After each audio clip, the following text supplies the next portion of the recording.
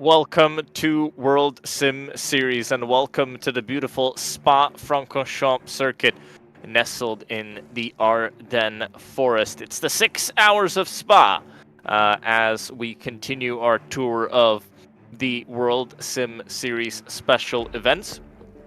You can see the track on your screens at the moment. Watching the qualifying session live, it is still sunny, but this place can throw up rain at any point in time. As we've seen last year, this track, it brings out quite it brings out the best in drivers, and this is the track map on your screens.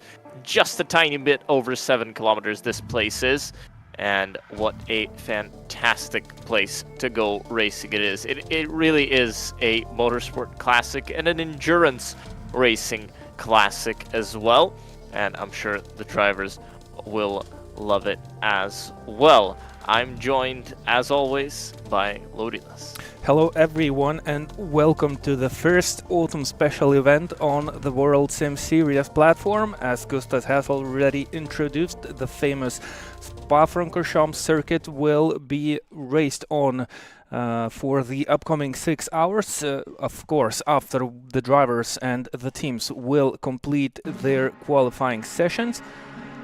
And the GT4 field has already been set up. We have 15 cars ready to race on this circuit. Nicholas Kribic was the driver who took on pole in the GT4 class for the ATAC Sim Racing team. Nikita Muravyov managed to snatch second position for Silverheads division, and Midnight Racing, the driver Ayrton has snatched the third place on the grid. We will see the grids a little bit later on, after we will see the checkered flag for the GT3 class.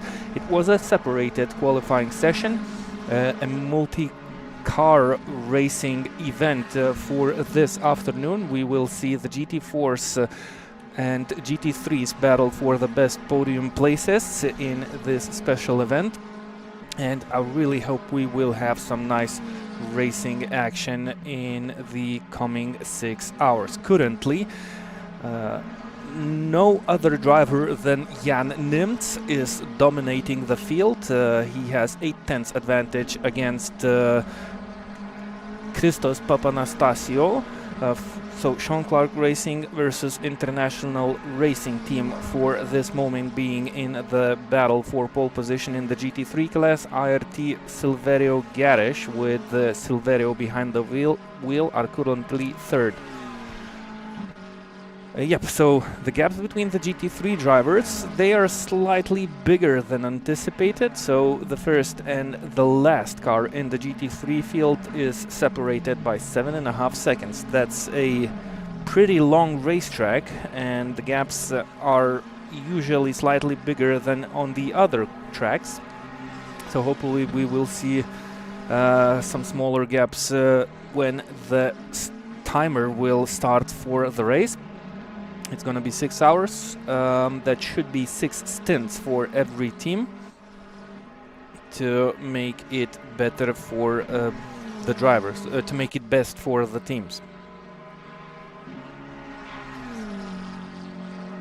Yep, still big gaps in the qualifying session. The race always throws up some interesting talking points. And, well, the multi-class action will be crucial as well. It is a super long pit lane here at Spa. This is one of the very important points we'll have this race. You're gonna try and you want to try and reduce the amount of pit stops you do. You want to really avoid having to do any drive-through penalties. Those will cost you so much time, as we are using both the top GP pit lane and the bottom endurance pit lane as well. So both pit lanes in play here, and well, it is a really long run through them. Yep, so the drivers and the teams, they not only want to be the fastest ones on the racetrack, they will have to be really cautious to not collect any drive-throughs, because that's gonna hurt the result quite badly. 6 hours is not the longest endurance that we have. So if let's say we would be racing 24 hours endurance race, the penalties, they might be overcome with good driving on the racetrack, and 6 hours might just not be enough. So it's gonna be a really hard afternoon for the drivers to try and stay out of trouble. And that's Christinani on our screens. Looks like he's preparing for his next flying lap. Currently, all the drivers on the racetrack are trying to put in faster lap times, and a couple of them are slightly improving.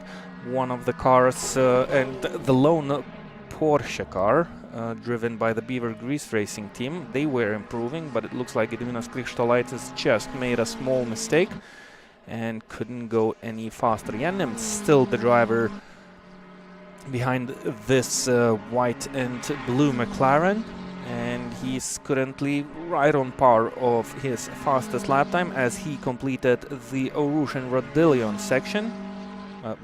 section. So he might be going even slightly faster around one lap of the Spa-Francorchamps circuit.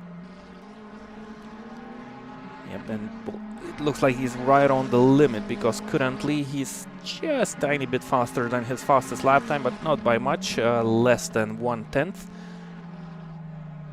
I'm pretty sure Jan Nimtz knows some places where he still left a little bit of time hanging and where he could improve slightly, though currently he's pretty safe to start the race from the most satisfying position.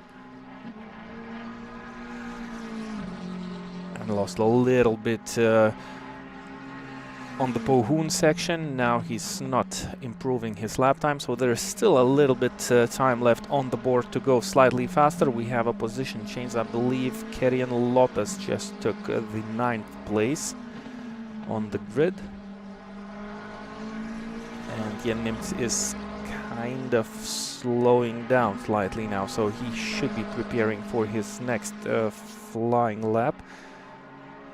Well, if he still feels like he needs to, or if he still feels like he can improve, it is a very, very large gap between first and second. It goes off wide, a little bit of sliding from the McLaren. That's gonna be 2 seconds slower lap than his fastest lap time, but good exit into the bus stop chicane to start his next flying lap. And there's still time for 2 fast laps for most of the teams that are currently on the racetrack. And straight away, Jan Nimtz made a good exit out of the final corner. He was 1/10 faster up until the first corner. Now he's right on par of his fastest lap time. So I'm pretty sure Jan Nimtz knows that he has left a little bit of time on the racetrack, and he's just trying to improve his driving at this very moment. Let's stick on board with Jan Nimtz and go around the famous Spa-Francorchamps racetrack. A little bit of sliding on entry there. It's like the car is generally pretty stable. A little bit of entry oversteer, but that's sometimes how you want the car during qualifying. You want it to be pointy, you want it to be aggressive. And it could be that during the race they might go for something a little bit more safe, where you don't need to work the car as much. Jan Nimtz pulls off. He knows he's on pole, doesn't feel like he can find much of an improvement. He is the only car into the 2-minute 15s in this session. Miguel Silverio, he is currently 3rd on the grid, but at the time being he's going roughly 1/10 faster than his fastest lap time, and that would be enough to put this car into 2nd position on the grid. Papanastasio, he's not improving and currently going slower, but I'm pretty sure he's just getting himself ready for the next flying lap. He's roughly 20 seconds behind Miguel Silverio on the racetrack, so you can see the number 3 car on the map. And around the final corner, it looks like Miguel Silverio overshot the corner a little bit, but that's going to be a faster lap time. That should be P2 at this moment. Yep, so not a bad improvement, actually. He found 2/10 on the racetrack, and that was enough to take 2nd position. But Christinani, he came out from nowhere, and he's up to P2 with a lap time of 2 minutes 15.9.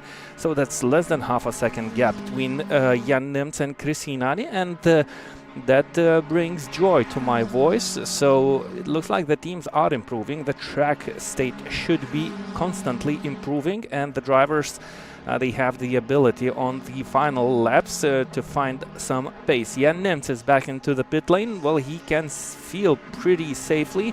Papanastasio, he was improving around turn 1, but it looks like that's not going nowhere near to being better at this stage.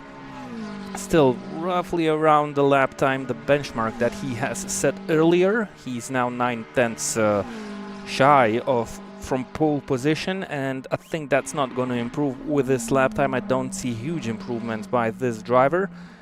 Simon Brandstorm just took 11th place on the grid. The gap is 2 seconds between himself and pole position, and Papanastasio, he's trying his best. Another driver improving on the racetrack at this moment is, what's the name? That's Marcus NG.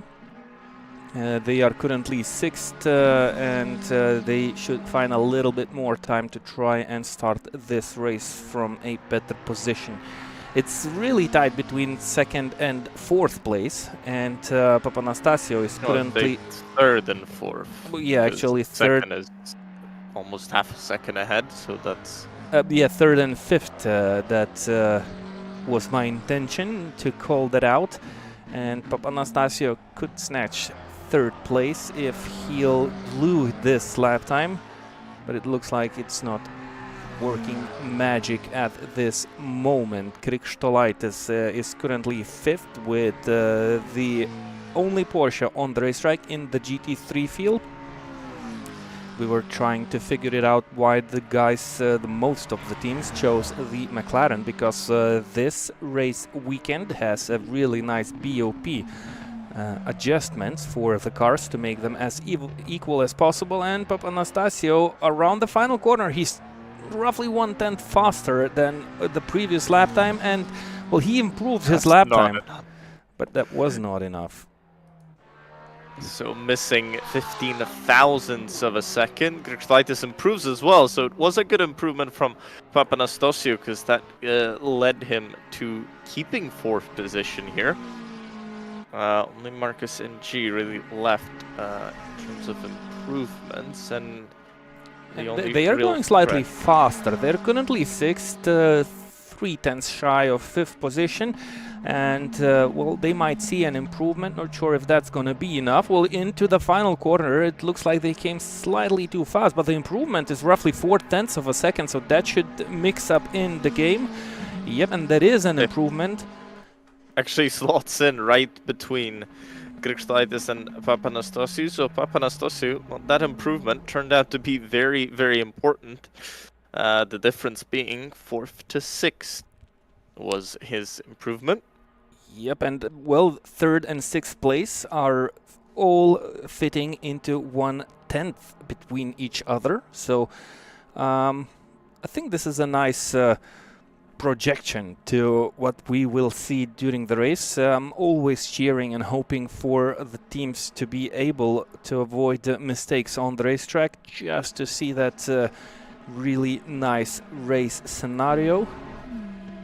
As me and Gustas always love to kind of speculate in what's coming next when the drivers are on the racetrack. Yeah, it looks like the qualifying session is over, and most of the cars are back into the pit lane. We have Adrian Sanchez on the racetrack, but he's not improving, and I think he's actually not even on a fast lap. So he will just need to cross the line, and the announcement for the end of the qualifying session should be right in front of us. Improves, big improvement, about 2-second improvement. Okay, so maybe the telemetry system didn't caught up correctly with what was in front of us, and well, Sanchez was 7 seconds down from pole. He reduced that gap to about 5.5, so not too bad of an improvement, but still we'll need to find a lot of time in the race. Yep, so we what we could try and do now is have a really fast blast through the starting grid.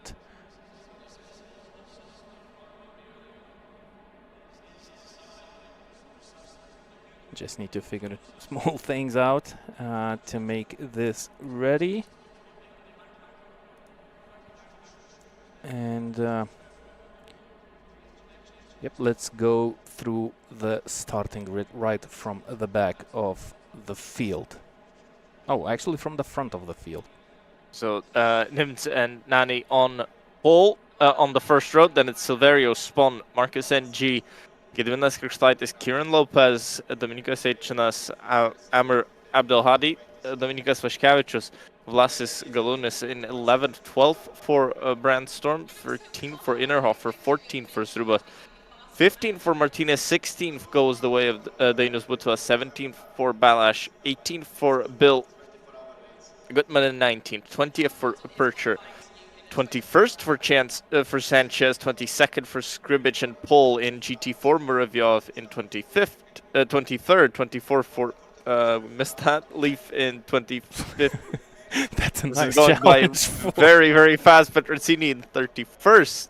Right next to him is Sorochinsky, Fidesz, Wiebe, Holtz, and Lobkov lines up last on the grid. That went by very quickly, especially in the middle of that GT4 field. Yeah, it was a really nice challenge for you, and I think it went a little bit too fast. Well, while we wait, let's take a short break, and maybe we will have time for yet another quick run through the field, as we will return at a slightly slower pace, because I think the drivers will have the whole lap to complete to start the 6 hours event. So we will take a short break, and we will be back with you shortly.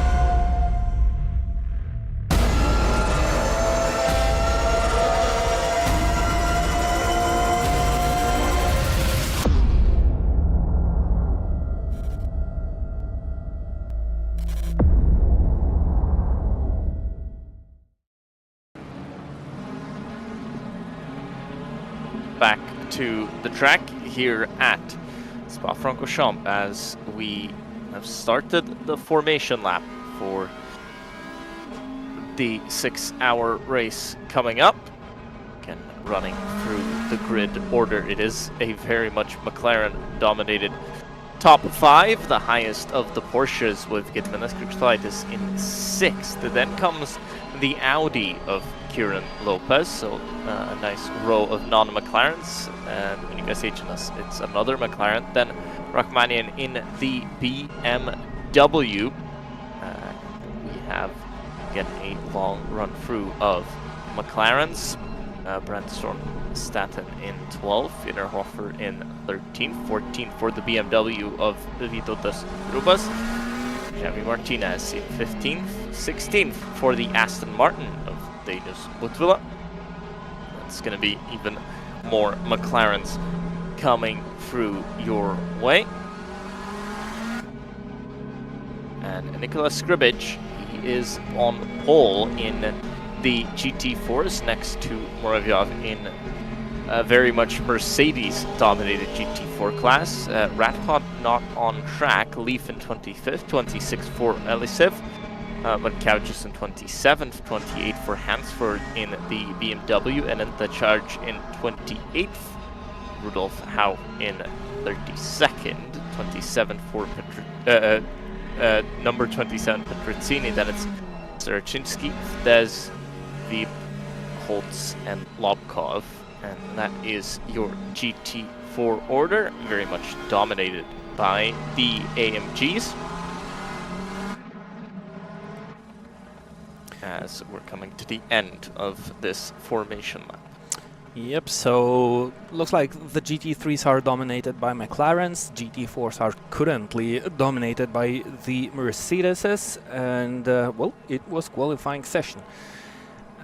As always, I think we will have the chance to cheer off for the different manufacturers that are present on the racetrack and the minority of the cars.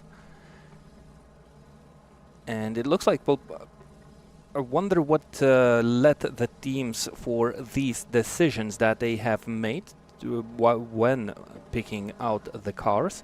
As mentioned before, this event has a really nice BOP set for all the manufacturers, and the pace of the different manufacturers should be really similar.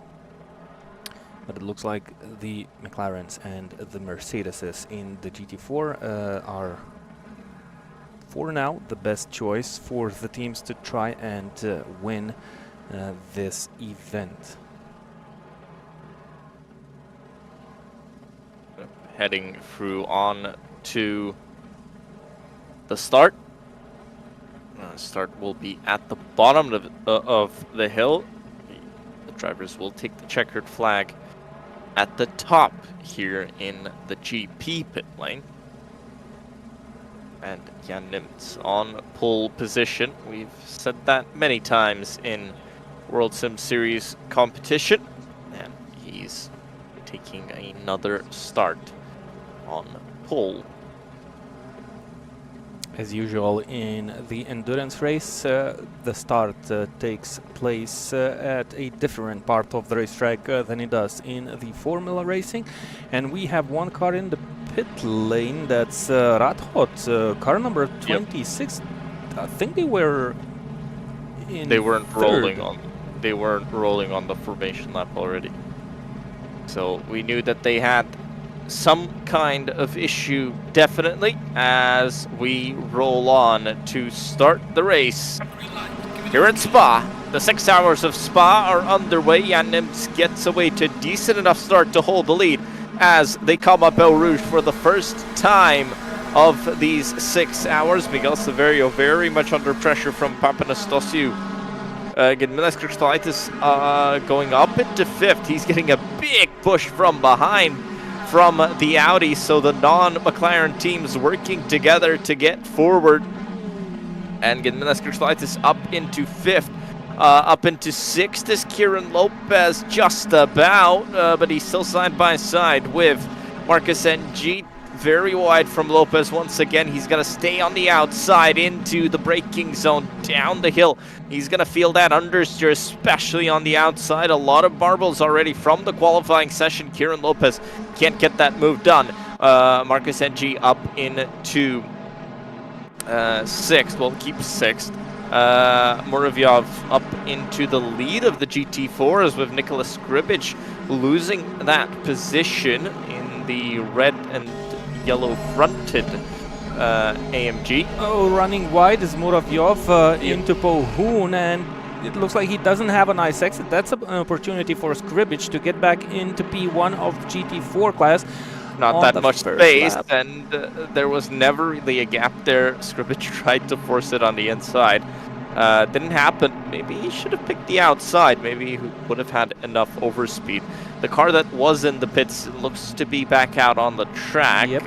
Almost a lap behind, almost half a lap behind already. So it's going to be an uphill battle for them in this race. This is Miguel Silverio versus Chris Nani for 2nd place. Jan Nims already 7/10 up in front as Nani runs just a little bit wide. Oh, Lopez just lost a place. He missed the entry into the bus stop chicane. And Dominikas Vaškevičius, that is, into the wall. Just grazed that wall, so shouldn't be too much trouble for him. Yeah, but he lost quite a lot of positions in that episode, where one car missed the braking spot into the final corner, and some contacts were not avoided. We have live stewarding happening in this event, and all the accidents will be looked through carefully, so some penalties might be applied during this race for the drivers and the teams competing in this event, so they have to be careful. The penalties that should be completed during the pit time, they are not so frightening. I think the penalties provided for the teams during racing, like the drive-through penalties, they will hurt the results quite badly for the teams. So it's almost, I mean, 2 drive-throughs. You're almost losing a lap. Yeah, it's a really long pit lane on this circuit. And the teams, the drivers currently behind the wheels of this virtual race cars, they have to have this in mind. Because, well, track position, it is important, but not that important as how clean you're going through the corners and managing to avoid other cars surrounding you. Because these contacts, they are pretty dangerous for the teams to receive some penalties. Chris Nani running a little bit wide. The tires should be already up to temperature. So it's all about the drivers to hit those breakpoints, hit those apexes, and not scrub too much of rubber from the wheels, especially from the front ones, because that's gonna hurt the pace in the latter stages of this first stint. Janem's out in front without any troubles whatsoever. 2.5 seconds gap already for the leader of this race, who just set the fastest lap time of all the drivers on the grid, and we can see a comparison between the lap times of Miguel Silverio and Jan Nims. It's 1.2 second gap on the opening laps, and I think that number 28 is back in the pit lane, so some problems and troubles for one of the GT4 teams. That's car number 26. They weren't on the grid on the formation lap, and looks like they're still struggling during this race. It could just be that they're having some technical issues, especially with their equipment. This is Daniel Butvila in 15th, Galunis right behind him. Yep, Daniel Butvila just over to Galunis in the battle for P15. McLaren, they started 15th. It looks like they lost some places on the opening laps. They are back into the spot where they have started all this event. But it looks like Daniel Butvila is kind of struggling for space. Usually we are used to see this purple car a little bit higher up the order. Now they have to stay focused somewhere around the midfield and even slightly lower. We have 21 GT3 car and 15 GT4 cars. So a very nice grid of cars. We'll see how many actually reach the checkered flag. Nurburgring getting closer to Strubas up in front. And Aston Martin versus BMW battle that we might see, but Strubas also very close to Javi Martinez up in front of him. And we'll see if there's any chance of a There's some battle happening out in front. Oh, there was contact, at least it looks like it. Nurschleife might actually have a chance to move up into 4th position now in the Porsche, down the inside and up into 3rd actually, because Miguel Silverio super early on the brakes and allows Nurschleife up into 3rd. Now Miguel Silverio will have to go in side by side into a Rouge, and then Radion does the smart move, backs out of that one. Would be close to suicide there if you tried to go side by side, especially right now with the cars very heavy on fuel. And they are now line astern as they head into the call. Nurschleife just about holds on and pushes his Porsche up into a podium position now. Yep, for the time being, nice driving, nice lap by Gediminas Krikštolaitis. He didn't fall too far behind from Chris Inani and Silverio, and well, he managed to stick it on the racetrack with those nice moves. But having the McLarens right on the tail, that's gonna be a really tough job for Gediminas Krikštolaitis to keep up the car on the racetrack and try to build out a gap around these corners, because I think the Porsche is slightly slower down the straights, isn't it? So that's gonna be a really hard job for Gediminas Krikštolaitis to keep his position. He needs to build that gap now, and 0.8 of a second, well, it's pretty nice and looks safe for this moment to stay in P3. Well, you know, even if it is slower down the straights, it looks like he's managing that gap up in front quite well. Marcus NG now putting pressure on Silverio, who's just losing places constantly. He's now under threat from being out of the top 5 and down the inside, super late on the brakes. Yeah. Marcus NG, and a little bit too late maybe this time. Now behind them, they're under threat from Dominika Sejnas and Lopez behind. Kyrian Lopez in the Audi. So the non-McLarens slowly coming up the field now. Dainius Butvila just went up 1 spot higher into P14, and now back to the GT4s. It looks like Nikola Skribic is losing more places on the opening laps of the 6 hours event. He's now down to 3rd in the GT4 class, right behind Alex Leaf. Not big gaps separate these 3 drivers. The 4th car is already 7 seconds behind Skribic, so no danger from behind. And oh, Skribic has damage. I think what happened with Skribic is he made a mistake in one of the corners, maybe has some contact. Maybe we can try and catch up with the replay. There we go. He was battling for P1 with Moravyov, and it was pretty tight down the Camel Straight, approaching Lecomb's section. Oh, and it happened on the straight, and actually both of the cars were involved in that accident, so that's not good news, not only for Skribic and the team, but also for Nikita Moravyov. It looks like he manages and handles the damaged car quite well. There was a big impact, big shunt with the barriers, but well, it looks like Skribich's car has received more damage than the Mercedes of Muravyov. That's Silverhead's division versus ATAC Sim Racing. So Skribich, he will lose quite a lot of places, and that's going to be a car that will try and challenge through the field in the latter stages. Yep, but with the amount of repairs that they have to do, it might just be a struggle.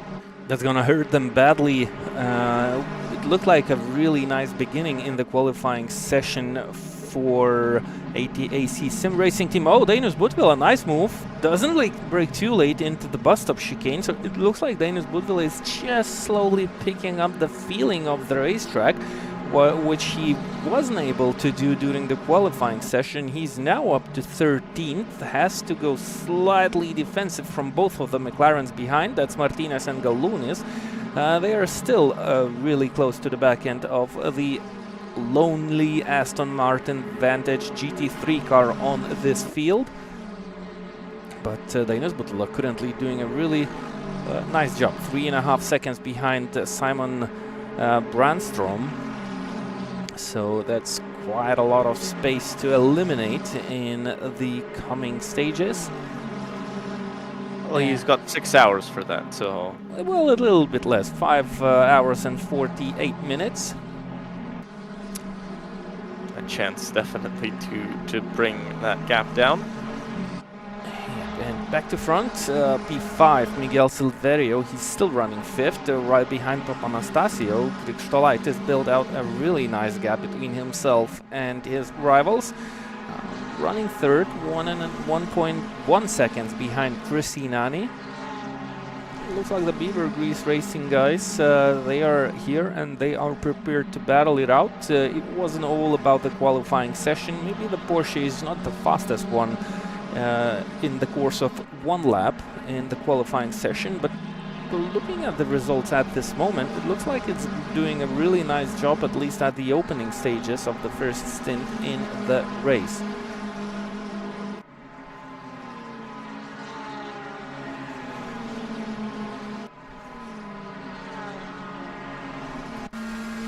On board with Papanastasio, and let's have a small comparison. Well, on the previous lap time, Silverio was 7 tenths faster around this lap, but it looks like he doesn't find any opening gap on the racetrack to take that spot. He was battling for P2 at the beginning of this race. We did miss how the events happened between Crisinani and Silverio, but Crisinani remained in P2 and Silverio lost 2 places, so he went down from P3 to P5 and slowly tries to bring that car a little bit further up the grid. Oh, what was that? Cut-off chicane? Yep. Gediminas Krikštolaitis just missed out on the Radion section, and now his lap time is invalidated. Not sure if he gained some time. The drivers should be careful about cutting those chicanes, because if you make 3 cuts and gain a little bit of time, the system catches that, and the drivers might receive a drive-through penalty. So it's one of the most dangerous spots on the racetrack to cut the chicane is the Radion and Eau Rouge section, right on the top of the mountain. So that happens basically if you hit the apex a little bit too early in Radion, in Eau Rouge, then you have a big risk to cut the Radion on exit.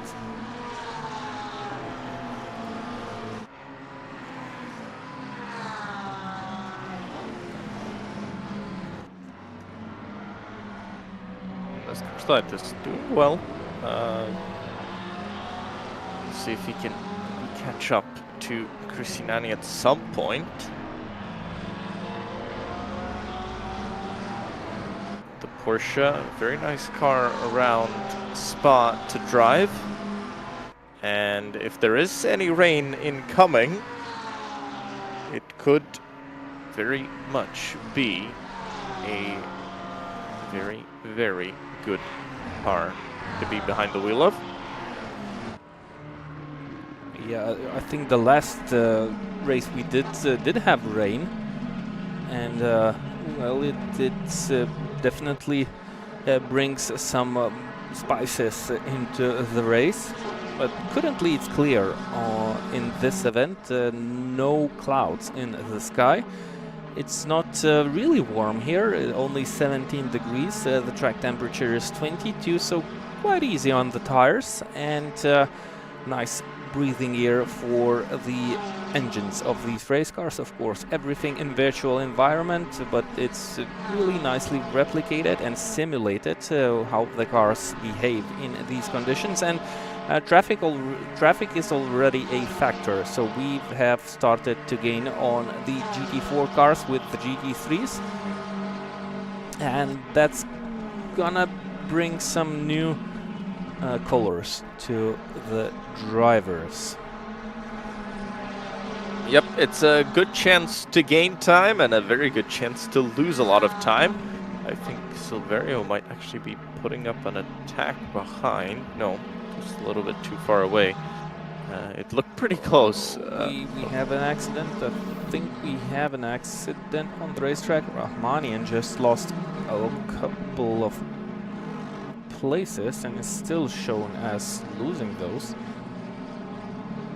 So he's down to 12th, number 7. And looks like there was contact with Dominika Seychanas maybe, because he's shown up as having had contact. Car number 9. Yep, I think there was a contact. Let's try and find the replay of what happened here. No, he's lonely on the racetrack. Approaching the GT4. Contact with a GT4. Low Porsche up in front. Down to the inside. And yep, slight miscommunication between the different class drivers. That's going to be a picture that we might see quite often this afternoon, as soon as the grid will shuffle. It's going to always make the drivers be more position ready. They will have to observe what's happening around them a little bit more careful than they are driving on the racetrack by themselves.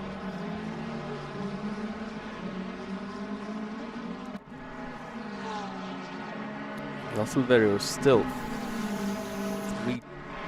3/10 behind Papana. So Kristolaitis, something's happening in front. Yes, Kristolaitis, I think he had some nasty moment with the GT4 car. I think he was stuck behind it. I think he's going slow. It looked like he was overtaking round the outside, maybe, through Radion. Yeah, but he lost quite a lot of time here and went right back into the clutches of Papanastasio and Miguel Silverio. So back for a battle again. He did a really nice job of losing the tail, but well, it's all over now, and he needs to focus not only what's happening in front, but also what's happening behind him. Gutman and Sanchez. Oh, there's a big crash, I think, behind.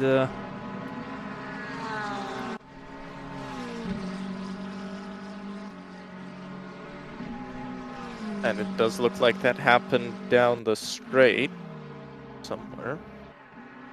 I'm guessing this is a replay? It is a replay. The system caught up with some sort of an accident, but looks odd to me. Oh, okay, Oh. that's a really interesting and strange accident. This is a big battle overtaking the Alpine and the GT4s. Again, Kristolaitis gaining a bit of time. And has now lost a bit of time again. Yep, so that's usual stuff with the traffic. I always have one phrase of yours in mind: traffic gives and traffic takes.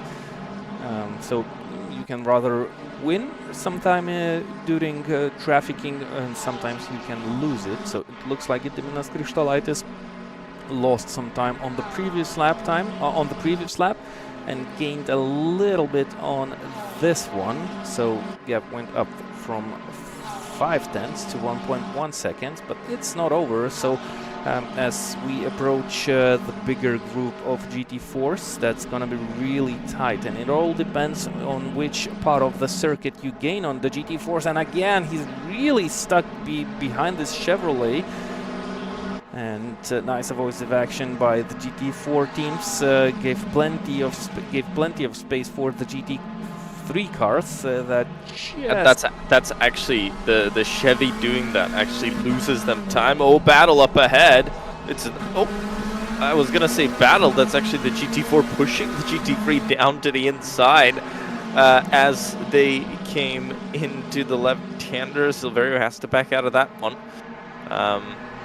But sometimes the GT4s trying to be helpful are actually really, really hurting everybody else. By moving out of line, you're just slowing yourself and your competitors, well, not competitors, the other class cars, down. Yep, so all these three drivers, they maintain the positions. But losing a little bit out in traffic. Rahmanian up to 12th, just managed to overtake Simon Brandstrom. Maybe with a little help of traffic also. Chris Inani overtaking some GT4 drivers. So whenever we see the white colors by the name of the drivers, I think that's where they are really close with the rivals. That was an opportunity for an overtake, but I think he came from a little bit too far behind. So Gediminas Krištolaitis, he had to cut the chicane. Papanastasio was also off the racetrack, and there was a small bump between the drivers. Oh, the McLaren goes off the road trying to let everybody pass.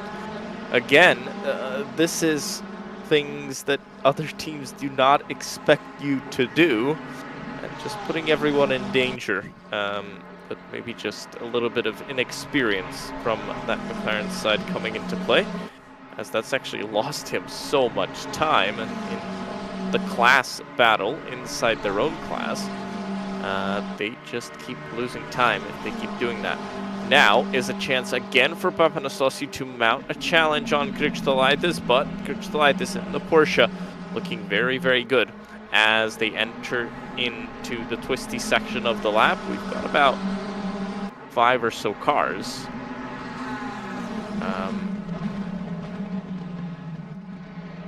Battling for the final spot in the podium. On the podium. Yep, so GT4 cars, they created a really nice scenario for GT3 class cars, and again, Papanastasio really close to the tail of Gediminas Krištolaitis. This time tries to be more careful, backs out of it, and loses a little bit of time exiting the Pohun corner. That's great. That creates an opportunity for Silverio, but all the drivers are nicely on the limit of the tire grip and managing and handling it pretty well, so no position changes here. But Miguel Silverio, he's trying the best that he can to gain that spot, the couple spots that he lost in the opening laps, right on the tail of Papanastasio. And Papanastasio is still chasing down Gediminas Krištolaitis, who is slightly struggling with the top speed down the straights, which creates some situation for the drivers behind.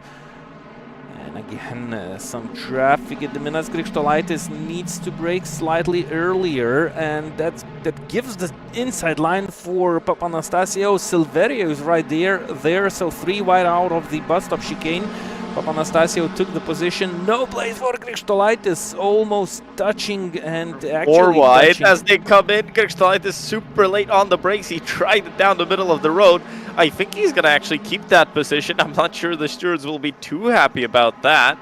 I mean, a very creative look at the track limits, especially down at turn 1, but he's going to still be under a lot of pressure. This is what the GT4 sometimes create. 5 cars battling for third, and Christinani up in front. Well, he doesn't see this battle anymore, but seeing the gaps, I'm sure he's loving it.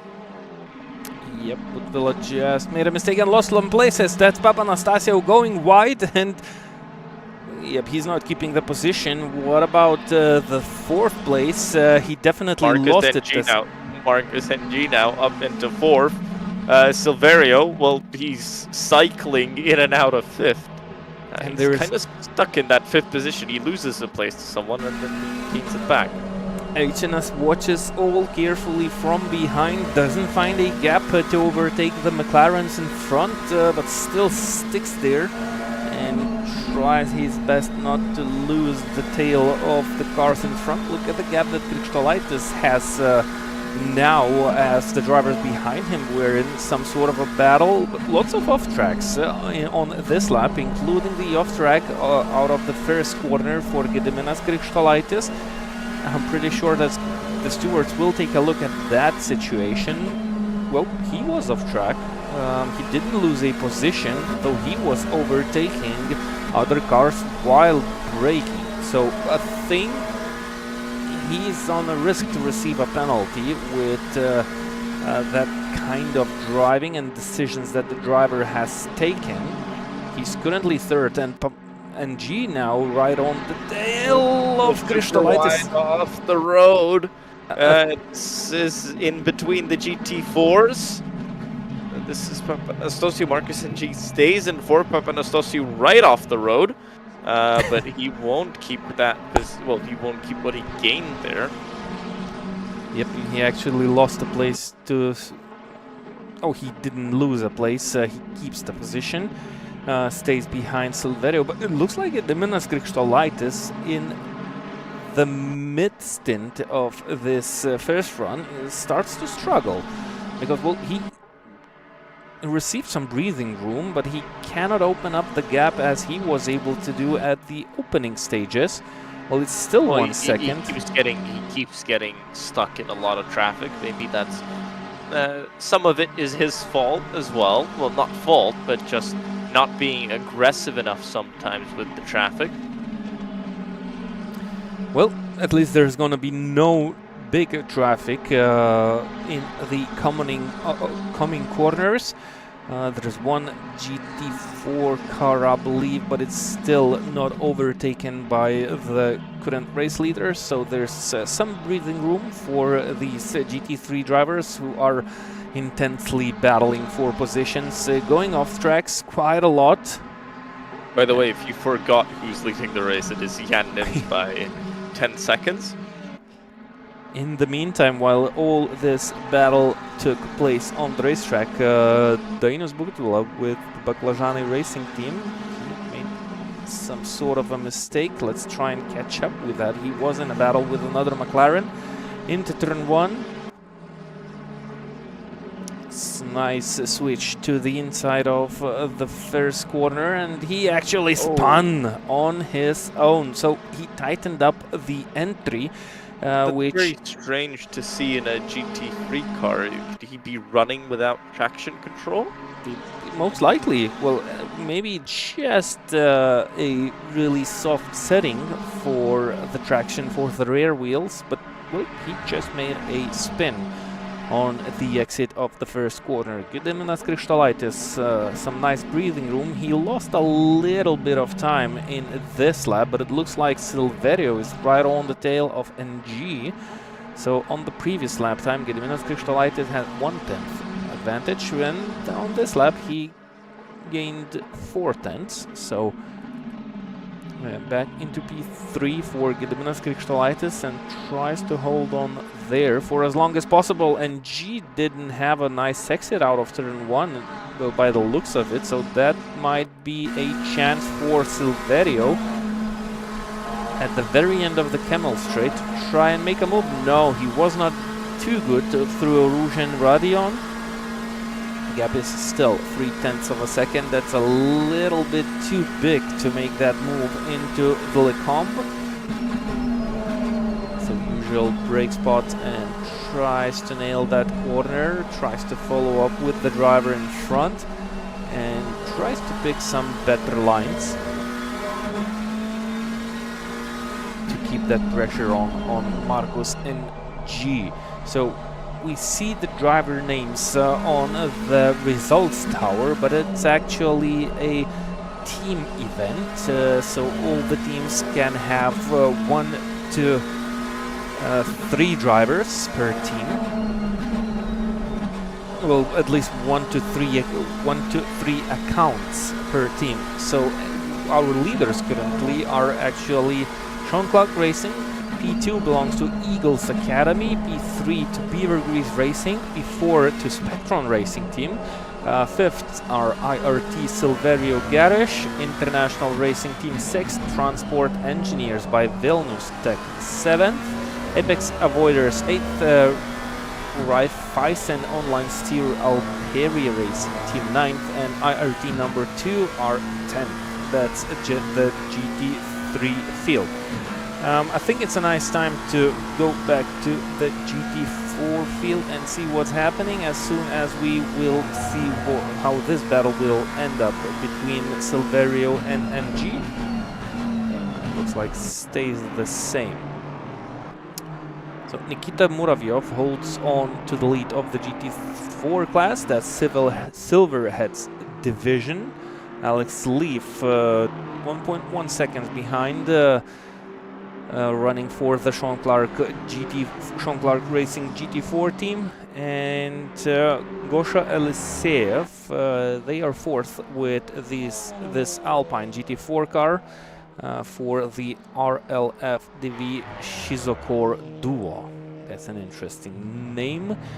What about the ATAC Sim Racing team? Oh, Skribic, that's, well, of course, after that contact and an early entry to the pit lane, they are currently dead last on the field, still on the same lap as a couple of cars ahead, but that's not gonna promise a really nice result for the drivers, as they are being lapped again by the GT3 field. That's NG and Silverio on your screens, dealing with the GT4 field.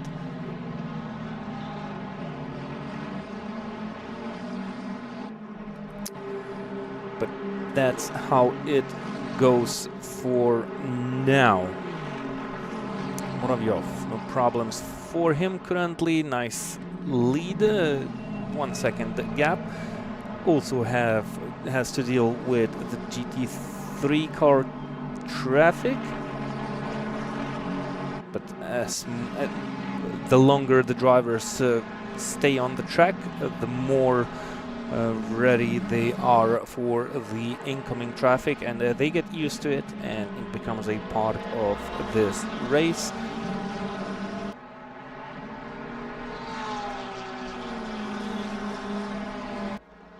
Skrčlaitis still holds on to his podium place.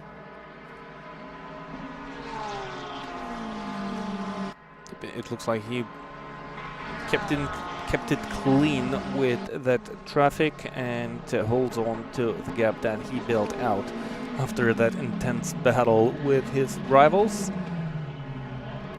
And Papanastasiou has lost a lot. He's already behind Dominykas Eichinas. Papanastasiou down to 7th after battling for 3rd just a short while back.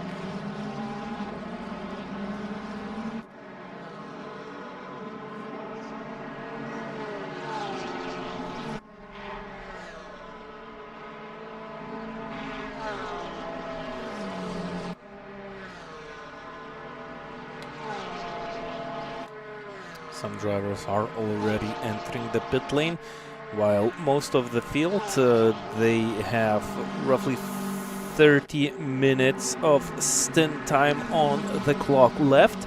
There is a rule that one driver cannot stay longer than 65 minutes on the track. during the course of one stint. They have to enter the pit lane and reset that timer. Yep, but they can stay in the car. They do not have to switch drivers. Yeah. You just have to run through the pits. And if you can also just run through the pits without doing any service and reset your stint timer. If, for example, you still have fuel at the very end of the race, you could just stop to reset the stint timer. Not even stop, just do a drive-through penalty. Well, not a penalty, but a drive-through through the pits and reset that timer. Yep, just to make that reset, if that helps, of course, because, well, on this racetrack the pit lane is so long that it might hurt the results pretty badly, but, well, if you lack 5 or so minutes before the end of this race, there's no other choice than to do that. And sometimes the strategy for the drivers might get shuffled, as we have seen the situation with Skribic, who had to enter the pit lane quite early in the race, and they will need to rethink and recalculate the strategy that they are currently on in this race, as they will approach their rivals and start climbing up the order, because they were the fastest car in the GT4 class in the qualifying session, and they will definitely try and gain some places. That's Papanastasio against Kerian Lopez, and it's not going that nicely for this black McLaren, driven by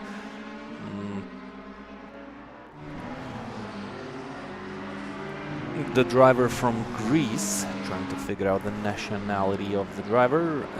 His teammate Spahn from Germany. He's right and ready as he watches his teammate battle on the racetrack. And, well, it's not going so well for the international racing team at this moment, but, well, it's still quite early stages. Not even 1 hour has passed, and being in the top 10s, that's right where you need to be to try and fight for a podium finish, at least in this race. Well, it looks like Jan Nims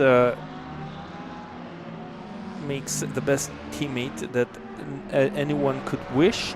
16 seconds advantage against P2 at this moment, and always constantly building it up lap by lap. I mean, obviously there's now going to be pressure on Nims' teammate to hold on to that lead.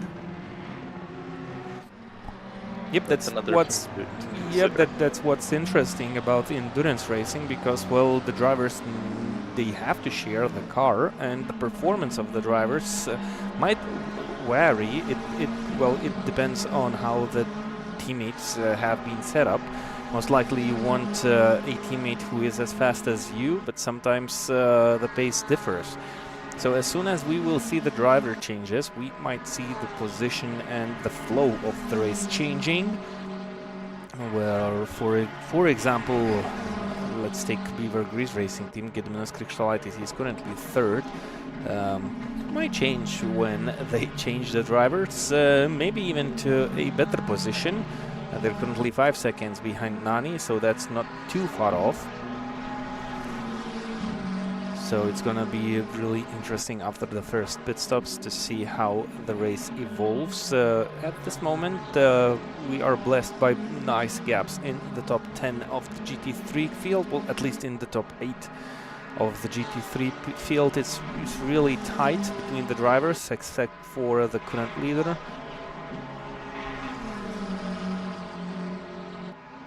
So there's really interesting options in the coming hours right here on the table for us, looking at this special event on the World Sim Series platform. ACC, Spa-Francorchamps, GT3 and GT4s. 36 cars have entered this race. One division, and some nice racing action on the racetrack, at least in the GT3 field.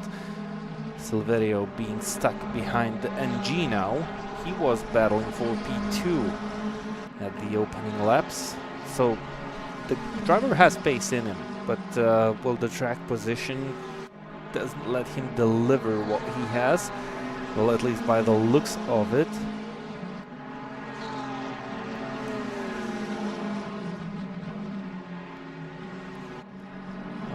The rules to enter this race, well, the drivers have to hold at least an AM license to be eligible to race in the GT4 category, and they have to hold at least Pro M license to race in the GT3 field. So no rookies here. Everyone is already experienced, at least have some sort of experience on the World Sim Series platform. You have to go through some steps to pick up your license. Yep, so at least some experience in driving, but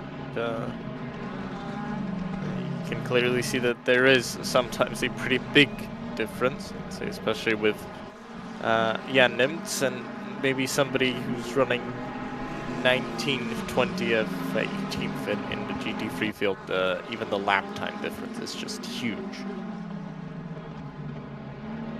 Well, yeah, you need to dedicate quite a lot of time to practice and hone up your skills to become fast, and sometimes that's also not enough just to stay on the racetrack and put in as many lap times as you can. You have to also learn a lot and study a lot and understand the physics of the cars and how to handle the car to make it not only fast but also stable between the stints and between the lap times. That's Michael Bill, car number 19. He just had a moment and lost a couple of spots. Was dealing with the traffic, and yep, sometimes the GT4s might find themselves faulty for some accidents like these. And I'm pretty sure there's gonna be a penalty handed out by the stewards for this incident for the GT4 car driver. He just took out a GT3 car who lost quite a lot of places there, just simply by outbraking himself. Davis Butela, after that spin, back to the battle with Simon Brandstrom. I think he was overtaking Simon Brandstrom as he made that spin on the exit of turn 1. It looks like he managed to catch up with that same driver once again, and he'll gonna build out some different strategies. That was quite early into the apex. I wonder if that's different race lines, or was it an overtake attempt from Dainus Butvila? Maybe just putting pressure on Brandstrom, hoping he might make a mistake before he actually needs to overtake him. Silverio into the pit lane. Silverio goes right into the pit lane. Isn't that too early for the driver? Losing positions, so they still had plenty of time on the clock to finish off this stint, so that's definitely an early pit stop. 21 minutes on the clock was left for Miguel Silverio, and maybe that's a drive-through. I didn't see any markup by the side of the name of the driver through the first part of the pit lane into the second part. Car number 1 so early into the pits.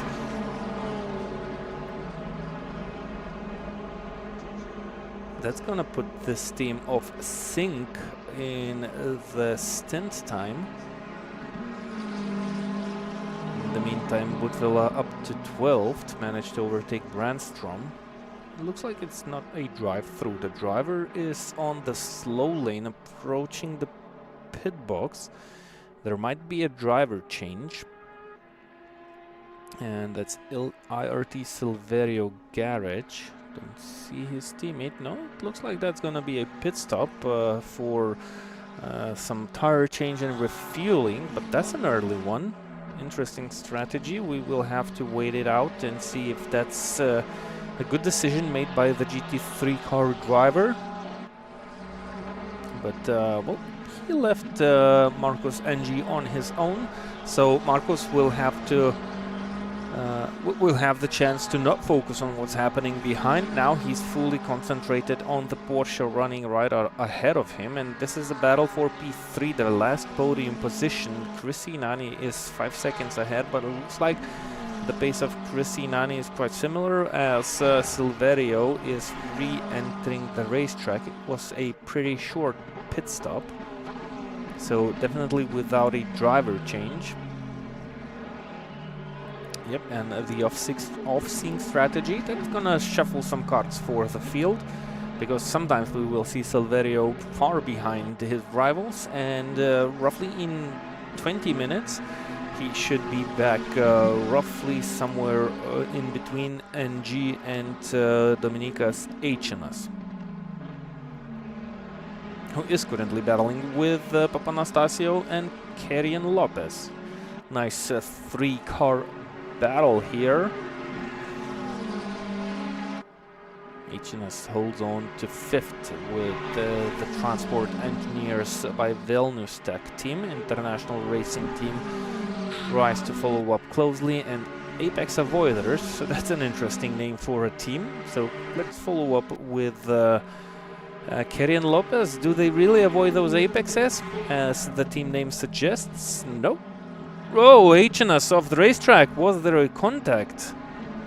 Yep, I think there was a contact. So Papanastasio slow on the power and let not only Eichinas through, but also Lopez, who is racing for the Apex Avoiders team, and they do not avoid apexes, as we have already witnessed. Do we have a replay for what happened here? There, I don't think so. The system didn't caught up, so there wasn't a big contact, if there was any, between Eichinas and Papanastasio. So Papanastasio, maybe he just outbraked himself, or the contact was so gentle that the system didn't caught up with that.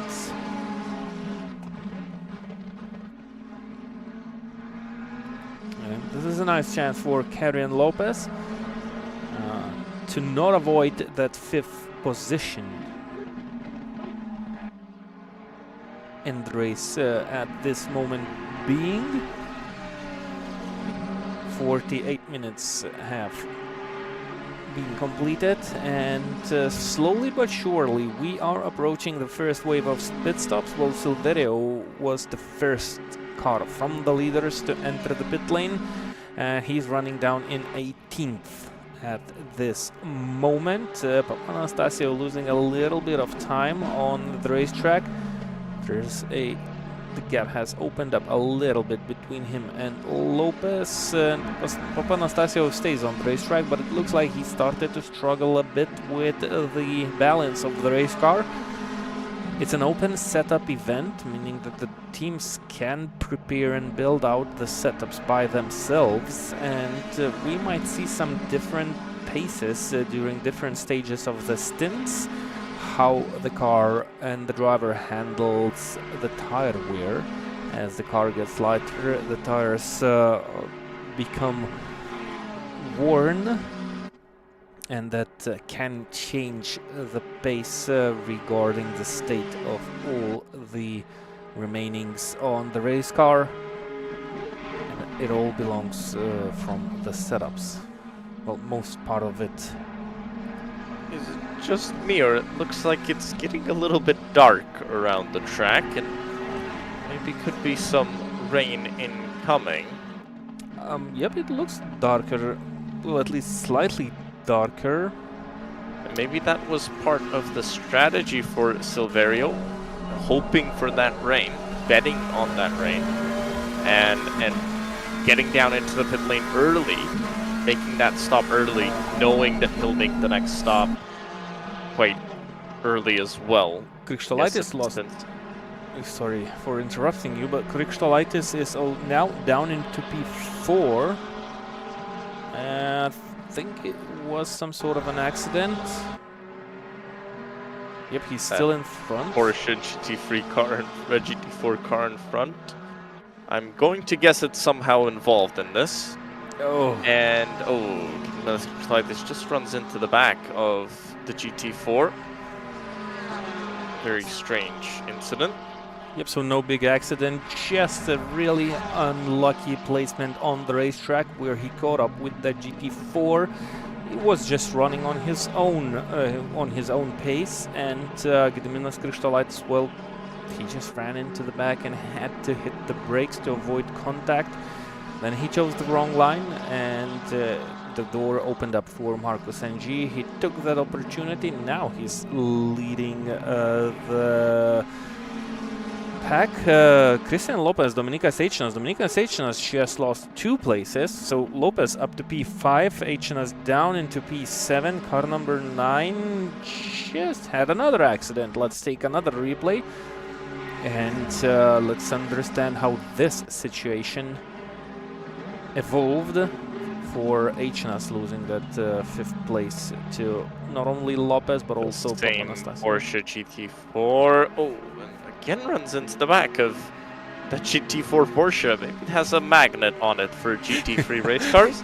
It looks like so. And hit twice in 1 lap, and twice in the rear as well.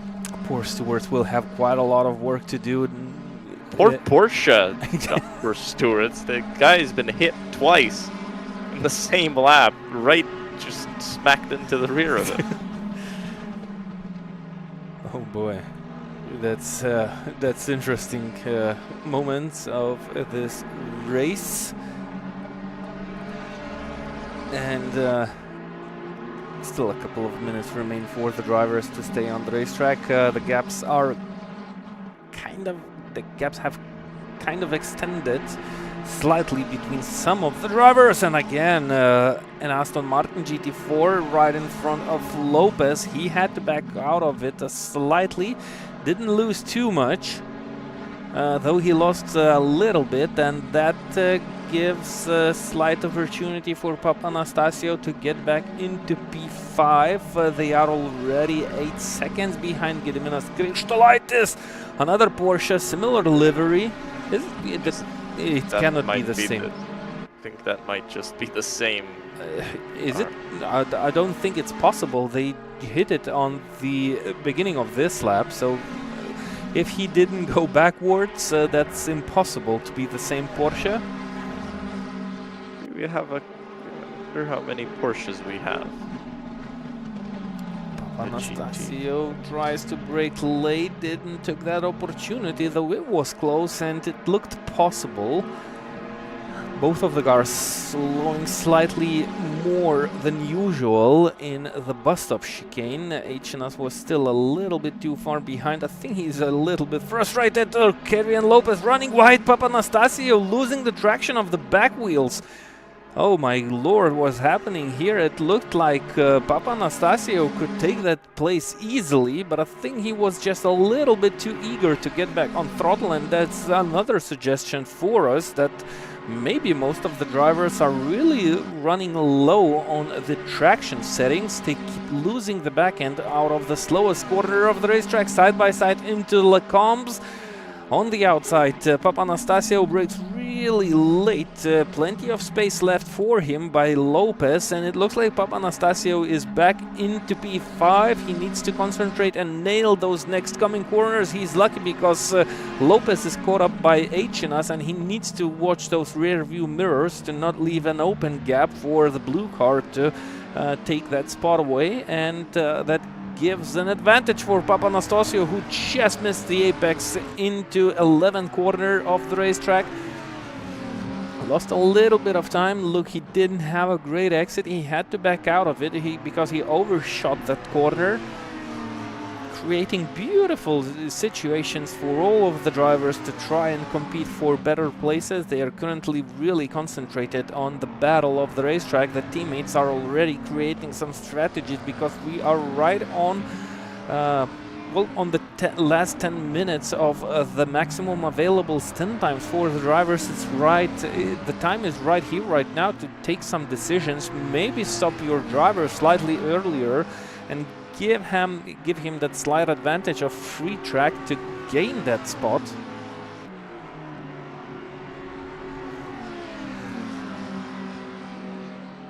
Through turn 18 approaching the bus stop chicane. Will we see at least one driver entering the pit lane? That shouldn't be Papanastasio, really late on the brakes, Lopez. And it looked like he will not avoid a contact with Papanastasio, had to back out of it, lost a little bit of time on the exit of the corner. Papanastasio dealing with the traffic on the perfect moment. What about H&S? Lopez managed to sneak through. I think that's our second place holder in the GT4 class, so he's really evasive. Yep, that's Alex Leaf, leaving plenty of space. He is 4.2 seconds behind Muravyov.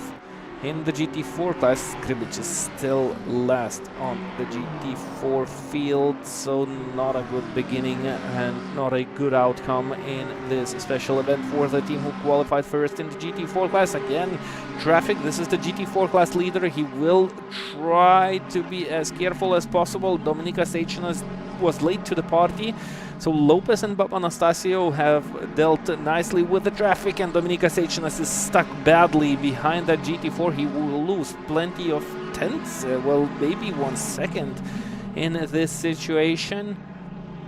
But he needs to be careful, and well, it's not a battle for the win, it's not a battle for the final positions, because it's still the very opening hour of this race, which is slowly coming to an end, and the first sixth part of this race will be completed.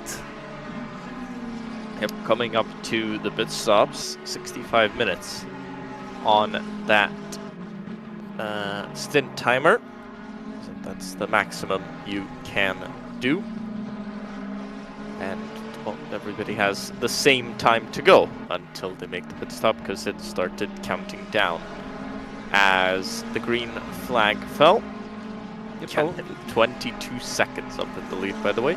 Only one driver, Miguel Silverio, he made a pit stop really early, was still roughly 20 minutes on the clock for the stint time. They decided to stop the car, make the changes. Maybe they just wanted to get out of the battling. ONG in the pit lane. So there we go. The wave of the pit stops in the GT4 class has opened up. And second of the leaders, Marcus NG, has dived into the pit lane. He had some nice position on the racetrack, was running third. That's Spectrum Racing Team, car number 5.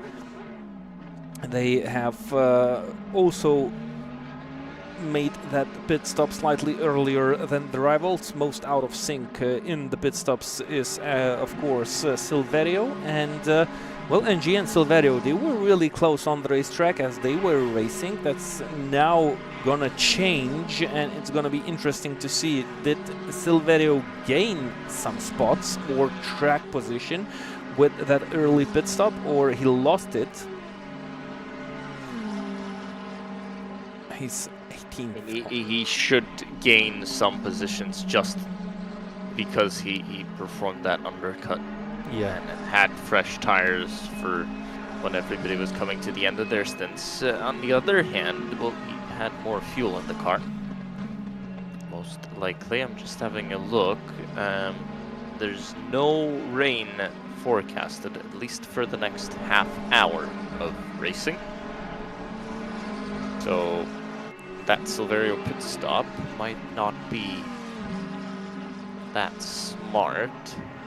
See how the rest of this race develops. Oh my god, so it looks like Silverio had... Oh, Silverio back into the pit lane, that's why he didn't overtake NG. Oh, so one of the leading cars facing some sort of issues, and that's a big shame, because we have counted on this bright purple car. Oh, and that's the issue, I guess. News. No, well, missing a part of the hood. See how that happened in the number 1 machine.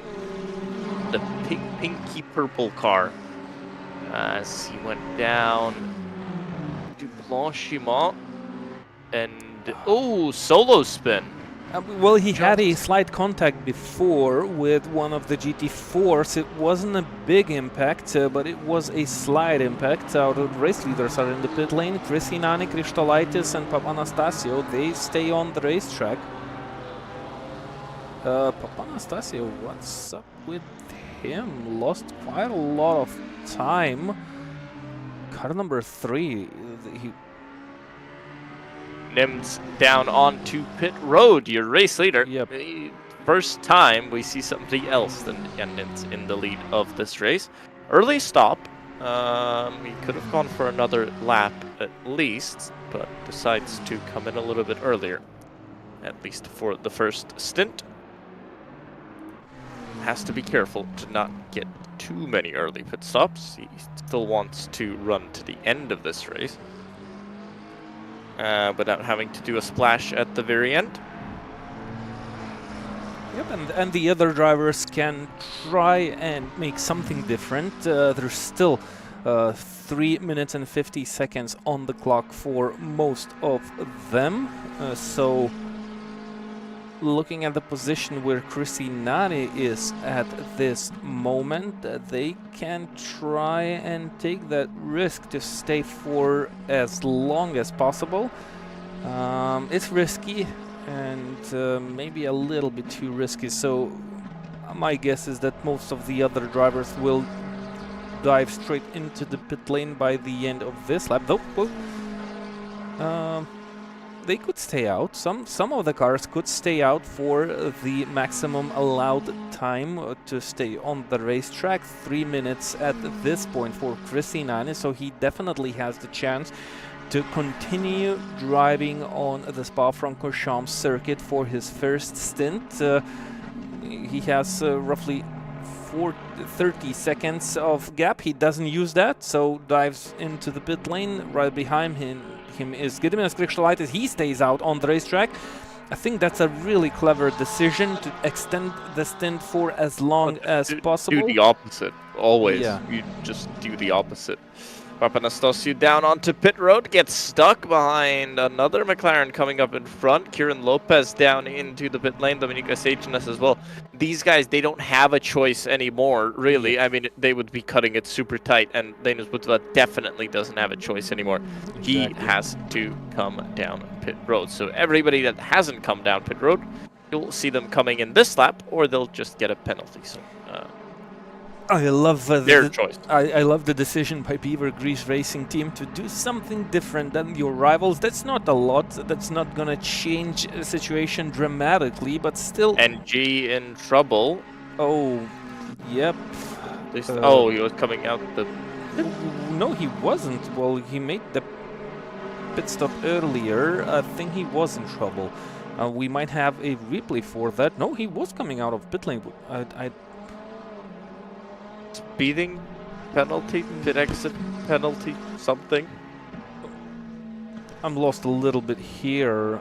Yep, so they made 2 pit stops.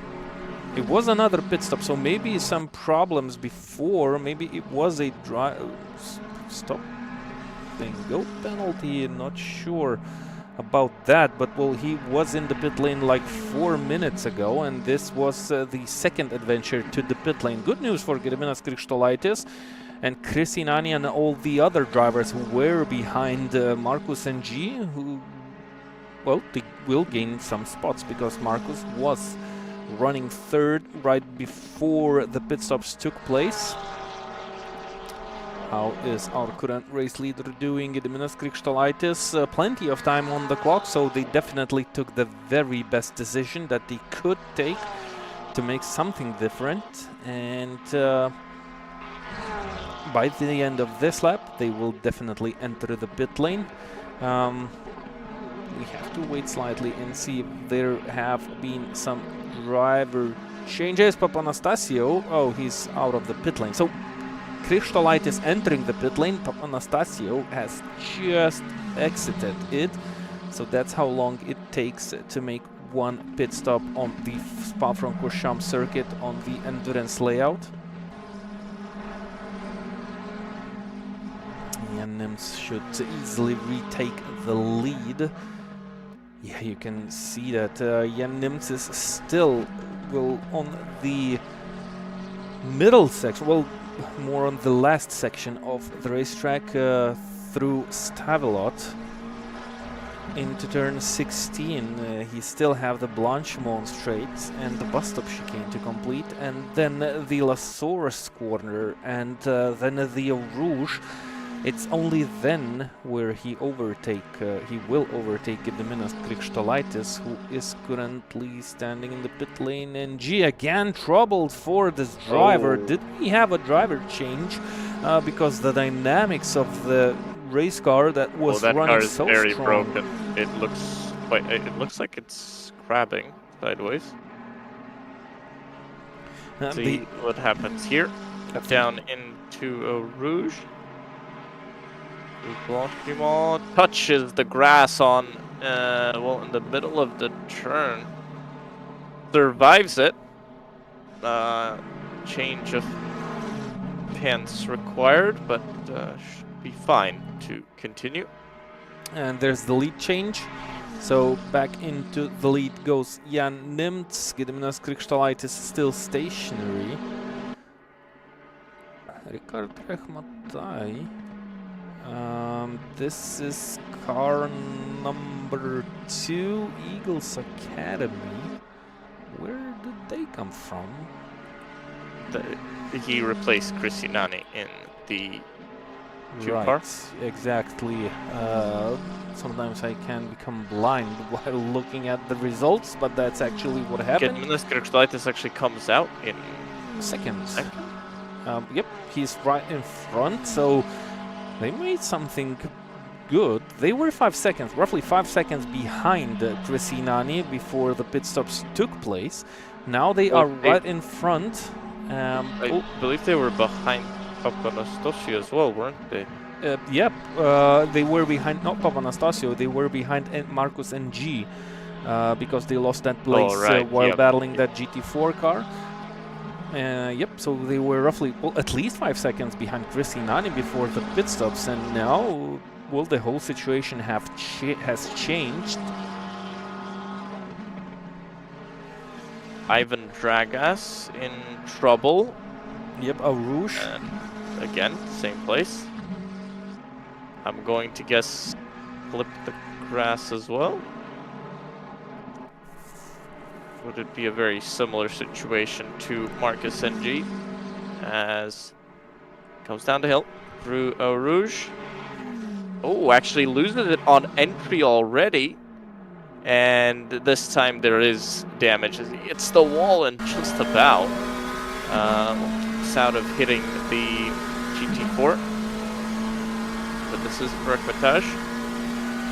Right behind Stevenas Katkus, who takes over from Gediminas Krikštolaitis in the Beaver Grease racing car.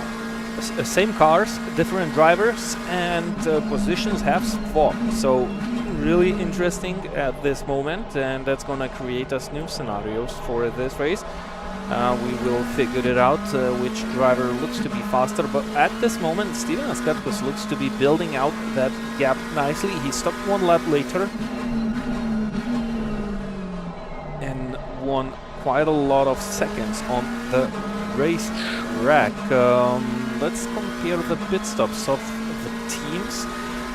Yep, so firstly, it looks like Eagles Academy took 4 seconds longer, well, 3.8 seconds longer overall being in the pit lane.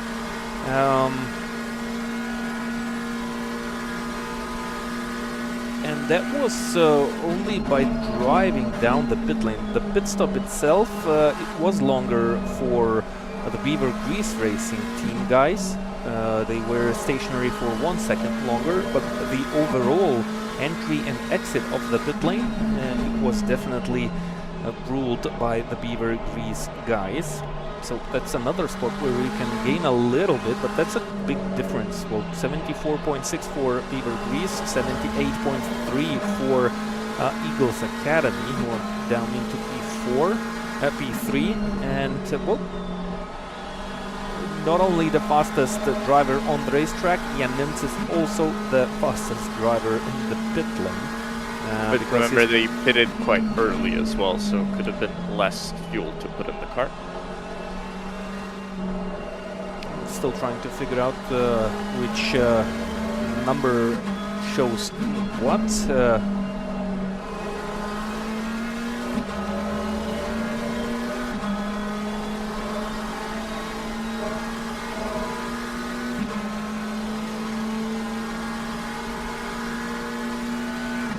Okay, Steven Askatkus just made a mistake, and there is a chance for Rehmatai to gain back that second position for his team. That's really close.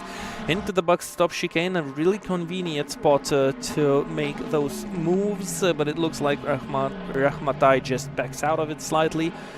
Doesn't want to get too much involved too early. Maybe he feels that he's slightly slower, and Steven Askatkus just lost a little bit of ground. Didn't catch up. What was that? Was that a driver's mistake, or was it dealing with the traffic? But you can already see Rehmatai was right on the tail into the bus stop chicane and out of turn 1. He's 1.1 seconds behind Steven Askatkus. So that's quite different pace for both of the drivers. Marcus and G with 2 pit stops. They are still 12th.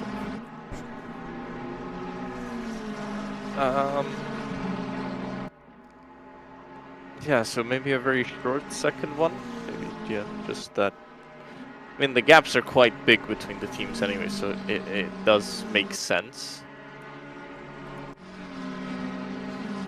I mean, I'm not super surprised that the gaps are quite big, but yeah. Another moment for Adrian Sanchez. It looks like Rouge and Radion are catching up. The driver's unprepared. Again, touches the grass, and does he avoid it? Yes, he does. Whoa.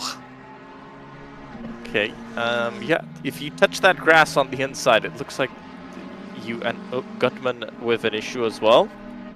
In 25th. Now, well, definitely issue as he's facing the wrong way, trying to get it spun round, and with not that much success, finally gets it going. GT4 has also seen a lead change. Sean Clark Racing GT4 are up to 1st, and Silverhead's division, who have led this race, they are down in P3, so something definitely did not Well, remember go they well. had damage, so I'm guessing they repaired it. Yep, they had that big contact and on the opening laps with Gribic, who's 10th in class at the moment. Yep, Quite a long way behind, somebody just off the road in the background. So drivers starting to make mistakes, which is strange. It's just they've just made a pit stop, so new tires, car back to normal handling. Most likely fixed some of the damage that they may have incurred at points of this race, and yeah, starting to make mistakes. So very interesting to see that.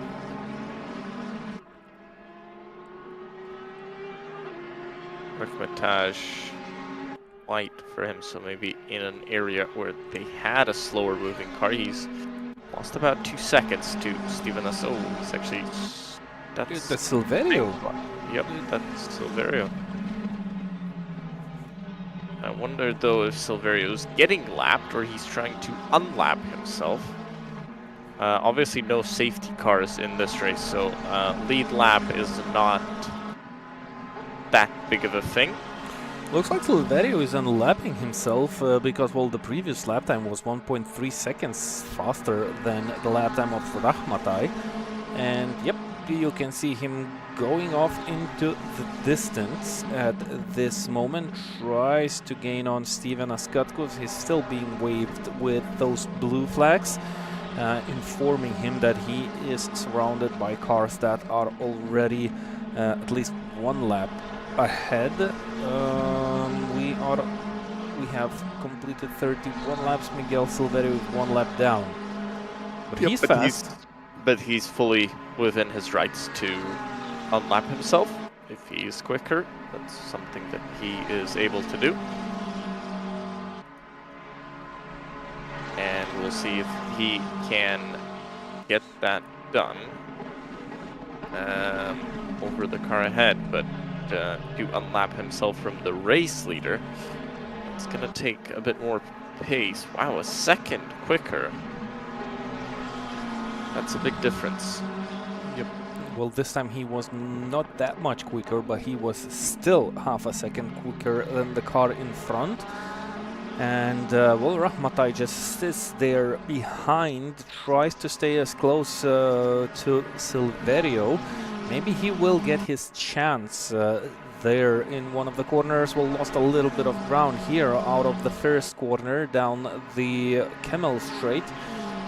He's losing a little bit of time. He needs to be slightly closer if he wants to get involved into the battle for P2. Because I'm pretty sure Miguel Silverio will try to figure out something. What's going through the mind of Steven Askatkus now? He's in front of Silverio. The car behind him is 1 lap down. But he thinks through a strategy carefully. Well, if I would be in the seat of Steven Askatkus, I wouldn't get involved myself into a too big of a battle with the car behind. It's definitely slightly faster, so just try to find a corner where you can lose as less time as possible. He has a slight gap between himself and Rehmatai. I think he'll just wait for Silverio to make that move naturally, yeah. and he'll not fight that one too much. Doesn't need to. He'll not gain anything from it. He's not the race leader, and there's no safety cars anyway, so he wouldn't gain anything from keeping a car a lap behind as they get past some of the GT4 traffic. Silverio follows Katkus right behind.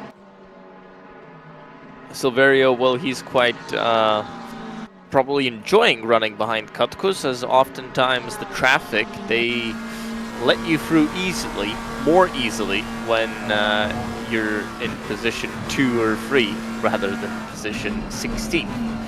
Where Silverio is at the moment. He's got 15 seconds to Mari Tamash, which is the car ahead for position for him.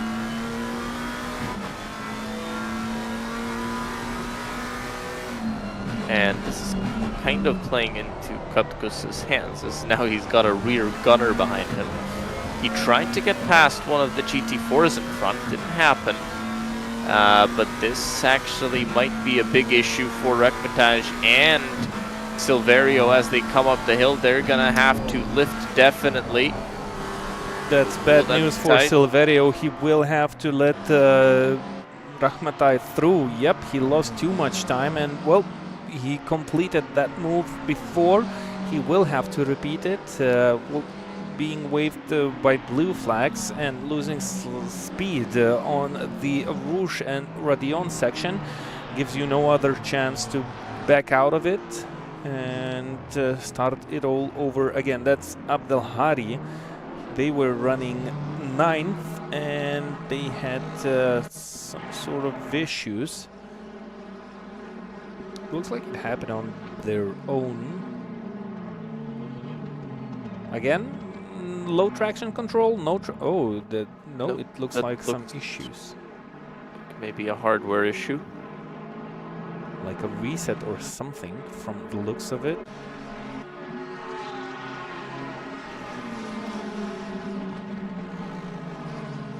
Rekmataj in E3 here.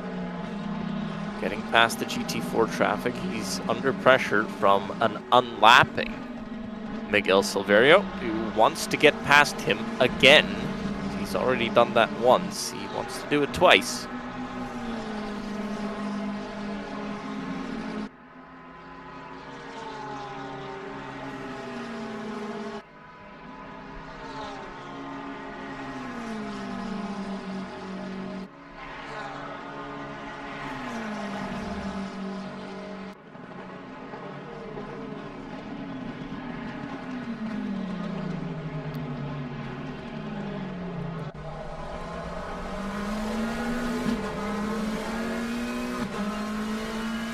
interesting stage of the race for Miguel Silverio, who is running for the IRT Silverio garage team.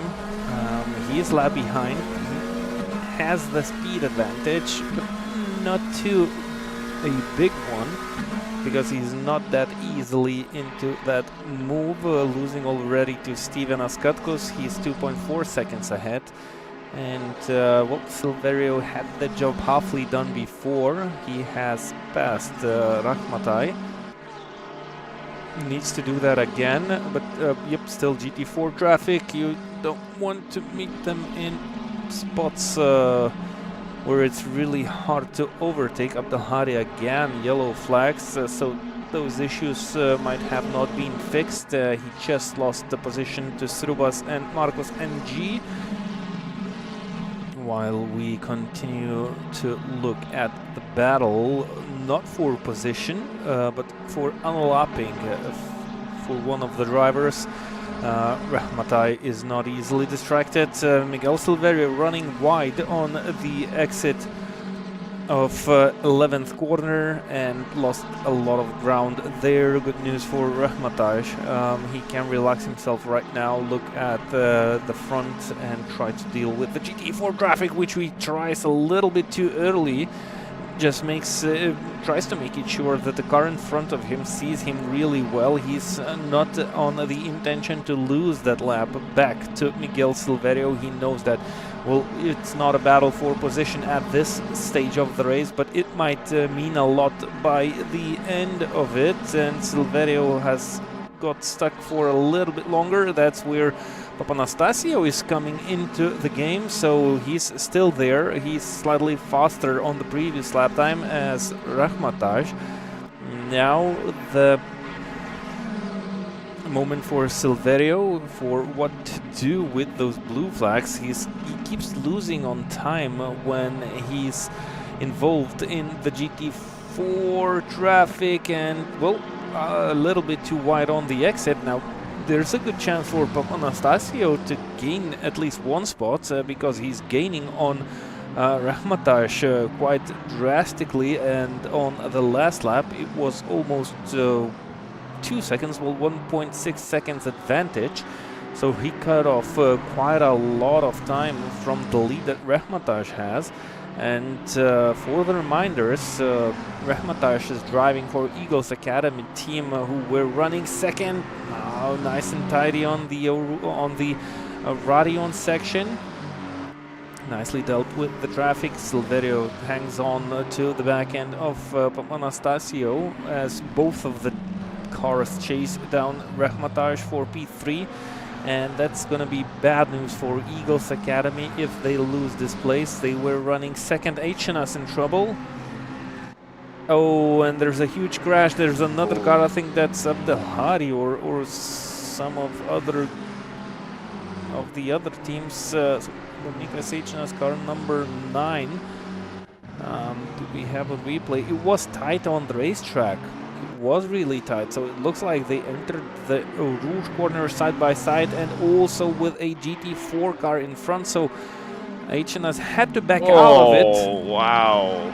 Oh, and well, I mean, HNS did the smart move there by backing out of it. Yep, so he lost one place, but he kept his car clean, so beautiful, nice strategic driving by Dominika Sejnas. By losing the least amount possible in that situation. And back to the GT3s. Do we have two identical? Caymans, yes. GT4? No, we have two identical McLarens. That's Rahmataj and one of the lapped cars. Because we do have two identical Caymans in GT4. Yep, I figured that out, and they keep getting hit. So let's see if they continue to get hit, or maybe they'll survive a little bit longer. Yep.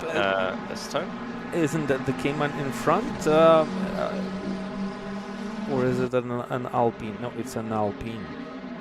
Oh, that was a Ginetta even. No, that is an Alpine.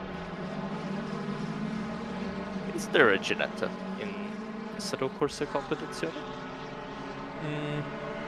I never came across it, so not sure. They have a lot of GT4s, so quite possible there is a Ginetta.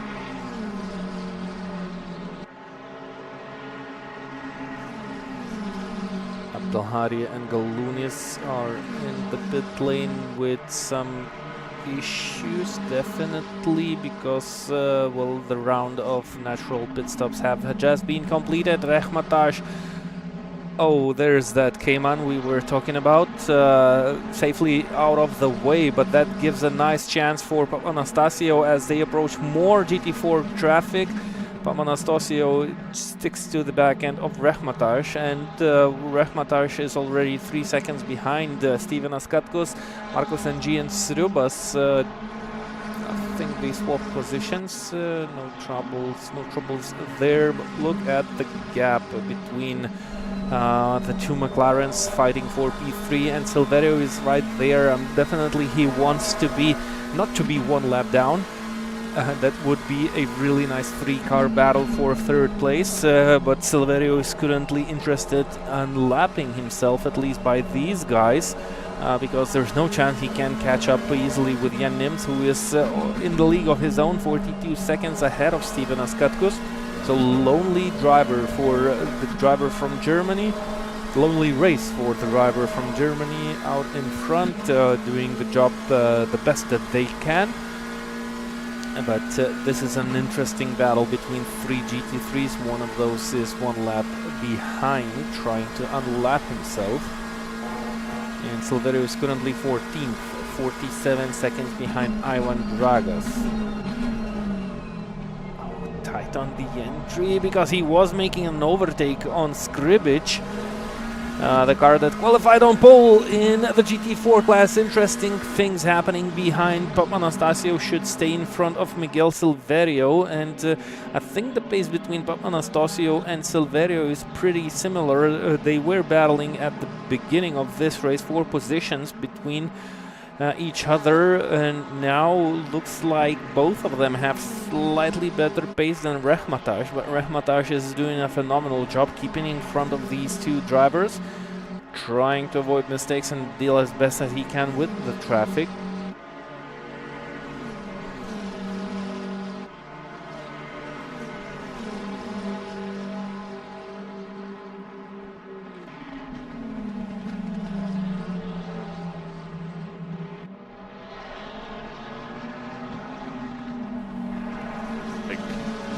Big battles between Silverio in the back of them.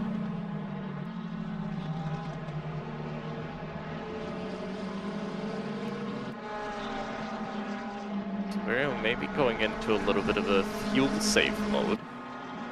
He wants to. He could just stick behind and keep gaining the positions that he can with just following the lead pack, as he's in a pretty similar pace range. So maybe can just relax and see what can happen in the next few pit stops. Maybe he could do something like what Steven Askatkus did, well, the whole Beaver Grease Racing team did, and just gain a lot for free, pretty much, in the pit stops. See how that turns out for him. It's still 4.5 hours to go in this one. And a lot of things can still change, but yeah, Nims, well, you haven't seen much of him. And, well, pretty much the only teams that have seen much of Jan Nims are the GT4s that he's been lapping and the GT3s that he's been lapping. But anybody else, well, hasn't even been close to that car. Schwab Clark Racing very much dominant in GT3 and very much dominant in GT4. 27 seconds is their lead. So very, very positive.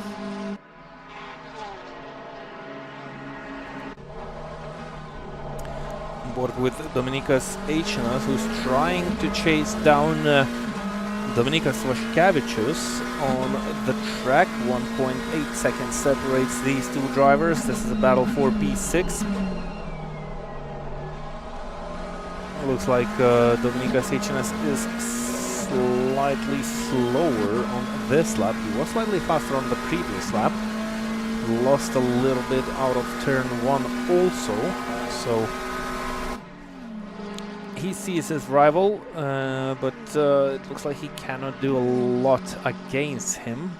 I think the Vilnius Tech, the transport engineers by Vilnius Tech team, they are using one single account, but they share the seat between the drivers.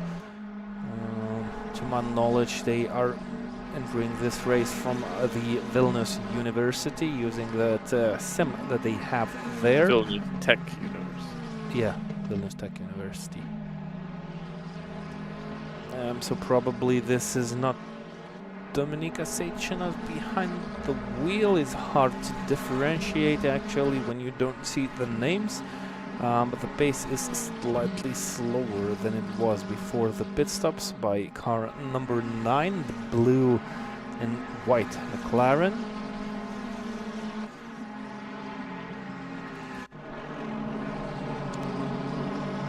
Srubas against NG. Well, it looks like NG just gained some spots as they approach GT4 and GT3 traffic. Well, Marcus and G doing a good job after 2 pit stops. He's recovered quite well and goes back up into the top 10 of today's field. Let's see if he can find some more time throughout the day and find some more positions. I think it's still doable.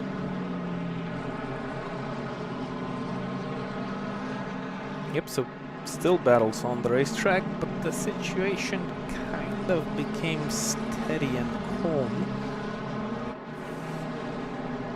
Let's try and figure out what's happening in the GT4 field. Well, actually the GT4 field is much more spread out than the GT3 field. The only hotspot on the GT4 class is the battle for P5 between Tomas Pedrazini and Carlos F. This is 2 Alpines, number 27 and 35, because, well, Carlos F. lost, well, at least 4 seconds on the previous lap time to Tomas Pedrazini, and this is all has something to do with the traffic, most likely. Dainius Butvila on the end of these GT4 cars, and Fdes losing even more in this situation, and there's a chance for Pedrazini to try and take that fifth spot away from his rival side by side into Le Combs between 2 GT4s, 2 identical Alpines, and well, looked like an easy move. Not sure if Fdes has some sort of damage, runs a little bit wide on the exit, and still pretty much slower. You look at the gap that has opened up, and the drivers just swapped places, and it's already up to 2 seconds in a couple of corners, so this car is definitely slow. It was running 5th. As we switch to the camera, it's now down in 6th and already 2 seconds behind Tomas Pedrazini. Well, I'd assume that the gap between the GT4s should stay lower than the gap between the GT3s, but that's not the case in this race. Well, I mean, you still have big differences between the teams, between the drivers, so I'm really not surprised that you're seeing differences, and big ones, as big of differences as you see in the GT3 class as you see in the GT4s. Because again, we've got a Strong Park Racing car at the front of the field. ATA's the GT4 car number 22, the ATAC sim racing team. They are still struggling in 11th, though looks like they managed to get on the same lap as the most GT4s are currently. So maybe they still have some chance for a nice finish. We have first DNF of the days. That's IRT number 3 with Galoon is behind the wheel. They are currently off the track, not present on the server. And let's get back into the front of the GT3s. This is the battle for P3.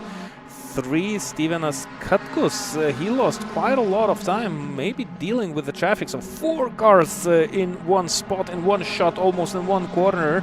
And Papanastasio went sideways, I believe, almost losing the position. The lap to Silverio. Oh boy, that's tight.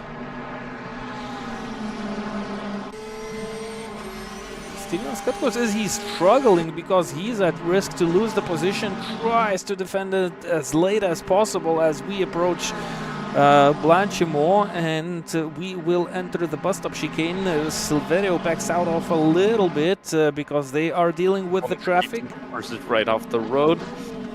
Katkus turns in early because he outbrakes himself very much, and well, he's gonna give that place back.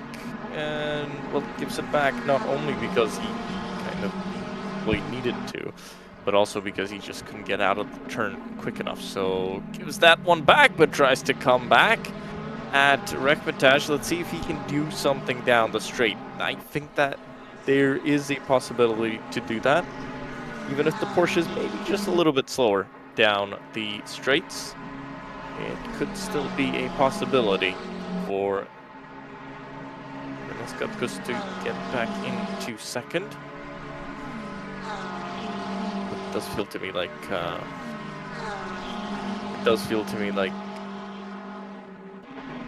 Nurburgring was just a little bit more confident in that car. That's what it looked like to me. Steven Assetto struggling at this stage. He's about to lose the position to Papanastasio. And well, Steven Assetto had a gap. He lost it out somewhere. He had a contact. Nothing registered on the table, so he didn't lose it. Srubas battling with NG. Oh, and there's a spot. Lost to Papanastasio. What about Silverio? So what's happening with Steven Assetto at this stage of the stint? Does he have some problems with the way the car handles now? Silverio still stuck behind these 3 drivers, cannot do anything about it. Well, if you remember in the first stint, we saw Nurschleife-Endurance dropping back at a very similar point in time. We now see Steven Assetto start to struggle a little bit. Yep, that's roughly 30 minutes into the stint. So it looks like the car is balanced a little bit better for the beginning of the stint, and kind of balances out from the middle of the stint, at least by the looks of it, how it performs on the racetrack compared to its rivals. More traffic incoming. Not to confuse the names, Rechmatage is facing one GT3 car and one GT4 car. Oh, and that's gonna be dangerous for Rechmatage. Will he handle the situation off the racetrack? Needs to back out of it. Nice chance for Papanastasio with Steven Assetto goes back into the mix. Miguel Silverio watches that from behind. Will he have the strength to do it? Rechmatage lost 2 places for the moment. Tries to get back to the inside of Steven Assetto. The lapped GT3 car decided to go off the racetrack, to not be in the mix of these drivers. And Silverio, he's still out of the battles in front. Is he maybe concerned with those blue flags, or doesn't he just find the needed pace to use that situation that's happening right in front of his eyes with all that dealing with the traffic? Anastasio up to P2. What a nice battle we have in the GT3 class. At the opening stage, it looked like that the Eagles Division team will have no problems.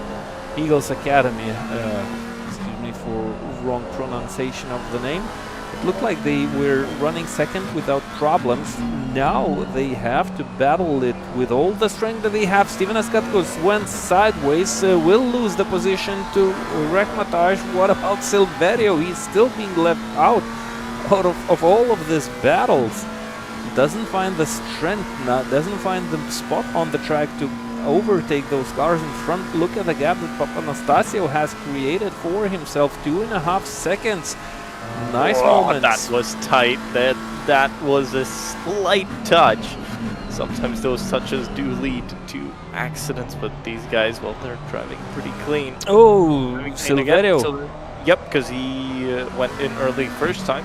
Nope. Well, he has 25 minutes on the clock. Still 25 minutes on the clock. What's happening with the strategy for the team of Miguel Silverio? That's IRT Silverio Garage. I don't understand the logics behind this. Why do they keep entering the pit lane so often and so early?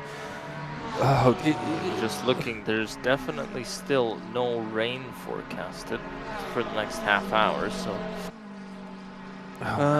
some very, very interesting strategy. I guess they're maybe hoping to do one extra stop throughout the whole race. Definitely, that's going to be at least one extra stop, because, well, they still had 25 minutes on the clock. They were actually back in sync with the pit stop strategy with their rivals. And that's already the third pit stop for the IRT Silverio Garage team. Oh, right, because they pitted twice. Yeah, I completely forgot about that. I had only remembered the one early stop, and that's why I was maybe less concerned. But yeah, right, they pitted twice. So this is stop number 3. And, well, clearly something going on. And might not exactly be the right strategy. Yeah, maybe some issues. I'm not sure, or maybe it was just a quick decision to make that pit stop again to gain track time, track position, because being stuck behind the drivers that are a lap ahead and not being able to overtake them, maybe that gave the idea for the driver to take that pit stop and get back on the track without your rivals in front. But I'm not sure if it works like that. You can make that stop maybe 1 lap earlier, well, 2 laps earlier, but not 25 minutes. That's roughly 10 laps. And Rahmatash, well, he's back behind Katkos, who is definitely struggling, because look at the gap that Papanastasio has gained for himself in 2 laps only. That's 4.2 seconds already, and plenty of traffic has been dealt with already. So nice driving by the international racing team and the Greek driver behind the wheel. Well, it's not only luck, well, it was a little bit of luck involved with the traffic, but they still managed to do the best job out of it. And both of the GT3s are stuck behind the GT4s now, and the GT4 had to open up the line to let anybody who may be coming out the pits through, and wow, that was tight again. This is the kind of stuff that happens in these endurance races around Spa. It sometimes gets extremely tight on one of the longest circuits in the world. You always feel like you catch those GT4s coming up Eau Rouge. You think there's 7 kilometers of this place, and I catch that GT4 in that specific 200 or 300 meter stretch every single time.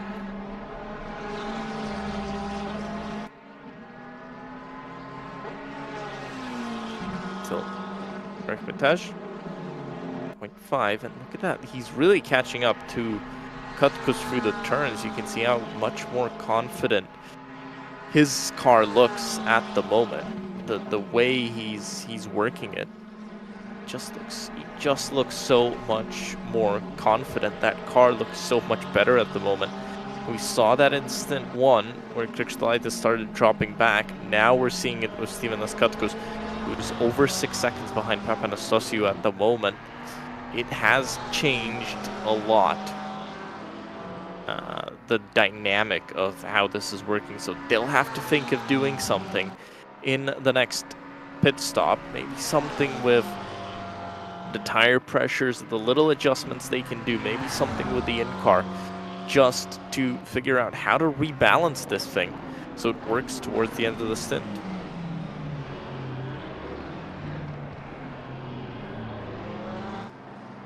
Did I see Jan Nimtz flashing yellow for a short moment? It looks like so. So our race leader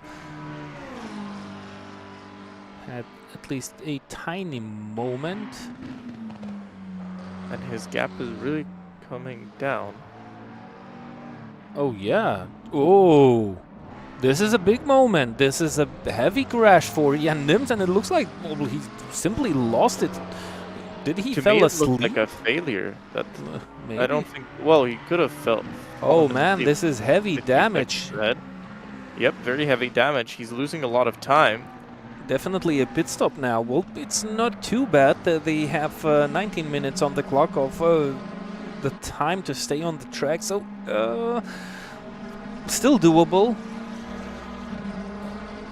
But are they actually losing the time? Maybe the clock tower is a little bit out of sync because the cars are so much separated on the racetrack. Maybe he's not losing too much. Let's see what will Jan Nimtz decide to do by the end of this lap, as we will try to get back to the battle between Rehmataj and Katkus.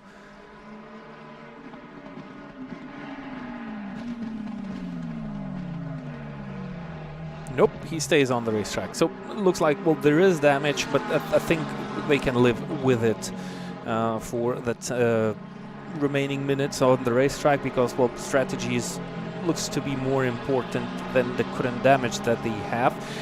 They will lose a little time. Well, I'm not sure if that's little time. They will lose time in the pit lane to fix that damage. That's big. Well, it was a big impact with the very front of the car, with the tire barriers. There's gonna be a lot to be fixed when the car will come to a halt, and there will be driver change. So I'm really eager to see the pace of Simonas Urbonas compared to his rivals, and I'm already...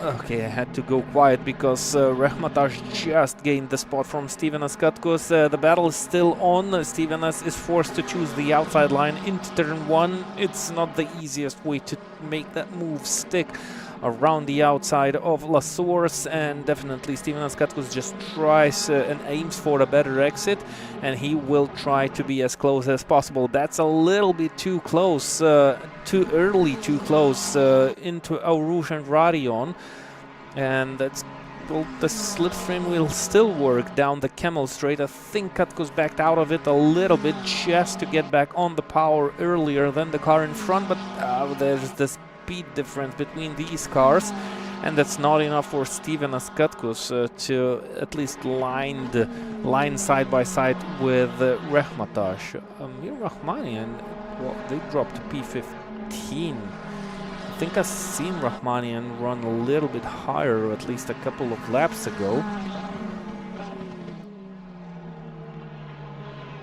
Yeah, but I don't think Stevenas Katkus wants to battle now. I think he just wants to get through this stint and get a change of tires, finally. Was that the wiper on?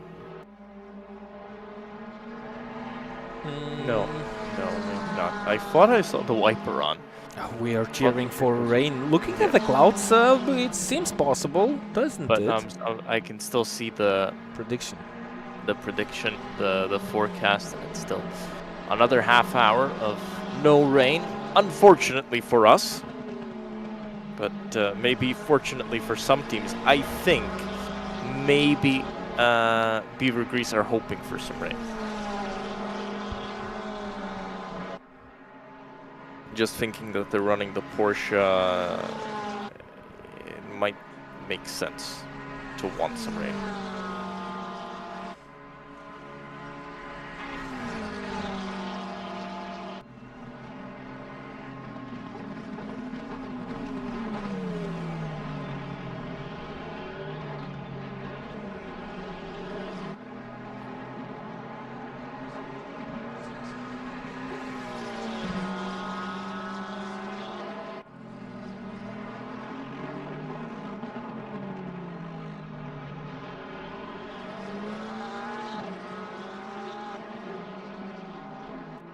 But still in battle, and maybe feeling a bit more confident as he sits behind,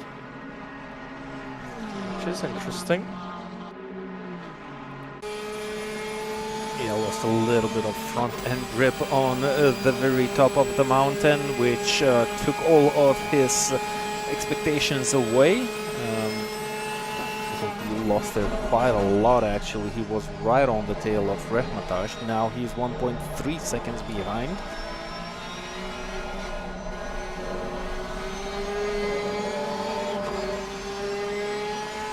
He's just hoping for a pit stop as soon as possible.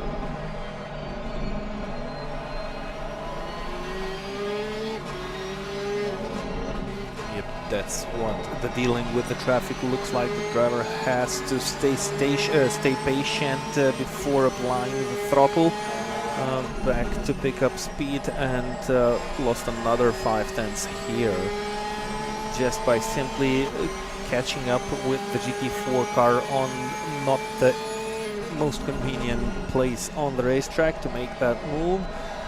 But well, you have to think about the whole picture of the race, not only this one exact moment. So the drivers who are patient enough and clever enough, they drive safe, and usually they tend up to collect nice results at the end. And that's what Stefanos Katkos has managed to do now. So down in P4, and the Beaver Grease Racing team, they have been in different spots of this race, but most of the time, always in the top 5s. They were running 5th, they were running 2nd, they are currently running 4th, but that's far from over. The qualifying session pace was worth of 5th spot on the grid. The race pace, especially at the first half of the stint, it looks really promising for the Beaver Grease guys. They have just to try and stay out of trouble.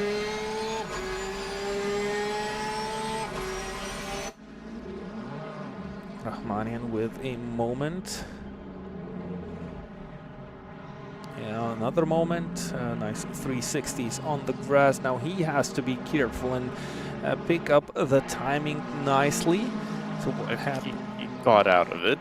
Doesn't look like the car's damaged. And if he would get hit from the side, his car would be very damaged. Yeah, but still slight contact with... Was that Rehmataj? I believe no, because we have two identical McLarens on the racetrack. Didn't catch up with that. Look, oh, running a little bit wide. Just wanted to say how big of a gap has already opened up between Rehmataj and Katkos, and Rehmataj made a small mistake as he gains on Skribic.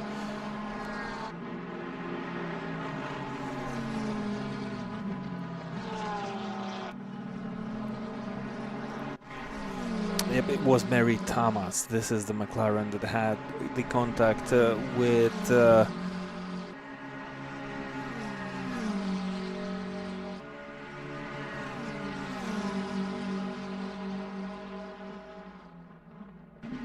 It's the same colored McLaren. Yep.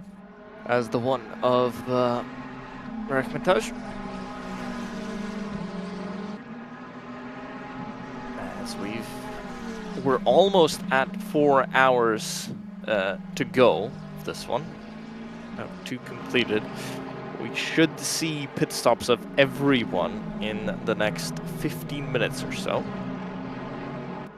And we do expect the Beaver Grease car to be coming in last, as they pitted last. Yep, they have the most time on the clock, 16 minutes and 10 seconds, compared to Jan Nims. They have only 11 minutes on the clock. So they pitted the earliest from the leaders.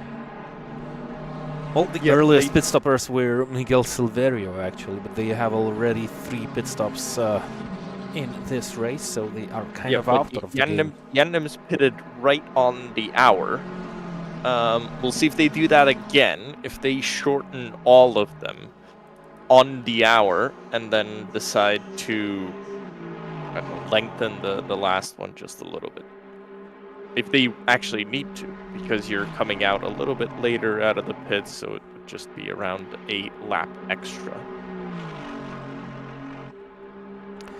Pretty calm in the GT4 field, 24 in the lead, 20 seconds gap against Silverhead's division car number 5 and car number 20. But they've caught up. That's slightly. Well, about 10 seconds since the start of their run, since the start of this stint, so not too bad, I'd call it.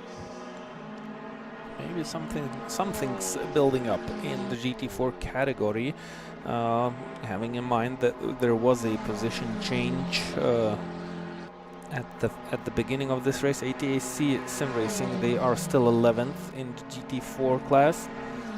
But are they gaining? Well, they are doing mistakes. They have the fastest lap time of the race in the GT4 category, but the last time that they did, yep, it was also, well, it was 2:33, 2 seconds slower than the leaders. So they are gaining on some cars, losing to others.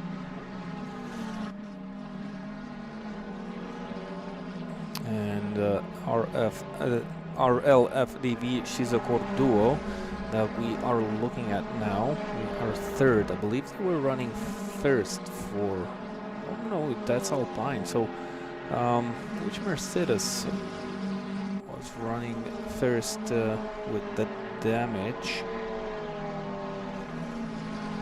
in the GT4 class?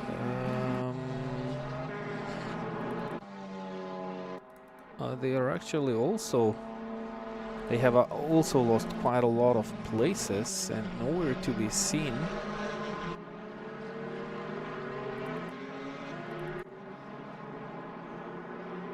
The car of privilege. Yep, that's Lars Blumke. Yeah. Yep, this one was on pole. They pitted early after that contact, but I cannot find the Mercedes that was leading afterwards.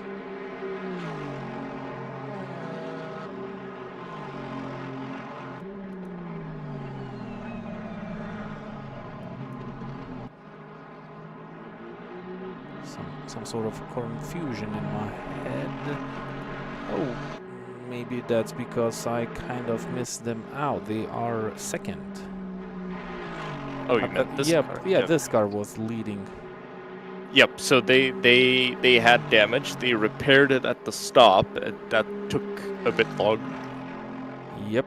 And that's why they lost the lead. They lost the lead by about half a minute to the car of Simon Speff. They've recovered 10 seconds. This is a battle brewing, but they've recovered about 10 seconds in a stint. So in about 2 hours' time, we should see them on track together. Yep, and our GT3 class and overall leader Jan Nims is in the pit lane, and they are definitely doing a driver's change. Yep. Simonas Urbanos should get behind the wheel. Well, it makes sense. They've done 2 hours, and that's normally when you change drivers. So not surprising, and I'm sure we'll see other teams who haven't changed drivers definitely do that. We'll see if those who have want to keep it at hour-long stints, or they want to now start doing 2 hour-long.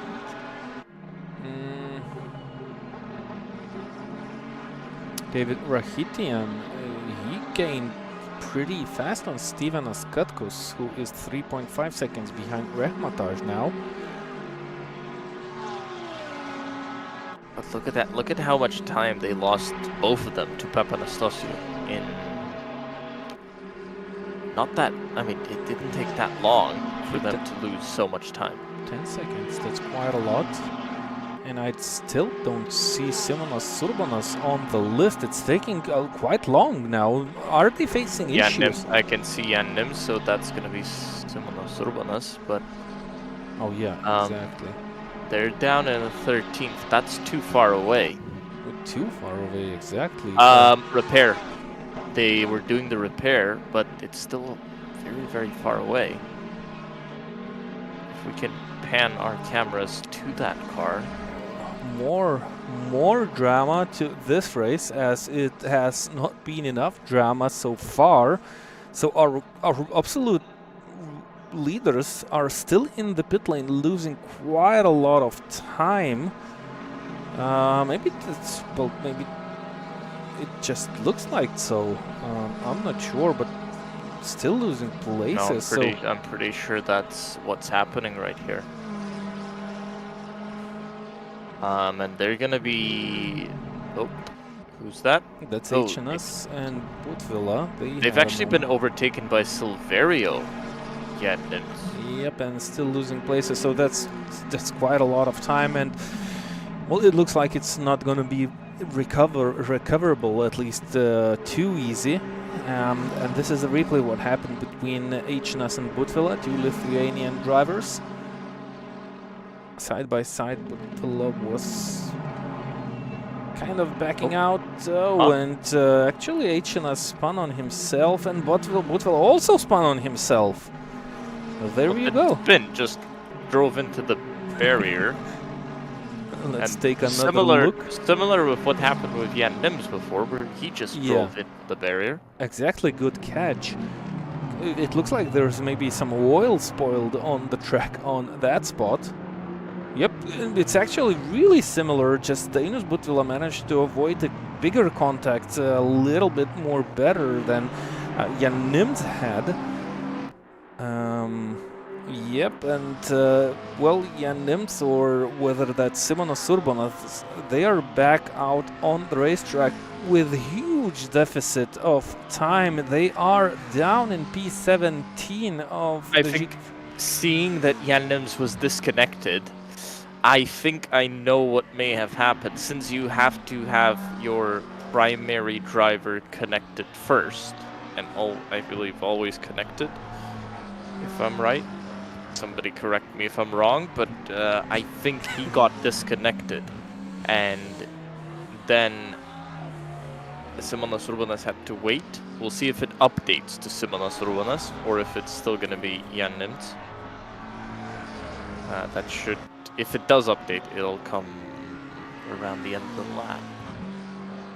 No, it's actually still Jan Nims behind the wheel, so maybe issues for Simonas Urbanas to connect has led to this team losing 2 laps now to the lead. They'll be 1 behind once everybody makes their pit stops, but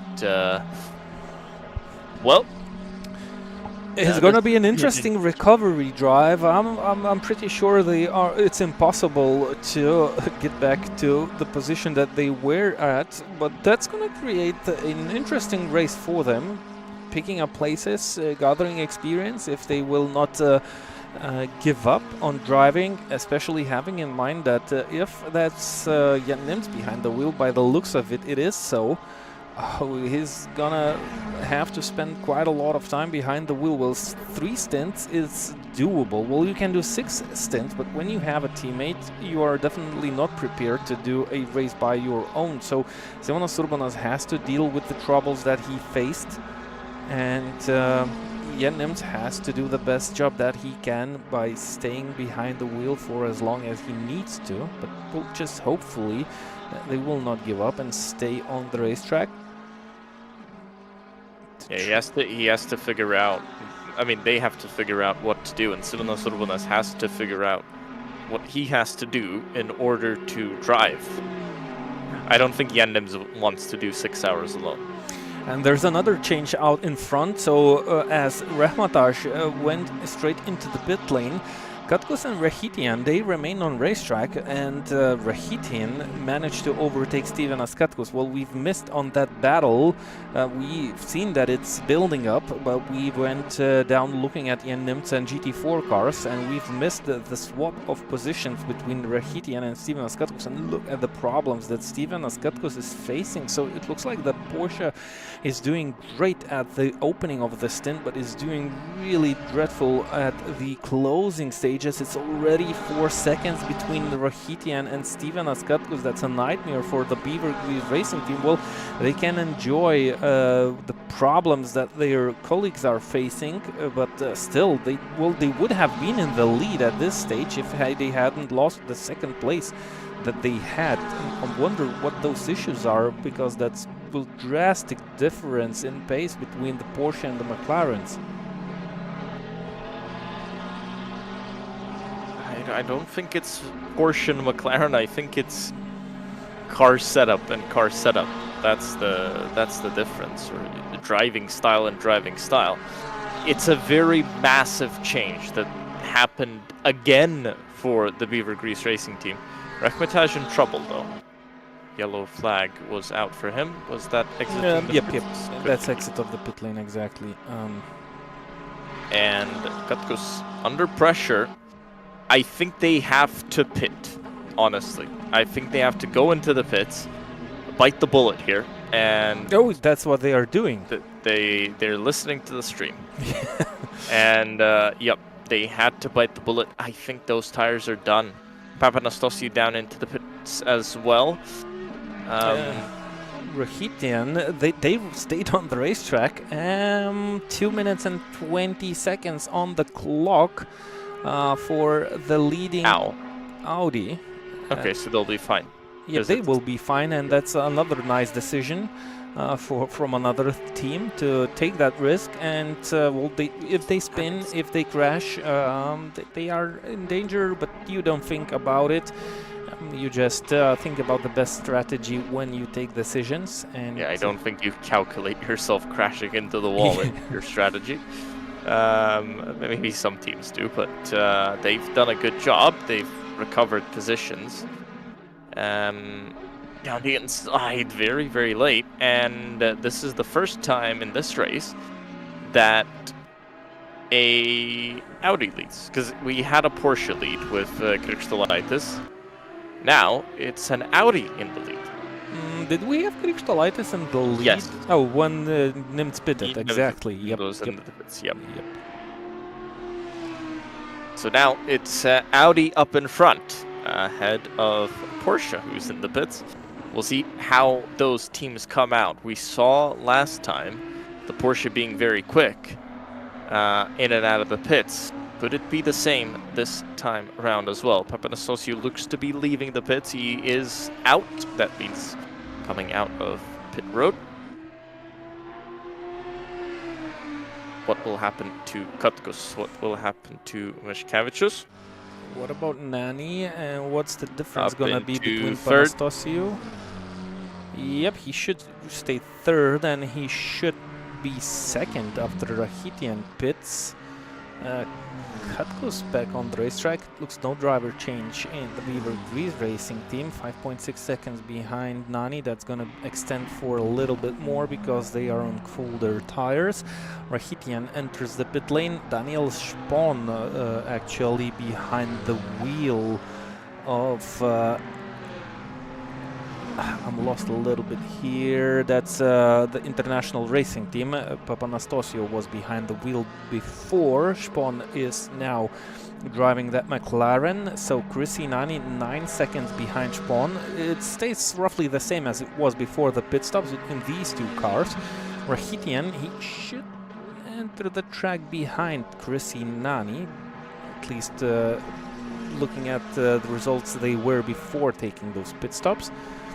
So somewhere in between Chrissy Nani and Gediminas Krikštolaitis. look at what the bad situation with Jan Nimtz has created for this race. So we currently have Rahitian in the lead. That's not going to last long. So we have Daniel Spahn in the lead for the international racing team. We have Chrissy Nani third, but they should be second. So David Rahitian should come out in third and Gediminas Krištolaitis fourth, and all these four cars should be roughly 20 seconds from each other. That's Marcos Angi. They were back in ninth, and another problem in the Lecombe section for one of the faster cars on this grid. Let's take a look at the replay. I think Dainius Butvila has also had some sort of issues, or maybe it was just an exit of the pit lane. Something to do with the traffic, a little bit too fast, a little bit too long on the brakes, and the back end just step out for Marcos Ng. No big drama, just a little too opportunistic maneuver. So here we go, Chris Nani on track. He is overtake David Rahitian behind a slower GT3 car. Should Gediminas Krištolaitis be able to overtake Rahitian, he will definitely carry more speed down the Camel Straight, but he's a little bit too far off. So my predictions were totally on spot. So Spahn into the lead, Krisinani second, between Krisinani and Gediminas Krištolaitis. Lopez is back on the racetrack, so there was a driver change for car number 8 also. And another scenario where we have all 4 leading car drivers being changed. No, actually, Krištolaitis. Oh yeah, actually, yes, exactly. Krištolaitis changed Steven Askatkos, so all 4 new 4 drivers for this third stint of the 6-hour race. Well, not new, but coming back in. Because all of these have been in the car, except for Spahn. Yep. We'll see how Lopez does in this. It looks like the Audi is kind of coming into its own throughout the race. Maybe it didn't look like so in the first stint, but does look more like it now.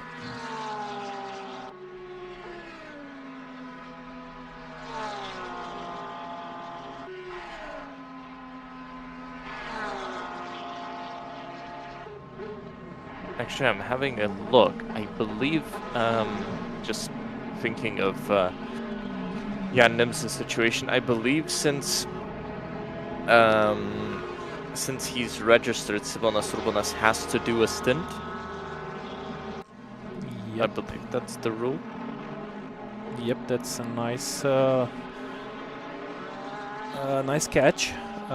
There is a rule to do with the minimum driver times needed for one team. If they have multiple drivers, yeah, there is a total driving time, but I'm not sure if that's really handed out clearly in the rules of this event, because if there's one driver, the maximum allowed driver time for him is 12 hours and 15 minutes. If there's 2 drivers, then the maximum allowed driving time is 6 hours and 7 minutes. This race is only 6 hours long, so maybe that means that well, you can do this race as a solo driver. And actually, I think Dainius Butvila is doing this race as a solo driver, while Jan Nimtz is climbing up the ladder. So from P17 up to P13. 2 pit stops. So, yep, the pit stop of Jan Nimtz, just to be exact, don't want to make mistakes, I have to double check. So Sean Clark Racing, it took 266 seconds. I'm not sure how to read this exactly. So 266 seconds. Yeah, but minus 131. Why is there minus 131? I think that's because they were connecting and disconnecting. I think that's the system may have gone a little bit crazy. Yeah. And not understood what's happening. Because I believe that's the stationary time. Okay, so whatever happened there, they lost quite a lot of time. Went down into P13. Now Jan Nims is doing a phenomenal job, not resting for one whole second. They are the fastest car on the racetrack, at least faster than any other car, at least by 1 second. And it just shows that they are well with the fighting spirit in themselves. 11 seconds behind Simon Brandstrom, then another 41 seconds behind Javi Martinez. So there's a long way ahead of the Sean Clark Racing guys in this race, but they will try to do the best and maybe have the best time that they can. Let's compare the times of Kevin Lopez and Gediminas Krikštolaitis. No big differences, almost identical lap times. The last time they crossed the line, but that's not the best news for Gediminas Krikštolaitis because they tend to lose quite a lot of pace down right from roughly the mid-stint of their driving time. So, well, matching your rival's time at the beginning means that you might lose a lot of time after it goes into the second part of the stint for the driver. And Gediminas Krikštolaitis had an off track in this lap, so his lap time is going to be invalidated. So let's try and figure out what's happening in front between the leaders. Also almost identical lap times. Yep, because we now have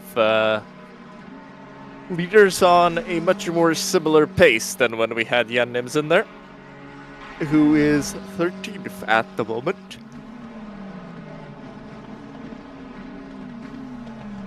And still a lap behind. Now, what is interesting is that this has brought Silverio onto the lead lap, back onto the lead lap. Nice. So all is not lost for car number 1, but it all depends on the strategy that they are currently looking at in this race. With those early stops, 2 early stops, I'm not sure how good they are to fight for higher places. They have 29 minutes, well 30 minutes on the clock to stay on the racetrack. That's roughly 25 minutes less than most other cars.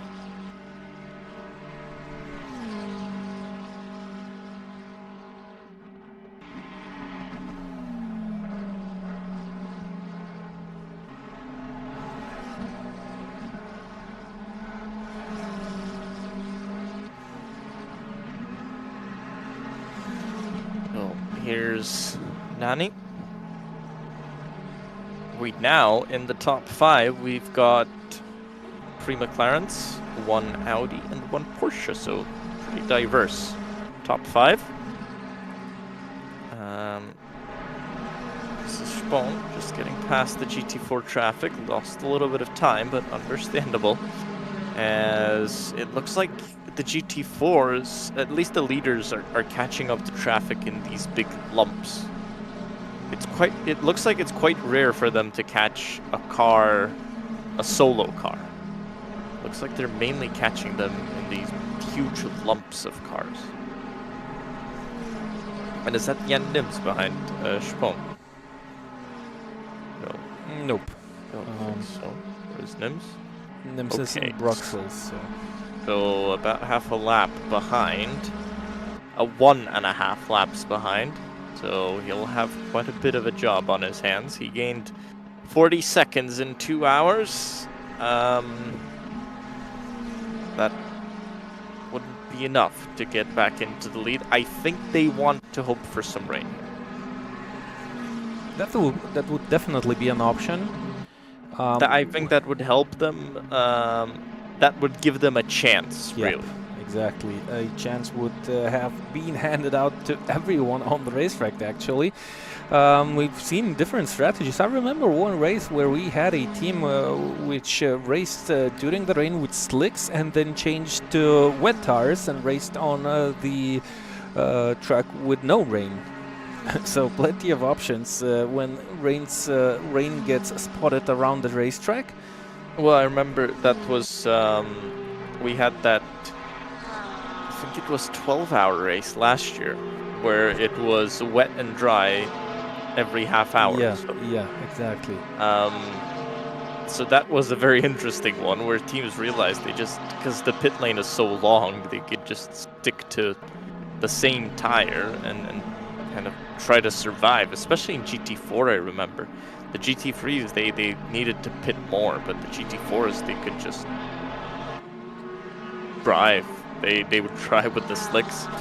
In half an hour, it would be dry again, so that was an option.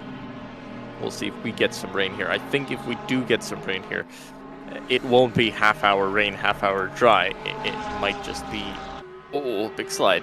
And I think in this Porsche, they really have to think about sliding less. I think that's pretty important. Just trying to look at the forecast, and still no rain for the next half hour, so overcast skies. Temperatures are down, but still no rain out on the circuit. Yeah, but still plenty of time, 3 hours and 40 minutes on the clock, so that's more than half of the distance has been completed.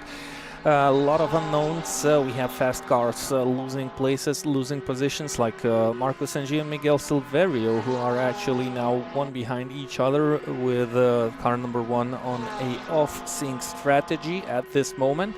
But they still have quite a lot of time to make things work and better for themselves. And well, we had a lot of unforeseen situations already, so there's still quite a lot of things on the table for us prepared today. So yeah, just trying to figure out what's happening on the racetrack right now. At this moment, Gediminas Krikštalaitis is always, well, not always. On the previous lap, he didn't gain on Kevin Lopez, though he managed to slightly decrease the gap to 1.6 seconds. Which means that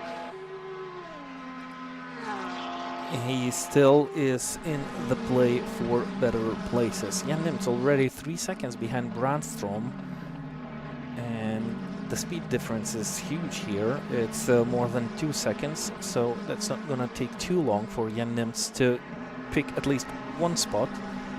The question still remains what's happening with the connection of Simonas Urbanas, and will they be able to share that car, or will have Jan Nimts to pick up the strength to finish off this race all by himself? So look at the base of the lapped cars. It's huge. It looks like they are on different category cars. Just how precise Jan Nimts is when he's driving those cars on the racetrack. Looks like he doesn't miss any chicane, any apex, and any breakpoint. Always right there on the limit. Had an off track actually on this lap, so I didn't spot it, but it had to happen on Radion, as most of it happens there.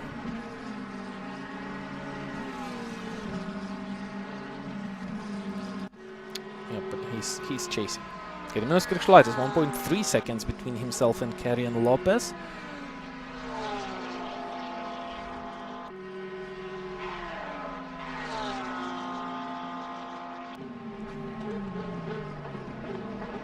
Again, it's a fast car in the beginning of the stint, and then loses time. So we'll see if that continues this time as well. Maybe they found what they need to do, whether it's tire pressures or wing brake angles. balance. Yeah, brake balance. Sure if they can adjust the wing angle, can they? I don't know. Well, they can adjust the brake balance for sure. They can adjust the tire pressure. Maybe it's tire pressure. Well, maybe the wing angles is not that important for the longevity of tires. Well, it is important, but it's important for the balance of the car, but you're kind of going to unbalance it for the beginning then, and then you're going to be quicker in the end. So I think it's more about pressures and finding the right settings with the brake balance, with the traction control, with the ABS. So getting all the electronics to work for you, not against you. I think that's the target here.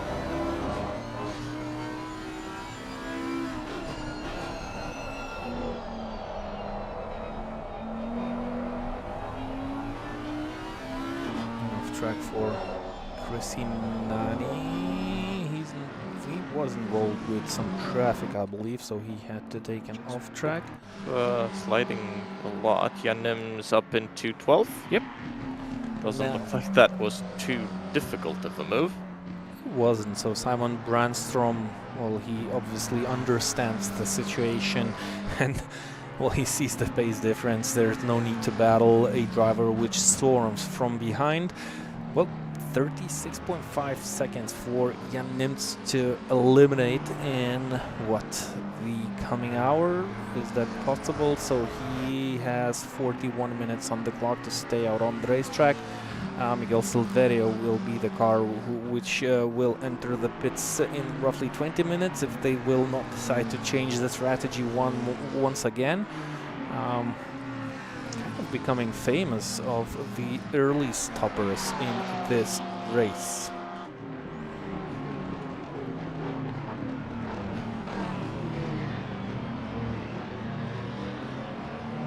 A little bit of traffic for the... That's GT3 traffic. Yellow flags were waved, but they're gone now. Little bit unfortunate for Gediminas Krikštolaitis, though we still have quite a lot of GT3s in front, so that's gonna give the drivers a little bit of headache. It's easy to gain on GT4. Well, the most you need to do is just to be a little bit more patient with the GT4s. It's another story with the GT3 cars, because you have to be faster than them and find nice spots, or maybe hope for cooperation of the drivers ahead. So blue flags being waved.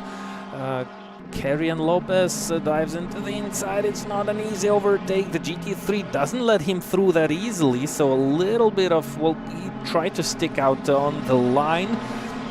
Oh, and Gediminas Krikštolaitis. There's GT4s, and Gediminas Krikštolaitis goes down the middle. Splits the difference, and here we go. Now this battle is definitely on as Kieran Lopez gets close to one of the McLarens up in front, goes down to his inside. Is Gediminas Krikštolaitis going to go to the inside? He does. The McLaren obliges by the looks of it, but stays a little bit there. He's still going to have a shot at this one. Gediminas Krikštolaitis still can get closer.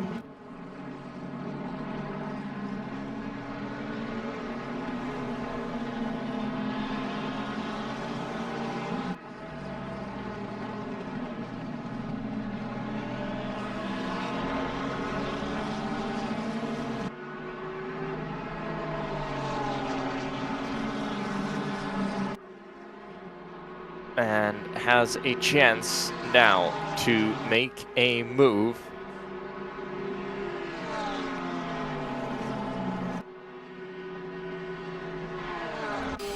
And he'll do it into the braking zone for the bus stop chicane. Down the inside goes Gediminas Krikštolaitis on Kirian Lopez and gets it.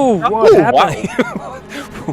What just happened? Ooh, I think it was a GT4 class from the leaders. It was actually. Yep. I think that was Mixer. It was. That's the car that was in front. Yep, they are second. They are still second. What happened here? So, was there? Oh, just. Oh. Yeah, that was close. Wow. Thankfully, it ended up better than expected.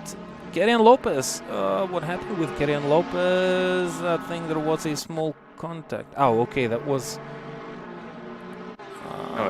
anything happened with Lopez. Something happened. They lost 2 seconds.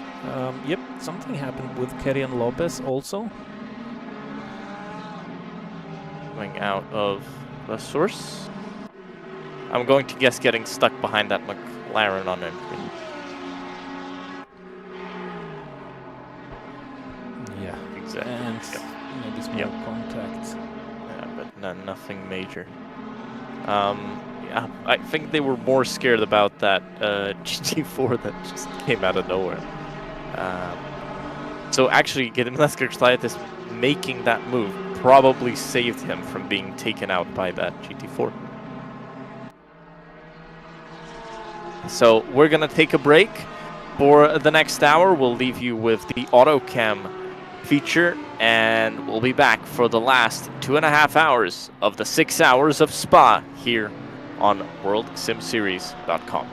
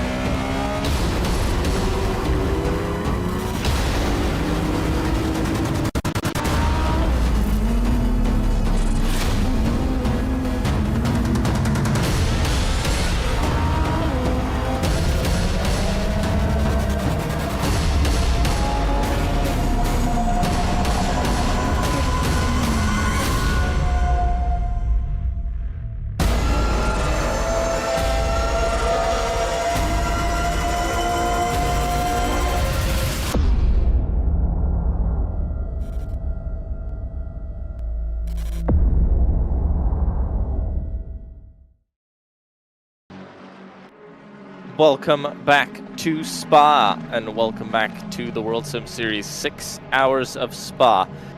The fourth, I believe, the fifth special event of this season. Or is it the fourth? No, it's the fifth special event of this season.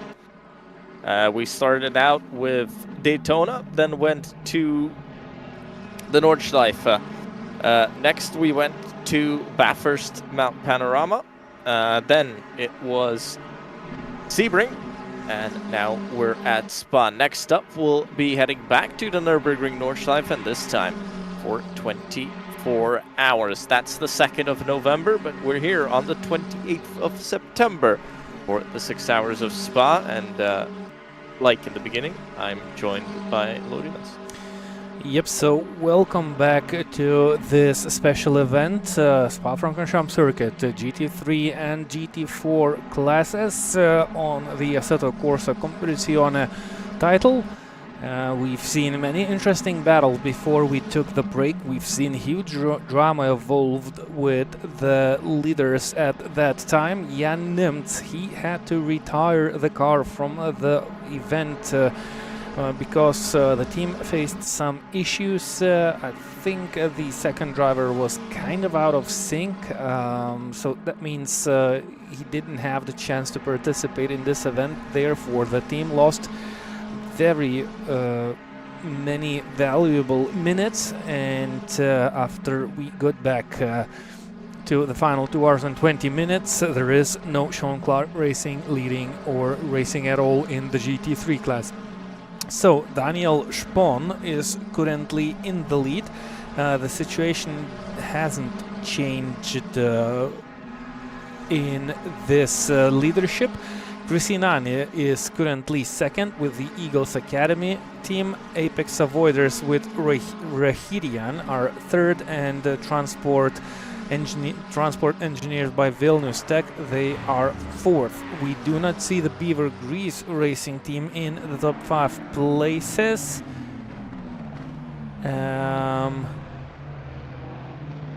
I'm trying to figure out. They are currently 10th. Steven Askatkus is driving the Porsche, and well, we missed what happened with the car that was fighting for the top. Let's say they have 10 incidents, so it could be something related to that, because Crystal Light has had those 10 incidents. Yep, so maybe some horrible contact or crashes happened on the track with the team. So is Ivan Dragas facing the wrong direction at this very live moment as we speak, just before the final corner. Car number 17. We can have a nice moment for the replay. Through Blanchimont, and maybe a little bit too wide on the exit, misses the apex completely, and then loses the back end. Chrisinani, something happened with Chrisinani. I think they had an accident recently. Let's take a quick. Well, it's a nice time for some good replays, isn't it? As we've came back, maybe there will be a slight touch with the GT4 car. It wasn't a slight touch. Both cars stayed on the track, didn't lose too much time, but it's not good for both of the teams. And actually, contacts like that, they can be addressed by the live stewards, and Chrisinani, they might receive a penalty for a contact, even though it didn't ended up too badly.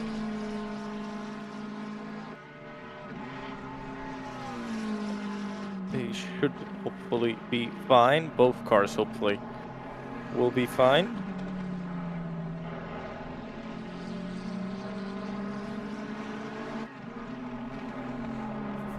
Yep, so the first and third places, well, they are separated by 30 seconds. So looking at the remaining time, it looks like the International Racing Team are doing the job the best way they can, and if everything goes to plan, no mistakes or any issues, they should be quite calm with the situation about taking the checkered flag in the first place. Let's go down to the GT4 class. Alex Leaf still in the lead. That's Jean-Claude Racing GT4. They continue to lead this race as one car was off the track and then went straight into the pit lane just before the GT4 class leader. They have 2 laps advantage, so even more calmer staying out in front, and they lead against RL FDV Shizuko duo team that were racing third before roughly 1 hour. Third position goes to Mr. Mixer, so they had issues on the course because they were running second, and now they are 61 seconds behind Gosha Eliseev, the RL FDV Shizuko duo racing team. Skribic, in the meantime, is 4th in the GT4 class, ATAC Sim Racing, and this car is the fastest GT4 car on the track. In the qualifying session, they took pole position. During the race, they currently own the fastest lap time of the GT4 cars, 2 minutes 29.5, and they are roughly 23 seconds behind Mr. Mixer and roughly 84 seconds behind Gosha Eliseev. Doesn't look promising to finish this race in a higher position, but they are still on the racetrack trying their best. 5th place goes to Thomas Pedrazini and the Pedrazini racing team. They're currently 14 seconds behind Skribic. So it became kind of a little bit more tighter in the GT4 class. It was a little bit more spread out, so if you don't look at the lead of Alex Leaf and the Jean-Claude Racing GT4 class, it seems like there might still be some position changes in the GT4 battle for the podium places.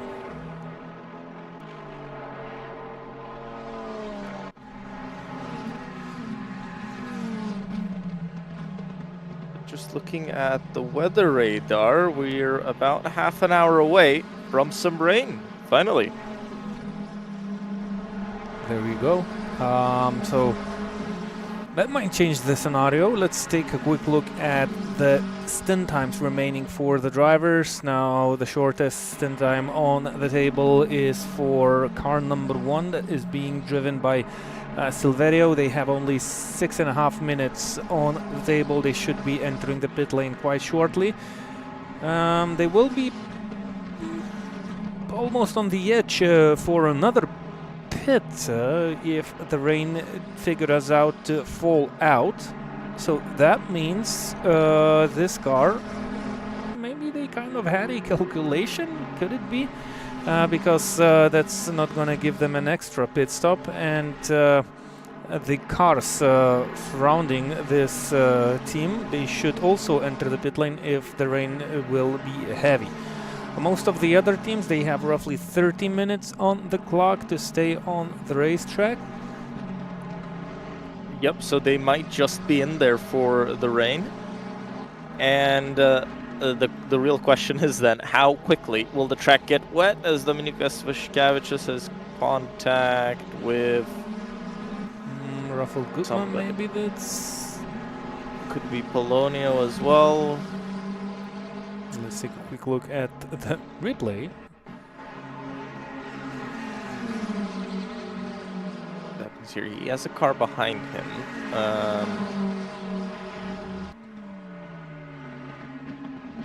It's from really, really far away. Oh, that has to be on Dominykas. I think that was Enrique Polonio. Yep, indeed it was. And Enrique Polonio is still right on the tail of Dominykas Vaškevičius, so Dominykas is 5th, Enrique Polonio is currently 14th. they are kind of playing games on the racetrack, maybe on similar pace, because even though Dominykas Voškevičius is in front of Enrique Polonio, he tried kind of an opportunistic maneuver to get in front of Enrique, who is at least 1 lap down. Oh, actually 2 laps down.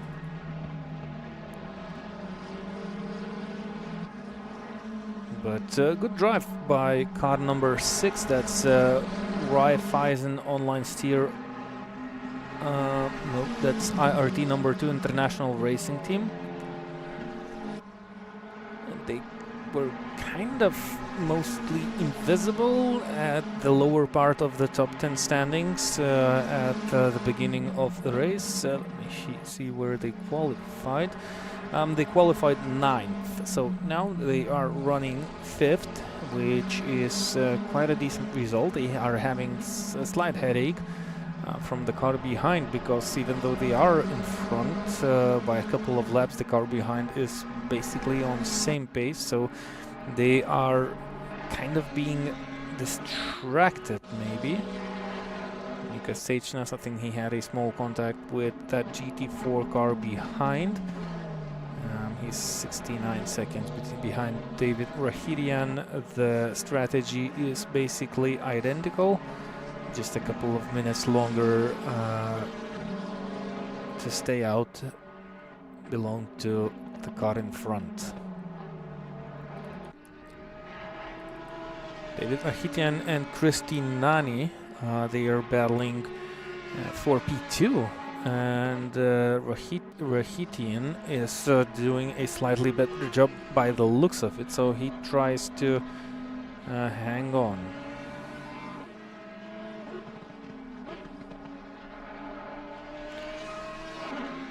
Yep, trying to hang on. We'll see how these cars will work once it does get wet. Because now it says 10 minutes until the rain. Oh wow, so we have a car which should enter the pit lane by the end of this lap. Yeah, I don't Would you think take a risk? I wouldn't put wets. I think you'd destroy the wet tire before it actually gets wet. Yeah, that will be roughly 3 laps on wets on a... I would say even more, because you have to think about it. It still needs to get wet, right? Once the rain arrives. Yeah, it's not an instantly wet track. It takes some time. Yeah, so basically if it starts to rain in 10 minutes, there goes the chance. If it would start to rain in 1 hour, that will be closer to better strategy for Miguel Silverio, car number 1, but it looks like they will have no other choice but to enter the pit lane by the end of this lap, put on slicks and then hope for the best. Predictions might change, and well, it also depends on how strong the rain would be if it comes, and if it's gonna rain on the whole track or maybe at one part of it, which sometimes happens. I think it rains on the whole track. Yep. On Assetto Corsa Competizione, I believe. Okay, maybe. I don't know the nuances of this title regarding the rain. Maybe it's not like spots of rain or showers of rain at different places, which you might witness on the real Spa-Francorchamps circuit. So let's leave that out. I think it will get fully wet, the whole track, and it should get wet, in 4 or 5 laps, so the teams will still have time until it gets wet. And that's Silverio down into the pits. Will be very interesting to see who has the car that works in the wet the best. Yep, all the teams can do is put on wet tires and continue back out on the racetrack. So I mean, unless the car has been set up for the wet.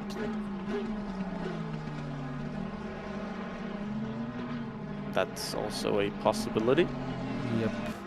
Maybe there are teams who prepared or maybe took that risk. So the next closest car to the pit stop that needs to pit is actually Dominykas Vaškevičius. They have 12 minutes on the clock. Okay, so if they stop once it does already start drizzling, then you have to go for the wets, obviously.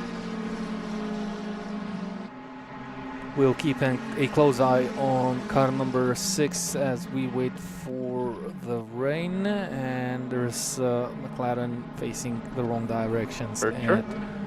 Yep. At the comb, spun around. Still, the GT4 lead is only in 20th place overall, so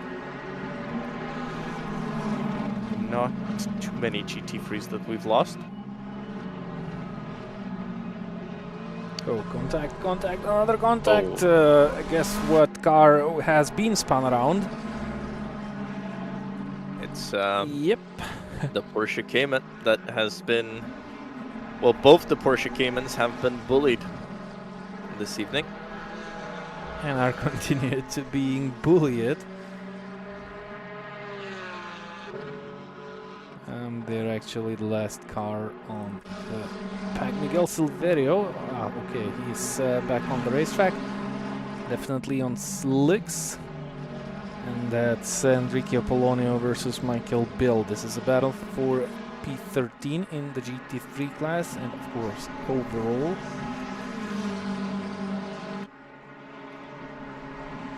No surprise, McLaren versus McLaren. We do not have a lot of different manufacturers in this event. It's a free choice by the teams. It's not a championship where you choose your car and have to go through the championship with one manufacturer. It's just a single event. Everyone has the chance to pick one car and race with it, so by the looks of it, the McLarens are maybe the best fit for this track this afternoon. At least in the dry. We'll see how the McLarens do in the wet. And we'll see how the Audi does in the wet, because that's kind of lead pack. Still have Dainius Butvila in the Aston Martin. If you remember back to last year when we did have the very on and off wet race at Spa, we did see the Aston Martin do quite well, but he'd have to recover a lot of time to be close to doing well. Well, he's currently 7th, 17 seconds behind Dominik Innerhofer, and Dominik is right on the tail of Dominykas Vaškevičius, so that's close. And okay, so last year's race at Spa, the 12-hour race that we had, Sean Clark Racing won with the McLaren. It was also a very McLaren-dominated grid. We had a few Aston Martins in there as well. And David Rahitian was actually there in the Audi with Lopez. They finished at 9th. Smiling Monkeys. Nope.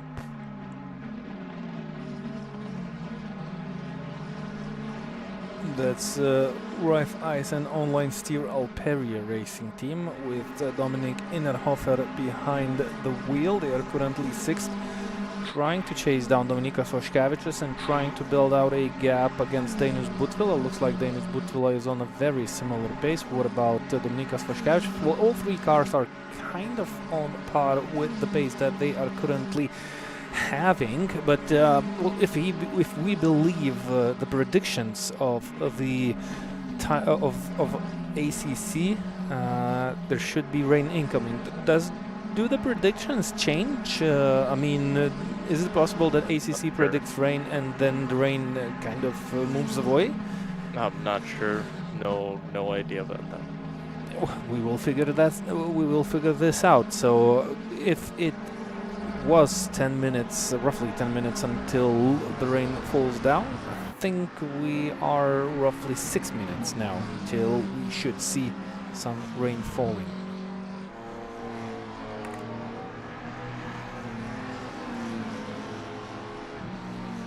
We'll see how that changes in the context of the whole race.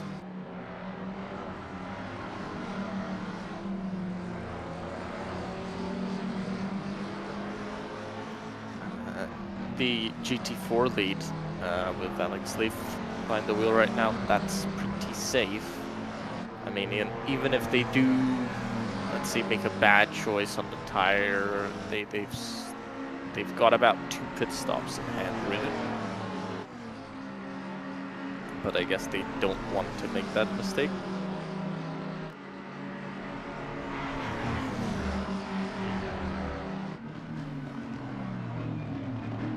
And this is Dominic Innerhofer down the inside. That is a lapped car.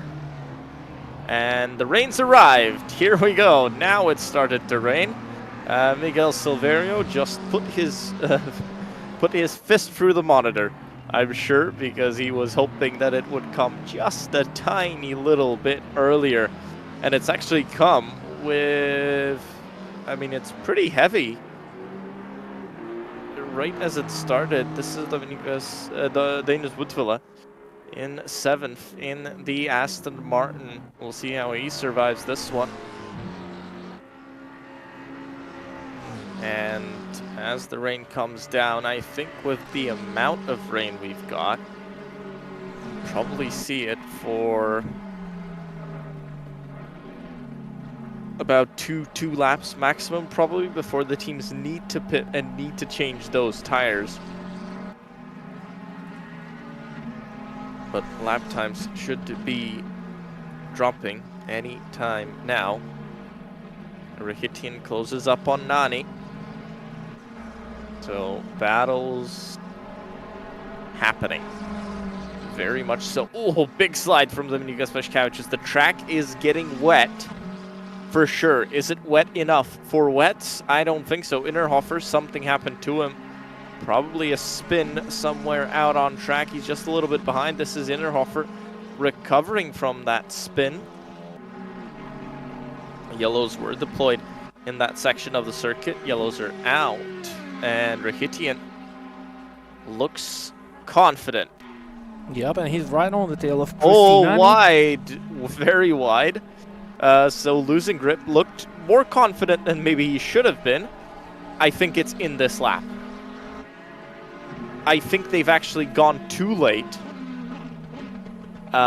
Because of the amount of rain that has come down, it's gotten wet extremely quickly.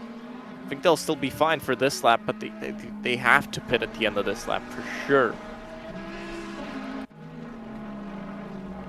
This is the race leader. He's got half a minute of a gap. He can be smooth, he can be calm, he doesn't need to make a mistake here.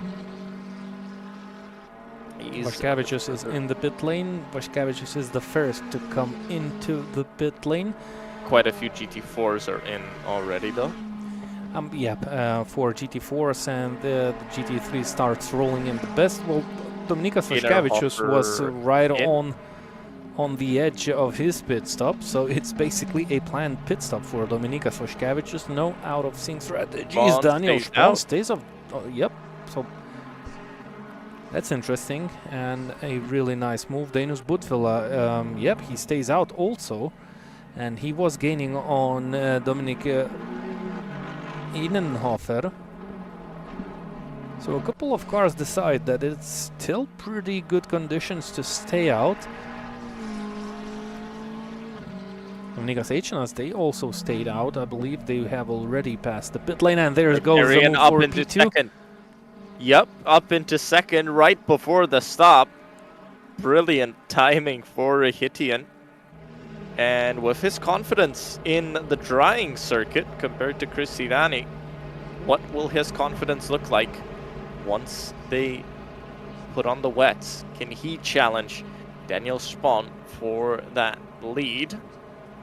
What about the predictions? What does the ACC say now for how long it's gonna rain? Still says, well, you only get a prediction for 30 half minutes. an hour. So it still says it's raining in half an hour. Yeah, so it's no-brainer. It's no-brainer to get into the pit lane, I believe, in conditions like these. Well, it looks like the rain. I think they have definitely made a mistake here. Well, the last lap time of Daniel Spahn was 2 minutes 28 seconds. The lap time by Dennis Buttel was 2 minutes 27, so that's roughly 10 seconds off the dry track. Maybe a little bit less. Yeah, but you can see how much he's struggling now in the wet, especially as the race leader with such a huge gap. I mean, why take the risk? And there's rooster tails coming out the cars. It's definitely wet enough for wets. And, well, they had that advantage. It's going to come down, definitely, at the end of this lap. Yep, they will definitely enter the pit lane if they will have the chance to stay on the racetrack. If they make it back to the pits at this point, definitely took a risk where they didn't really need to take a risk. Sure, they're going to have a tiny bit better wet tire. But, yeah, you're driving on the green painted asphalt. That's Dennis Buttel is in front of the leader, and he goes into the pit lane. For 1 second, I thought they will stay out. Nani gets back in front of Rahitian as they come out the pits. Yep. Maybe he had just a little bit more fuel in his McLaren. Yep, so they have 4 seconds shorter pit stop. Yep, that's so why maybe they just are had in front. maybe just had a bit more fuel. And actually, Nani still has damage on the front of his car. Maybe Rahitian was fixing it. We'll see what happens now once they get up to speed. One of the GT4s, the Cayman, he knows what's coming, and he just darts out of the way because he doesn't want to get hit. And stays alive this time, does the Cayman? One of the Caymans.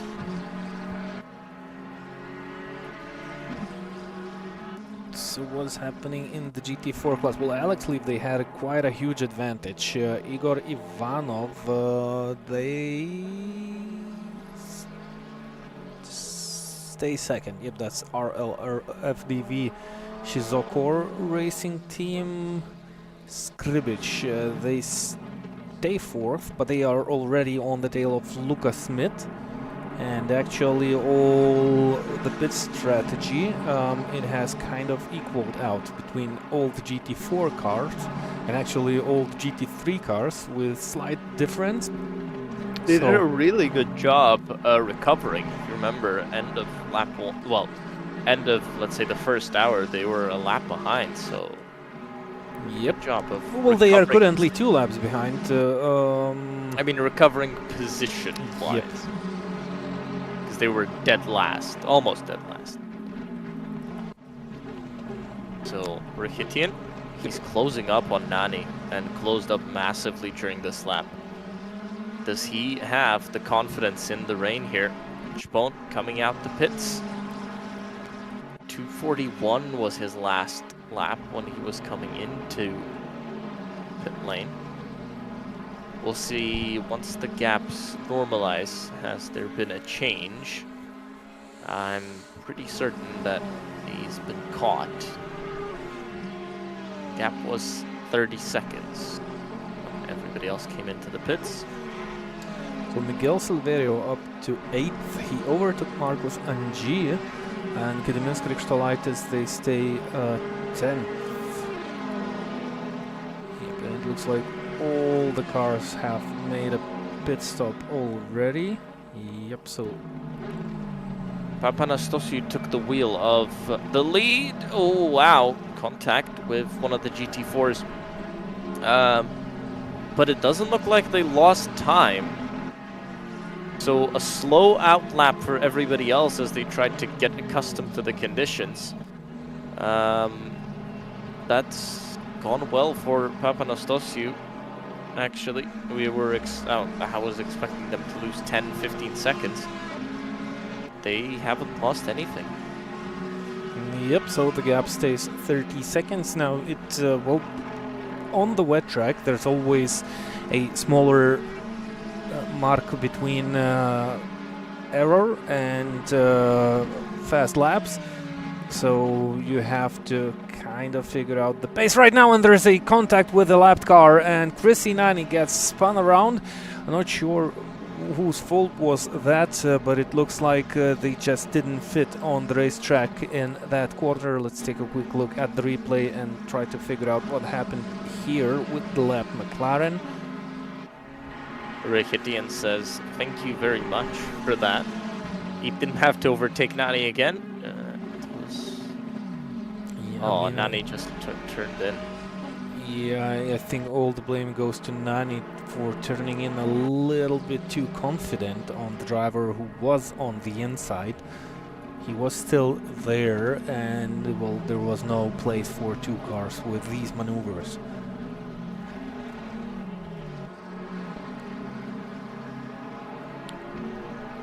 We'll see how quick Rikitian is compared to Papanastasiou. I think we need to give them a couple of laps just to, you know, figure things out, do a few laps, get a feel for the track, get a feel for the car, and then we can see what the difference is and if Rikitian could be faster here.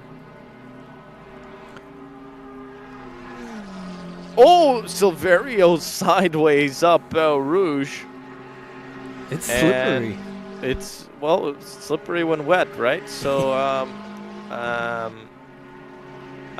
well, it could indicate something with how the McLaren handles it. Rikitian cooling the tires on the right-hand side of the circuit, so finding the wet patches.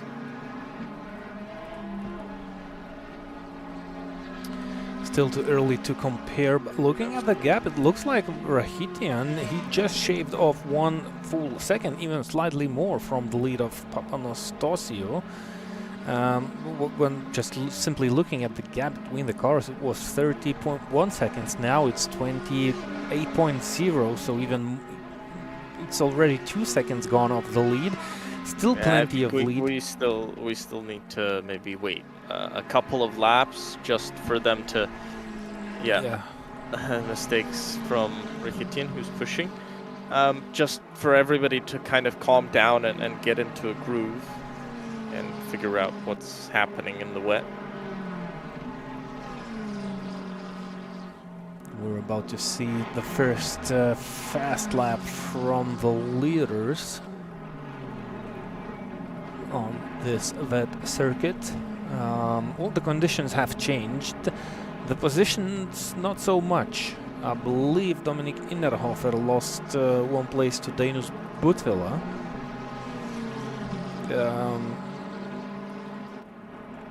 Or at least a little bit of time.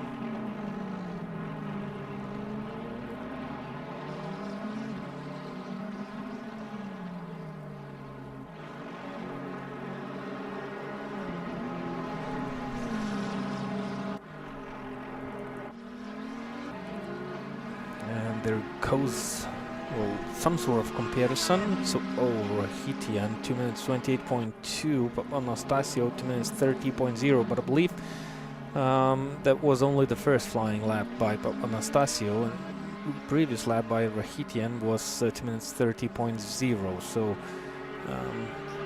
should be pretty similar. As Gustav said, we should wait a couple of laps at least to try and figure out the pace of the drivers. It's Rikitian and Silverio in front, I believe.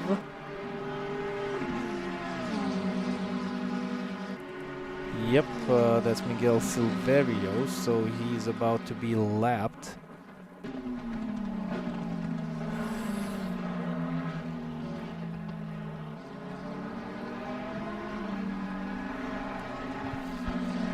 So Silverio looked to be really fast on dry. Now on the wet, Rikitian suddenly shines and seems to be doing a pretty decent job. Looking at the table of the timing screen, Gediminas Krikštolaitis was the fastest car on the racetrack. He is currently 10th, and he was half a second faster than the last lap of Rahitian.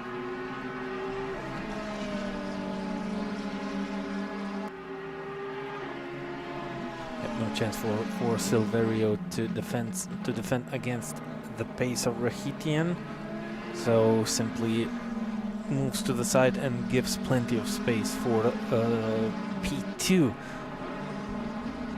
on the grid, while Rahitian just tries to stick on the wet tarmac, and I think he already has some sort of a sense that he has a slight advantage against Christos Papanastasio, the driver from Greek. Yep, 2 minutes 29.6. What about the lap time? That should be even a faster lap time by David Rahitian, and he should be in the 2 minute 27 zone already. Made a small mistake at the bus stop chicane. Well, he actually lost there 4/10. Still manages to do a 2 minutes 27.9. That's almost 2 seconds faster per one lap, so he's definitely gaining on the current race leader, and that makes the racing even more interesting. Chrissy Nani, 2 minutes 29.7, so he is also not on that pace.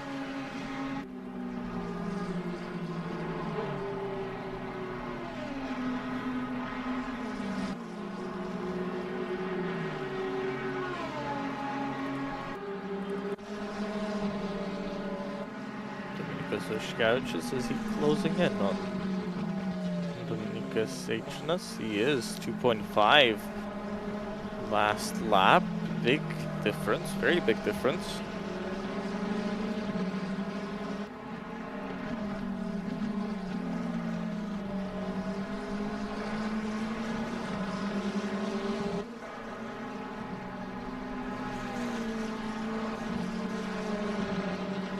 See what happens at the end of this one. Is there any more or less time gained? Nani lost 10 seconds already to Rahitian. Even if some of it was, well, he was spun round, there's definitely a difference. And that Audi, well, it looks nice in the wet. It looks positive. Yep. And actually the fastest car on the track in these wet conditions belongs to car number 10, the Beaver Grease Racing Porsche. Gediminas Krikštolaitis is even faster than David Rahitian. But he's too far away off. Too far away, exactly. I was saying that in the Porsche they needed it to get wet, and unfortunately they've not made it to that point within a shot of the lead, because if you remember, they were there with Rahitian, with Nani, with Papanastasiou. They were in that bubble about an hour and a half ago. Well, 2 hours ago by now, and just dropped off.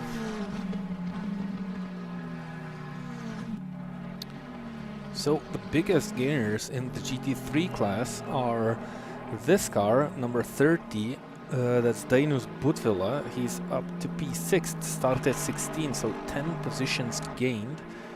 The next big gainers are Dominik Innerhofer with 6 position gains in the GT3 class, and Doug Rahitian, they gained 5 places together with Dominikas Vaškevičius, but David Rahitian is looking for 1 more place to gain.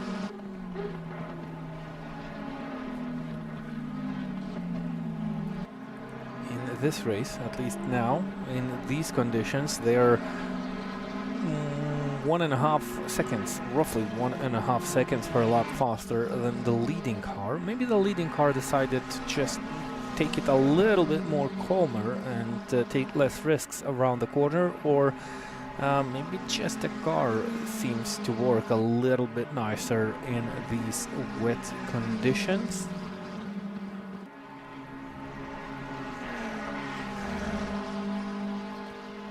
While we see another battle on the racetrack, that's Vaškevičius chasing down on Dominikas Eičinas, and it's not a lot of time left until these cars will begin battling each other on the wet Spa-Francorchamps circuit.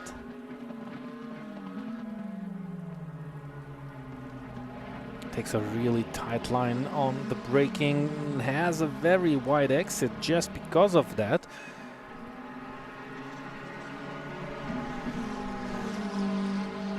And lost roughly half a second just in this one situation. But, well, he's not in a rush. He will try to stay behind Dominikas Eičinas for a little bit longer, maybe try and figure out where the car in front is losing time.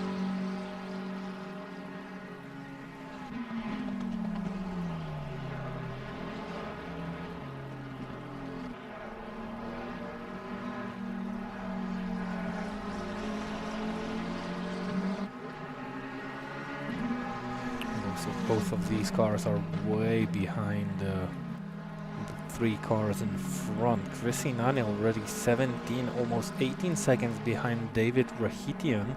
So it looks like these conditions perfectly fit the driver and the car combo, currently holding in P2.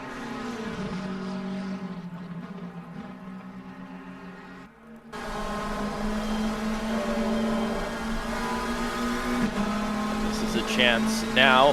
Goes to the inside. He's going to box him in behind the Cayman. Not exactly leaves enough space for both of them to go through. Dominikas Vaškevičius just trying on the inside. And now that turns to the inside. Contact off the road. And, well, they both survive it, kind of.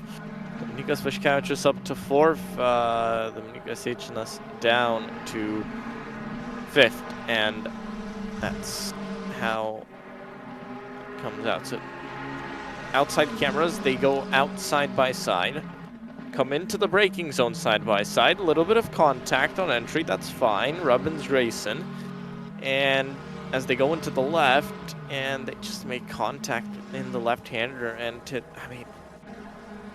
the stewards will have to have a look at that one. I struggle to see who's at fault there. Maybe try and take another look from the helicopter camera. We have nice replay angles. Yep, so the first contact looks like Dominikas Vaškevičius kind of turned in into the Vilnius car. Okay, he was actually quite far away. I'd probably push more of the blame on Dominikas Vaškevičius in that one. Yep, so we have stewards doing their job, and that's gonna be number 6 versus number 9.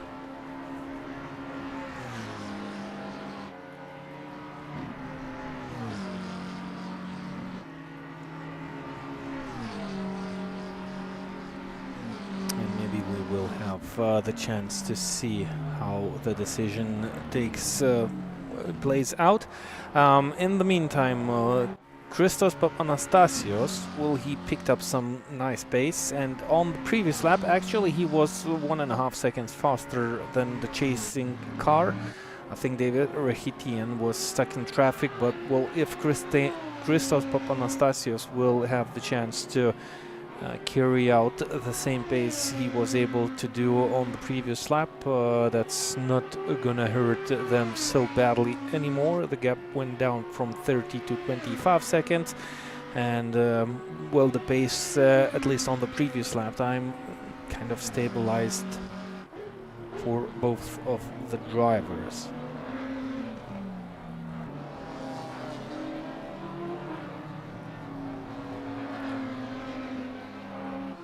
Gediminas Krištolaitis, well, he's really fast, so 2 minutes 28.0. Car in front was more than 2 seconds slower, 2.5 seconds slower. Silverio was actually 4 seconds slower though he's way further in front of Gediminas Krikštolaitis. Well, but if you have a 4 seconds per lap advantage, that might bring you a nice result at the end. One of the GT4 cars is off the racetrack and it's badly damaged. This is bad damage for Thomas Pedrazzini. And let's take a look at what happened for this Alpine GT4 car.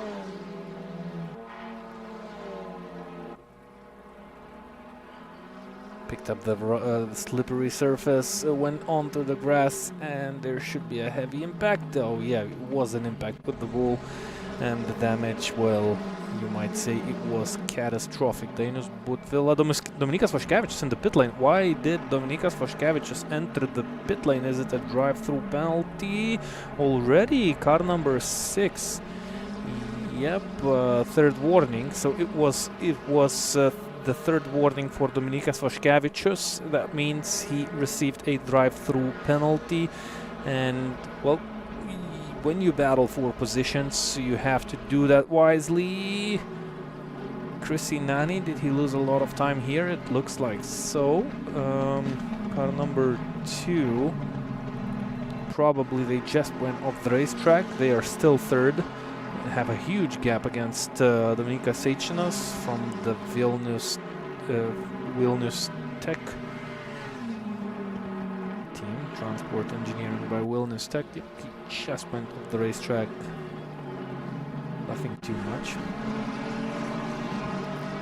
And the drive-through by Dominikas Vaškevičius is completed, and now he's down into P7 from P4. And the time is lost. He's lost is just tremendous.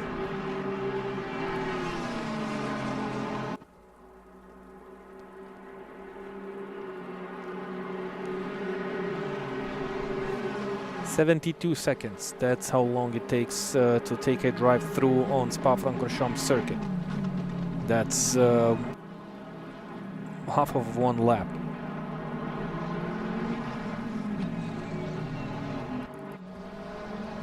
Came back on the circuit right in front of Miguel Silverio, so it's gonna be down on a pace between these two drivers. Though Miguel Silverio, he's not looking to be really fast, but you know who's flying on the circuit? That's Gediminas Krikštolaitis. His previous lap time was 2 minutes 26.9. That's 3.5 seconds faster than the lap time of Marcus NG and Miguel Silverio.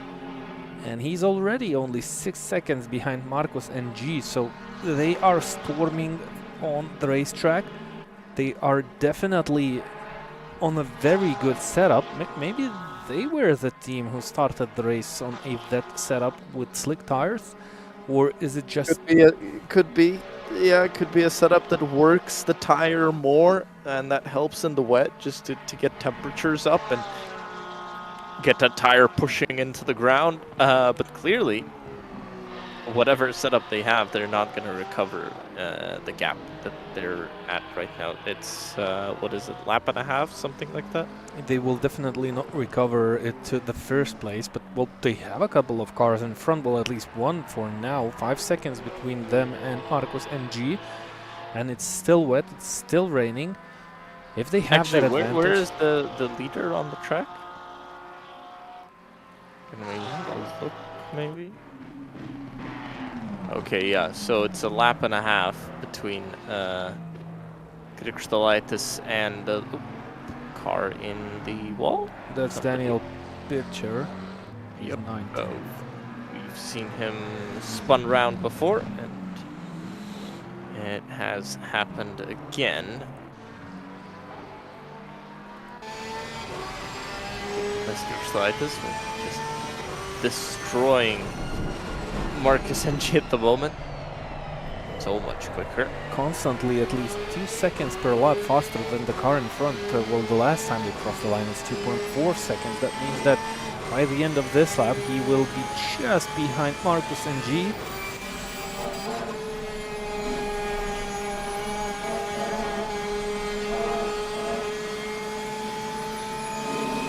Looks like Marcus NG has also some troubles with the traffic. Tries to put down the tires. Runs on the very inside line of the racetrack, even though...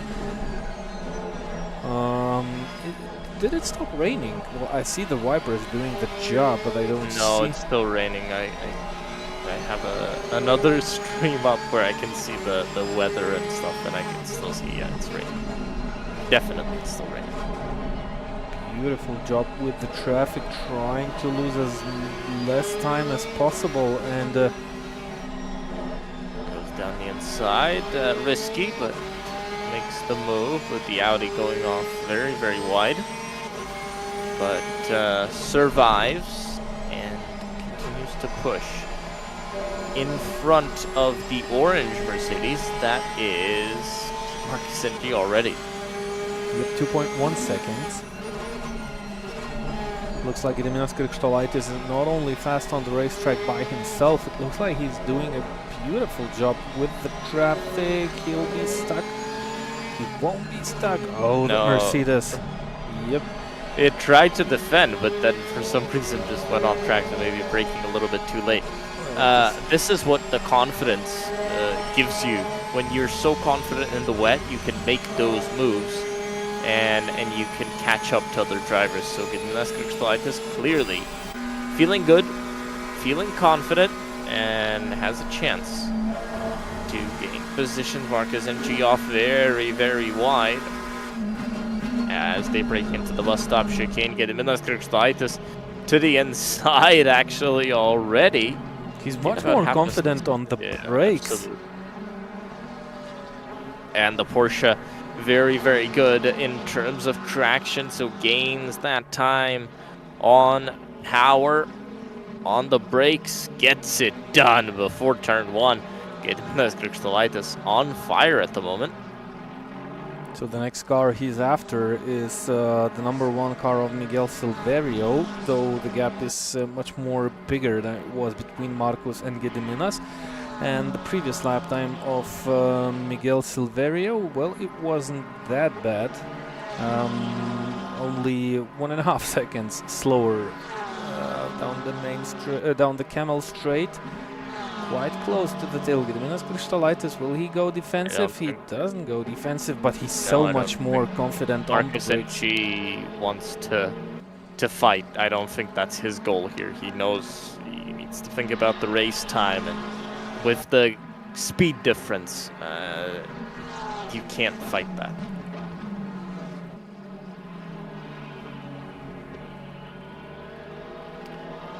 What about the battle for the lead? So David Rahitian, he's still chasing down Cristianos Papanastasio. The gap is already down to 20 seconds.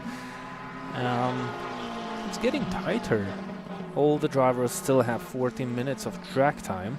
So still plenty of action on the racetrack, and look at the time, and well, the rain, that means that drivers got totally out of sync with the strategy, and now they have 2 pit stops left in their books, because it's no chance for them to finish off this race with only 1 pit stop. Sure? No, 1 pit stop. I confused it with 2.5 hours, yeah. So 1 pit stop remain for the drivers, and it's not going to be a full refueling on the last stop. You will need a little bit less than a full tank of fuel. So whoever does the calculation better, they will succeed a little bit more in the pit lane. So they have to kind of figure this out. Oh, Gediminas Krikštolaitis into the pit lane. Car number 10, do they have a penalty? I don't think so. Well, at least not by the stewards. Oh man, can it get worse? Because, well... Maybe track limit? Maybe track limits, and that's why they... Well, if that's a drive-through, that's definitely gonna be track limits. Yeah, but that's basically it. Game over for the Beaver Grease Racing team. For better positions, they will lose roughly 72 seconds. If that's a drive-through, not a pit stop. They had 37 minutes of track time remaining on the clock.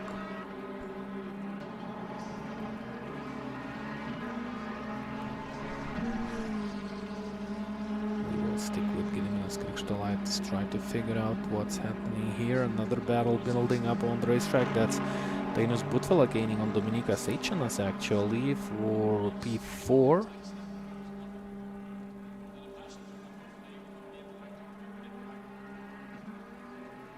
Doesn't seem they are coming for a hold, so that's definitely drive-through. So there goes your pace. It took a little bit too much of risk, I believe. Yep, indeed, it was a drive-through, and well, it was a beautiful risk, nice driving, but I think they took a little bit too much than expected.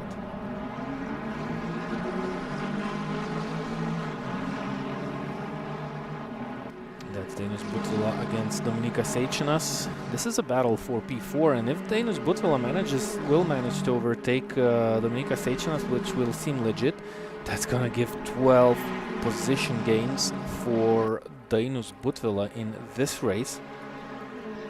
He just needs to make that move stick, and maybe this is how the different manufacturers than McLaren's work on a wet surface. 2 minutes 28.7 versus 2 minutes 30.4. That's 1 second and 6/10 faster on the track on the previous lap. Oh, Butvila brakes so late. What about Markus NG? Did he have a spin?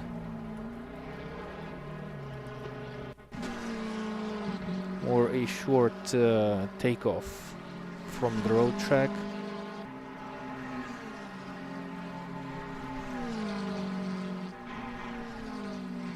Yeah, just a tiny bit of off track, nothing too much. Oh, in the meantime, while we've seen the replay, Dainius Butvila is already up to 4th, overtaking Dominykas Eičinas. So mistake, probably because he gained a lot of time.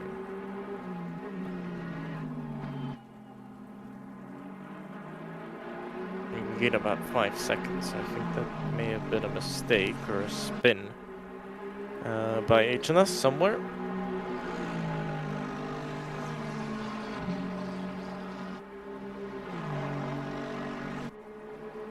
So not everyone enjoys these wet conditions, and some of them are losing time on the racetrack, and also those precious positions. Currently, Dainius Butvila seems really strong on the racetrack, together with Krikštolaitis, who was storming around the racetrack. And Rahitin is still gaining on Papanastasio, not by a lot, still a little bit. So 2 minutes 33.0. Dominykas Eičinas did a 2 minutes 30 on the previous lap, so definitely it was a mistake. Most likely it was a mistake by the driver. And this is your battle for the lead of this race. 17.5 seconds. Look at the gap between Rahitian and Kristinani. It's already 31 seconds. It was Kristinani who was ahead of Rahitian before he made that contact some time ago. But David Rahitian, he's really storming around the track. Here, sideways into Rouge. No problems for the driver, a lot of confidence. He carries around the racetrack. And here's Dominykas Vaškevičius against Dominik Innerhofer. Dominykas, after that penalty, he went down to P7. Looks like he's looking to gain at least one spot here. And he's only 40 seconds behind Dominykas Eičinas. It was roughly 70 seconds. It had to be 70 seconds, which Dominykas Vaškevičius has lost in the pit lane.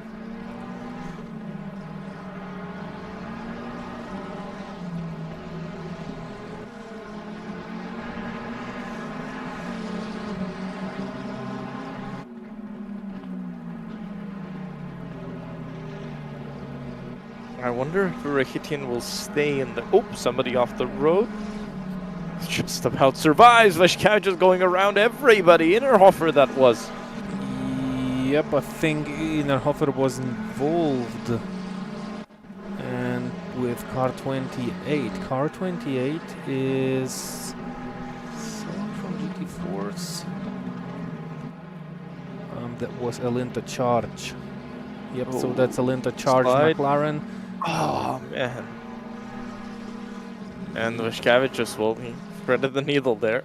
Got through it. So, yep, this is the GT4 car, which we have some information about this team and their participation. This is a team that, well, basically this is people from one company who are behind the wheel of a simulator for the first time in their lives. So they had a couple of weeks of practice sessions after their jobs, after their works, and they are really very happy about this occasion to use the simulators. And another fact, that's the first time they see rain on the sim.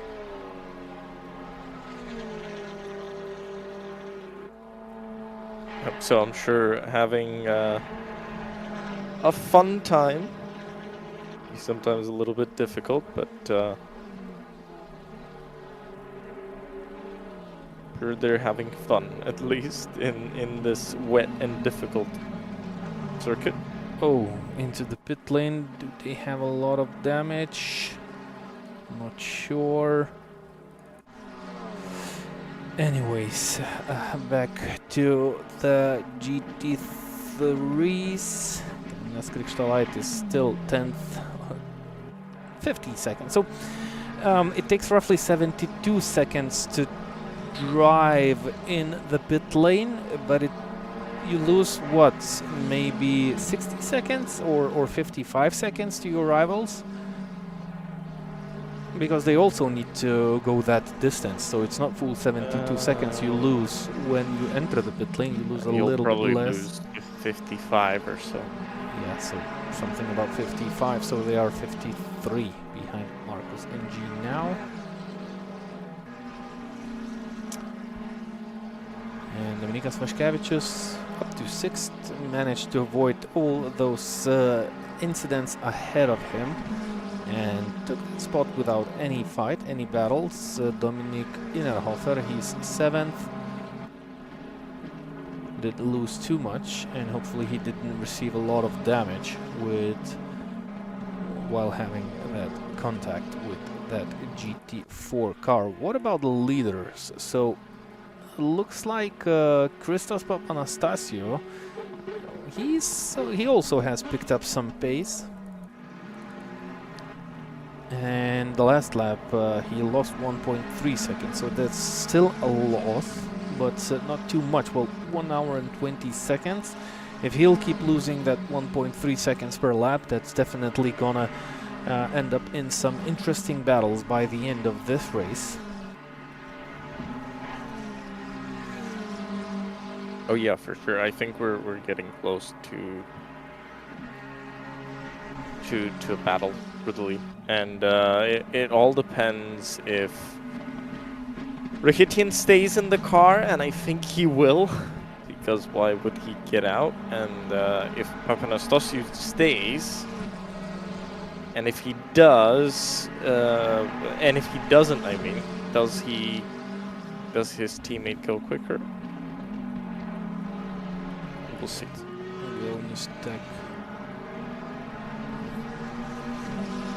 Transport engineered by Vilnius Tech. I'm always keep calling them Vilnius Tech. They are actually transport engineers by Vilnius Tech. They have been lapped by Papanastasios, so that's P5 being lapped by P1.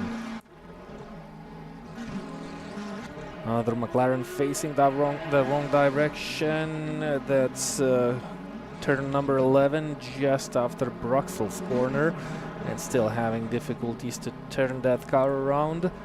No one's behind him, so managed to turn around safely, finally. I think we're definitely looking at a race where it's gonna rain till the end, because right now, looking at the weather forecast, doesn't look like it's clearing up. Still, half an hour of rain to go in the forecast. I think we'll go wet to the end. Yep, what does that mean for Nicholas Kribic, car number 22 in the GT4 class, ATAC Sim Racing? They started from pole, went to the very last position of the field, and they are now back in P3. Looking at the pace, they are flying around the track in the GT3 car, 2 minutes 39. They are... Well, on the previous lap, they were 6 seconds, 8 seconds faster, almost 8 seconds faster than the car in front. Maybe they had issues. We should wait and see till they cross the line the next time. Oh, and 28 disqualified for not using the pit limiter, I guess.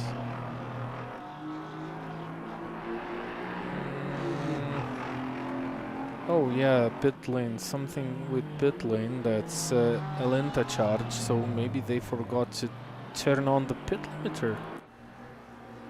Yeah, I guess, and probably oversped by a lot. Enough to get DQ'd, unfortunately. Well, that's a big lesson. They managed to stay on the racetrack for more than 4 hours, almost 5 hours. They've seen everything, dry conditions, wet conditions, and definitely picked up nice experience. I mean, you know, we've seen much more worser drivers who start their journey in sim racing. They are way off pace, and well, Alinta charge, they were pretty okay. 2 minutes 32 their fastest lap time, so they were even not the slowest car on the GT3 field, one of the faster cars. So they did a decent and a good job staying out on the racetrack, avoiding problems. And I mean, if this is the first race for some guys who decided to try this out, I think that's phenomenal results. No, I think they've done a good job, and sometimes these small mistakes come in, and just have to take it as a learning experience, really, in these races. And I hope they'll be back again. Yep, they can enjoy the rest now. Watch the race maybe as it goes on. Figure another things out. Maybe look at it from another angle. Yep, see how others, you know, are dealing with the race, how they're working, and maybe that'll help them a little. Someone's in the pit lane. That's the real Hansford, one of the GT4 cars. 13.8. Well, it was 13.8. It is 13.6 now between Papanastasios and Verhitian. It's getting hotter between these cars. Look at Chris Inani. He's 38 seconds behind David Verhitian, so he's even slower. Well, he was slower than the leaders. Well, on the previous lap time, he was actually even slightly faster than David Verhitian. But maybe that's with traffic involved. What about Davis Butvela? 2 minutes 29.8. So it looks like he's not gaining on Chris Inani at 93 seconds. Well, that's a huge amount of time to try and eliminate, though he's still fourth. That's a really nice result. So that's 12 positions gained after the start. So he's the most place gainer at this moment. There's still one pit stop for the drivers. Maybe that will change something, but that shouldn't be a lot if, as Gustav says, rain stays on the racetrack till the end of the race. Nothing, no dramatic changes we might see. Maybe it dries out, or maybe it stops raining and someone will have the chance to go on slicks. But I mean, That's highly doubtable because even if it would stop raining, the track should dry out. And well, looking at the conditions that I get from the telemetry data, it's 12 degrees outside and 12 degrees of track temperature. You have more. Yep, it is. So Yeah, I don't think it's gonna dry out quick. nope, not in these conditions. And you know, however, oh, big slide from Hitian. I mean, however quick it does dry out, I don't think it's gonna be enough for to have a proper run in the dry.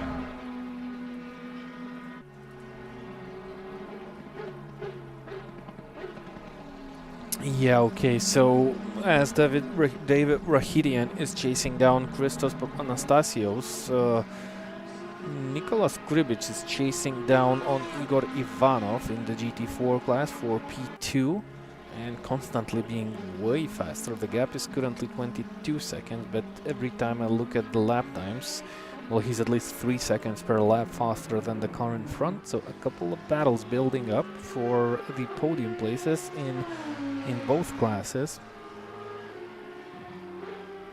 So it looks like a nice race building up towards the end of this event.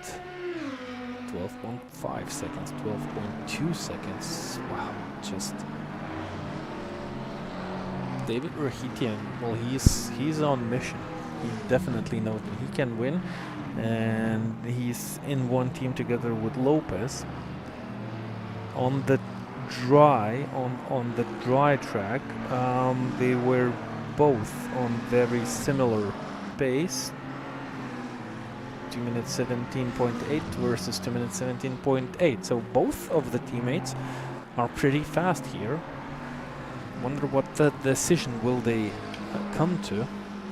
I think it's also who's faster in the wet, you know. Because you can be fast in the dry, but clearly you can be much slower in the wet. I mean, I wonder, did they have... Well, they should know each driver's pace on any conditions. And there's going to be a decision that will need to be thought of. Because, well, it's definitely... it's definitely a battle for the win. And it's really important. It's not that you have a teammate that's good on wet, but it doesn't change anything. It's actually...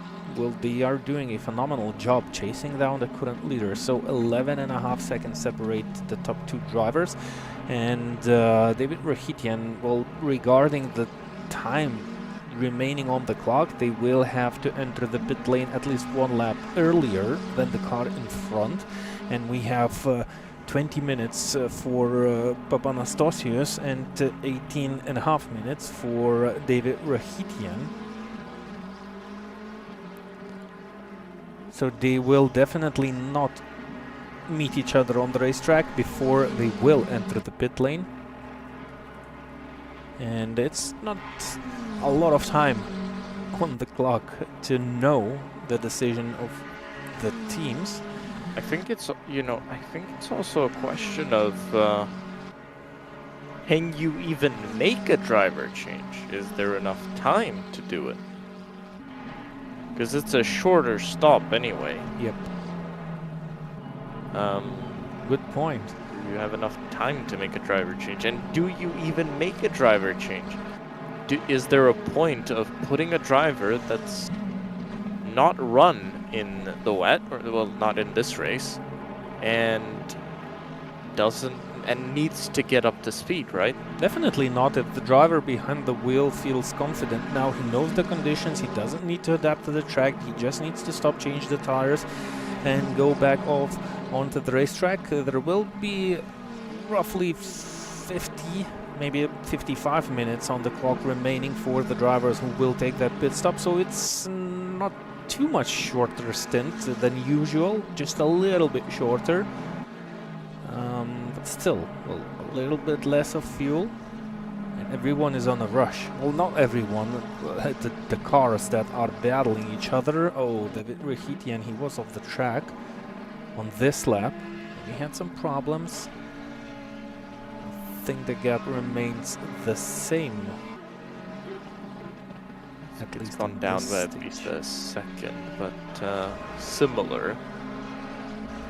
And they need to be careful. We've seen what happened with the fastest There's car. actually another car disqualified, Veeb, in the 34 Cayman. I just saw that they've been DQ'd as well.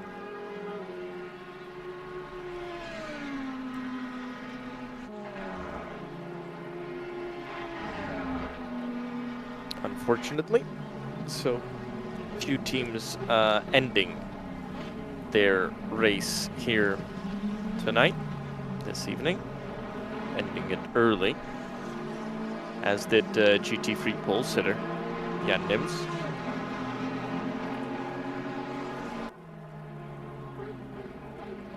Oh, that's close. So 2 minutes 29. They were on same lap times on the previous laps. So no gain for David Rahitian, and looks like well, the pace of Christos Anastasios has came up a little bit. What's happening with Christinani? Nothing happens with Christinani. Well, maybe just timing going crazy. Christinani number 2. They had a yellow flag. Let's try and figure this out. Because they're lap 122, not too bad. 229, so normal. Maybe just this. Could it have been because of the off track? Yep, that was an off track. Okay, looking at the lower positions in the top 10, Miguel Silverio, he will go into the pit lane shortly. Only 4 minutes on the clock. But what happened with Marcus and G, they are losing a lot of places. And they have actually disconnected from the server. Did they go into the pit lane? Maybe they were in the pit lane. Yeah, but if somebody disconnects, as we saw, this is a sign that they've had an issue. Yep, so Spectron Racing, car number 5, they were doing nice in this race. And actually, it's just one account running, so big issue. Yep. So maybe that's game over for yet another GT3 team. Unfortunately, we've lost a few of them. Gediminas Krikštolaitis up to P10. P9. Still almost 1 decade behind Miguel Silverio. That's 61 seconds gap between these two cars. Even though he's much faster than the car in front, there's not enough time to eliminate the gap. That's currently here. And even with the earlier stop of Miguel Silverio, that's not going to change too much, because Gediminas Krikštolaitis will also have to enter the pit lane shortly, even though he had a drive-through and managed to reset the driver's time. There's not enough fuel to stay out too long. Well, he will have the chance to stay a little bit longer and make that latest pit stop, which will be shorter, which will gain him a little bit of time. Though I'm not sure if that's gonna help in the battle for at least one better position when they cross the finish line, if everything stays as it is now. Because it looks like the drivers have kind of settled for the track conditions and found their groove, found their rhythm.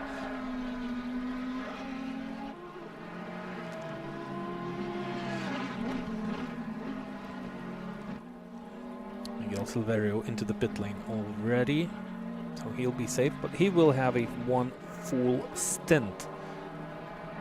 Oh, by the way, Well, how safe will he be? Because he still needs to take the checkered flag. I mean, one interesting moment, Miguel Silverio came in the pit lane like 10 minutes earlier than the other cars, and the definitely went back on the track with slicks. Does that mean they didn't went in for the second time to put No, on I would wets? say then they maybe put on wets. Maybe they put on wets when they made that pit stop because they didn't make another pit stop. Definitely, that's why they come into the pit lane earlier than all the other cars, and that's, well, roughly 10 minutes difference. So Okay, maybe they put on they wets. put on wets and somehow survived with them in the dry. Yep, It's interesting. maybe that's the case. So I'd say that was a good reaction, good decision from the team. Let me give Silverio, that's IRT Silverio Garage team, and it's also a one driver, at least one account team. Not sure if they are changing drivers or not.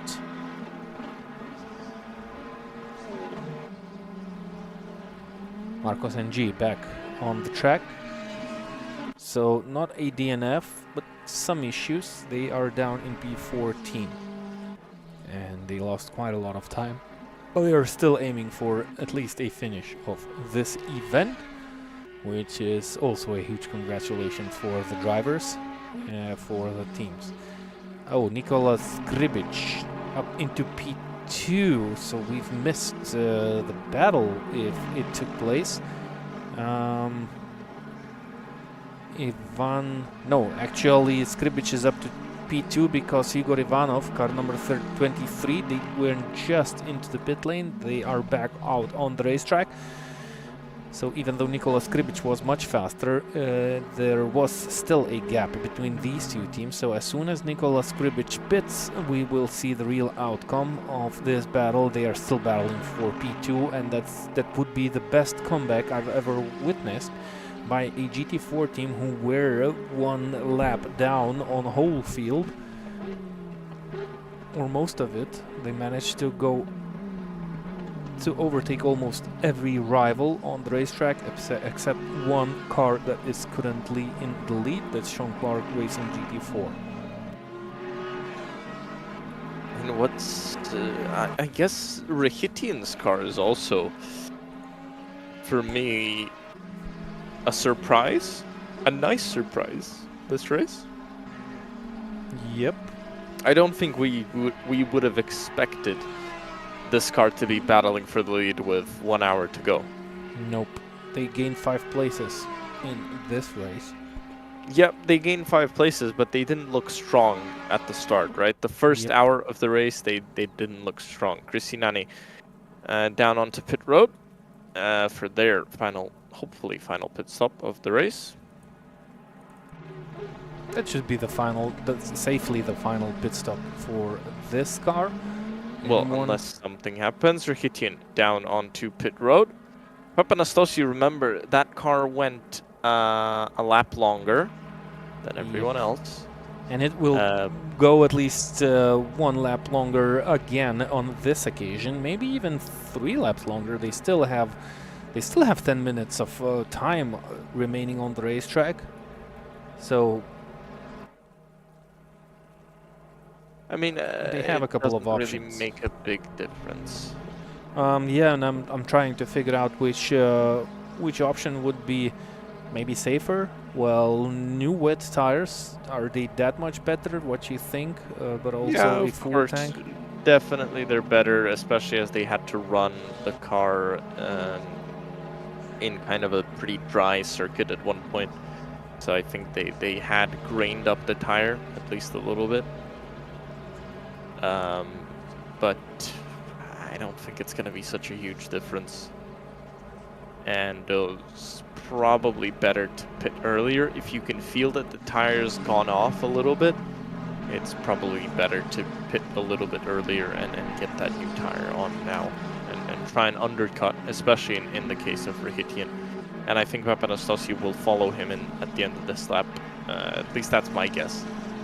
I would, just to cover off and make sure that I don't get jumped in the pits and I can still try and defend.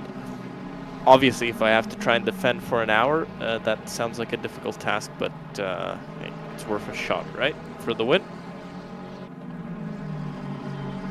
Yep, so I'm with you. I'd say they need to react and they need to enter the pit lane. That would be the smartest and the safest decision. Maybe even do a driver change. I don't know. Maybe they should try it out. Of course, they know the pace of their team members. What about the difference on the wet, on the dry track? Well, they are also on the same speed.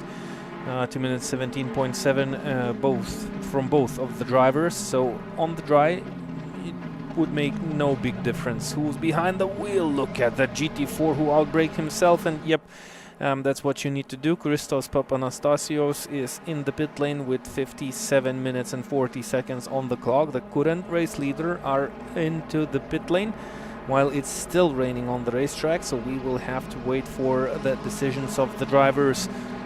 Whether they have decided to make a driver's change or they left the same drivers.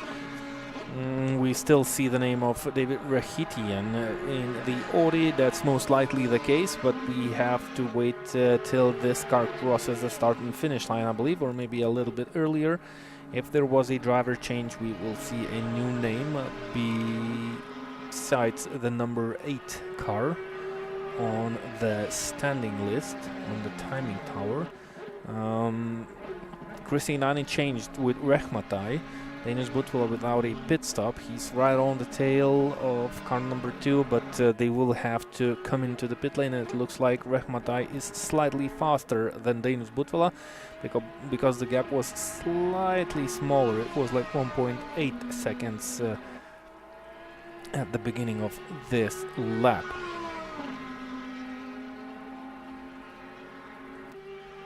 Looks like David Rahitian is doing a great job. He's now on the Blanchimont straight and approaching the bus stop chicane.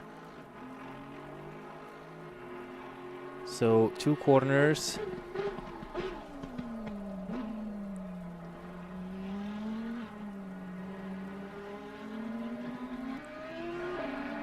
And 1 straight, till we will have the chance to figure out the gap between car number 3 and car number 8. 2 cars battling it out for the lead.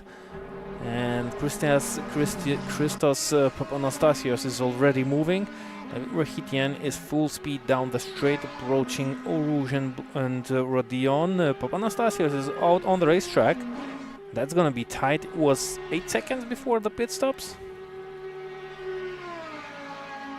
I think it was 6. Yep, you can see them in one shot, so it should be very similar. It is very similar. And they did the driver change. So Daniel Spahn is behind the wheel of this McLaren. So there was a driver change in car number 3. There was no driver change in car number 8. So Rahitian feels really phenomenal in these conditions. Let's wait and see to understand how Daniel Spahn will feel himself. But as usual, even if you're fast on the rain, well, it takes 1 to 2 or maybe 3 laps for the driver to adapt to the changed conditions.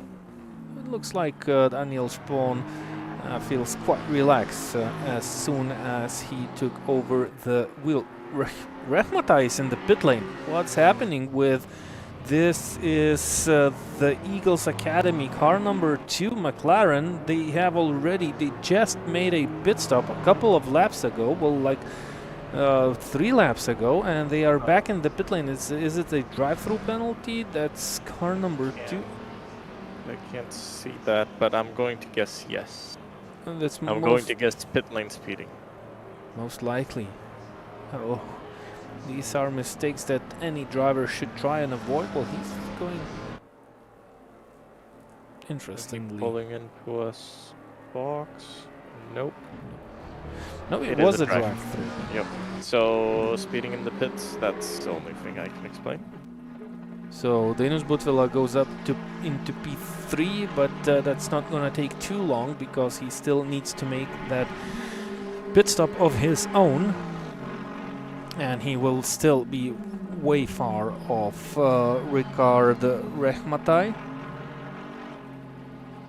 And he will stay in P4 as he will get back onto the racetrack after his pit stop, though he might he might be slightly closer, but I'm not sure if that's gonna be enough, and he goes sideways on the exit.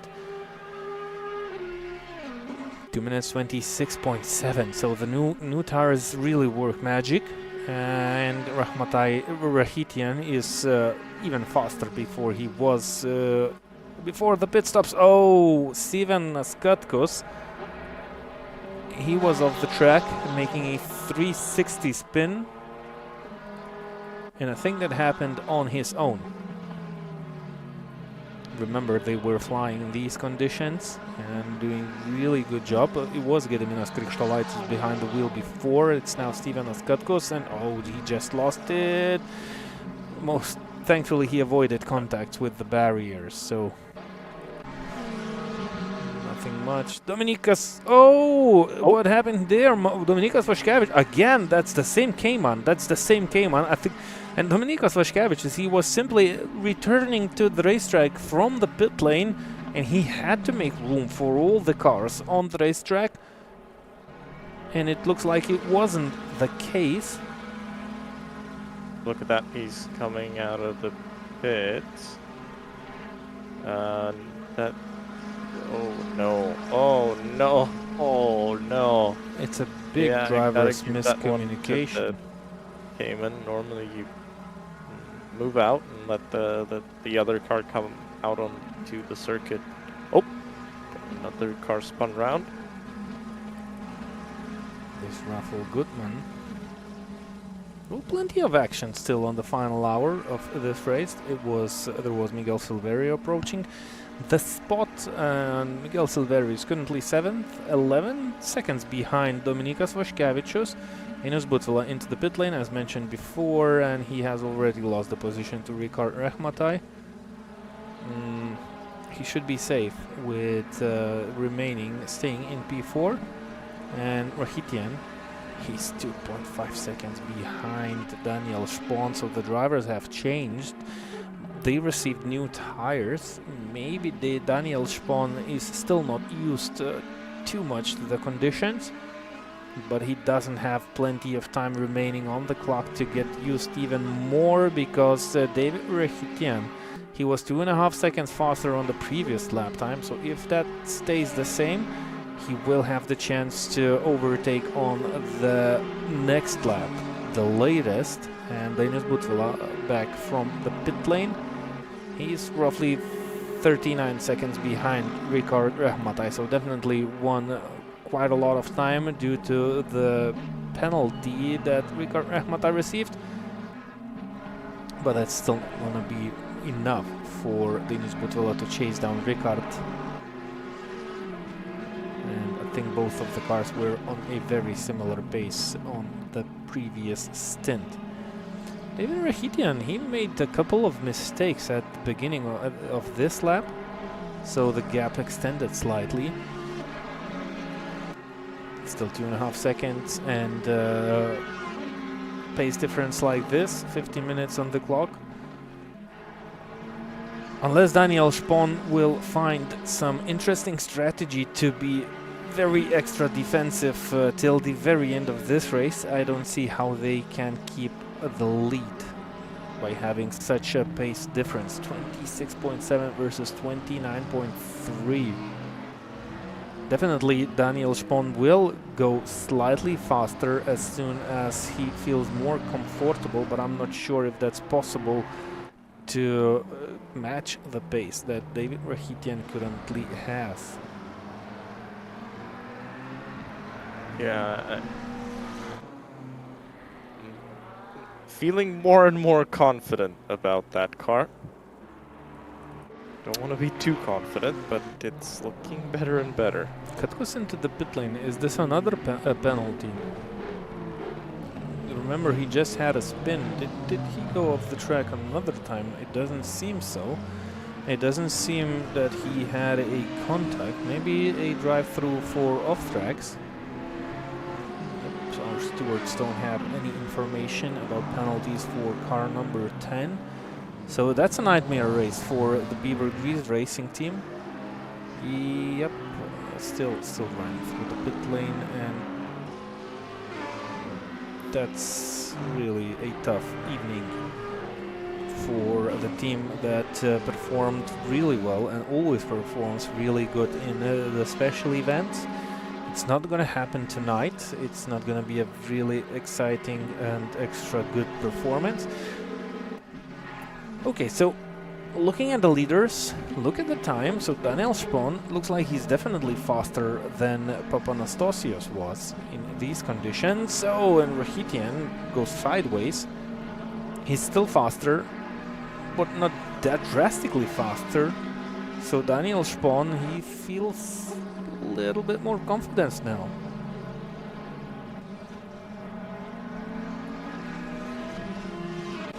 Yep, you might be able to feel a bit more confident, but it doesn't look great, does it? I mean, 1.3 seconds. I'd be betting my money on Rahitian at the moment. So it was not a drive-through, they came to a halt. So I'm not sure what happened Maybe a with stop Beaver and Grease. go as well. Maybe it was a stop and go, but There's nothing on the World Sim Series website, but it could be something from inside the game. oh, traffic again. That's bad news for Daniel Spahn. He had to back out of it, and he lost plenty of time. Yep, and he lost the momentum. So David Rahitian is going for it on Blanchimont. Oh my God, are you?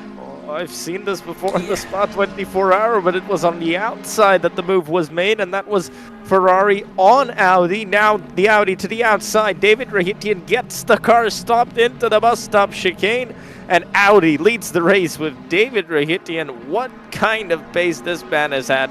The last hour and a half have been magical from him. He's brought that gap down from half a minute to now being in the lead with 46 minutes to go in this one.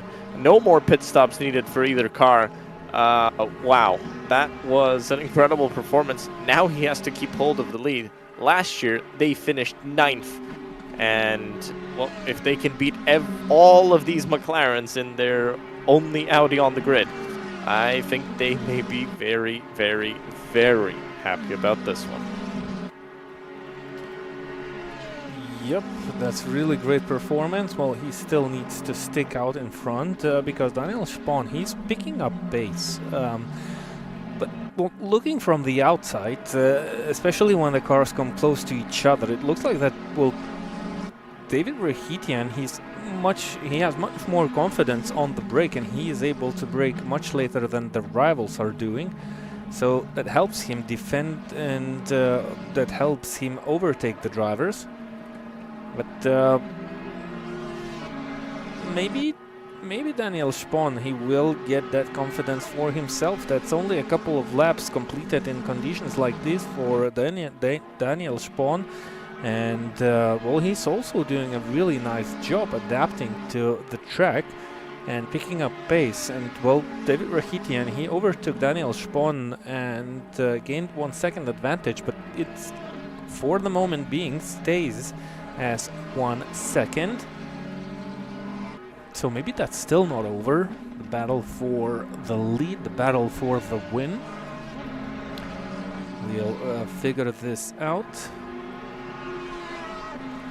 Let's get back to the GT4. So Simon Speth is currently still the leader with Sean Clark Racing GT4, and finally car number 22, who have to deal with the GT4 traffic. They are up to speed second, so they are already 30 seconds ahead of car number 23, and they only need to bring this car home.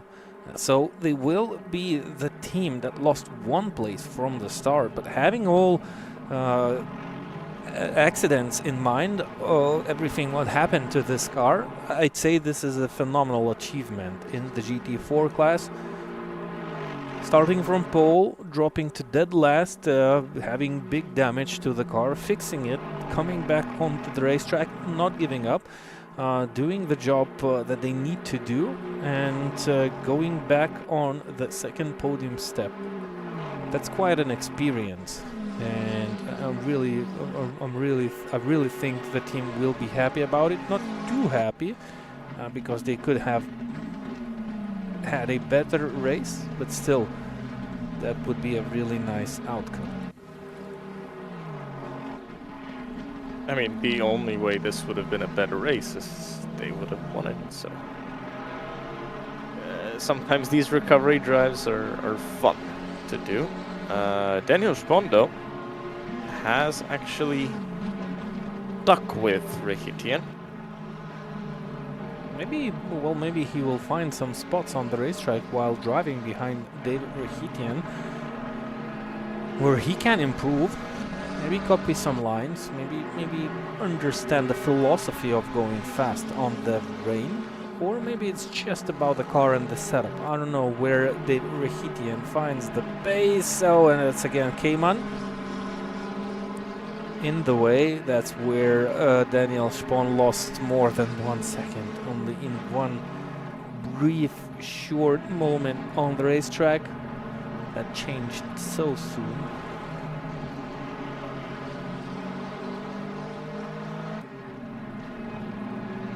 He will need to hope for more traffic.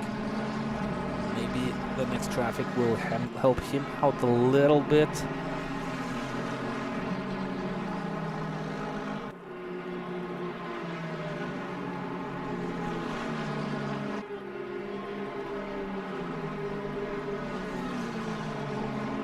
It's a shame we've lost a couple of cars, a couple of teams.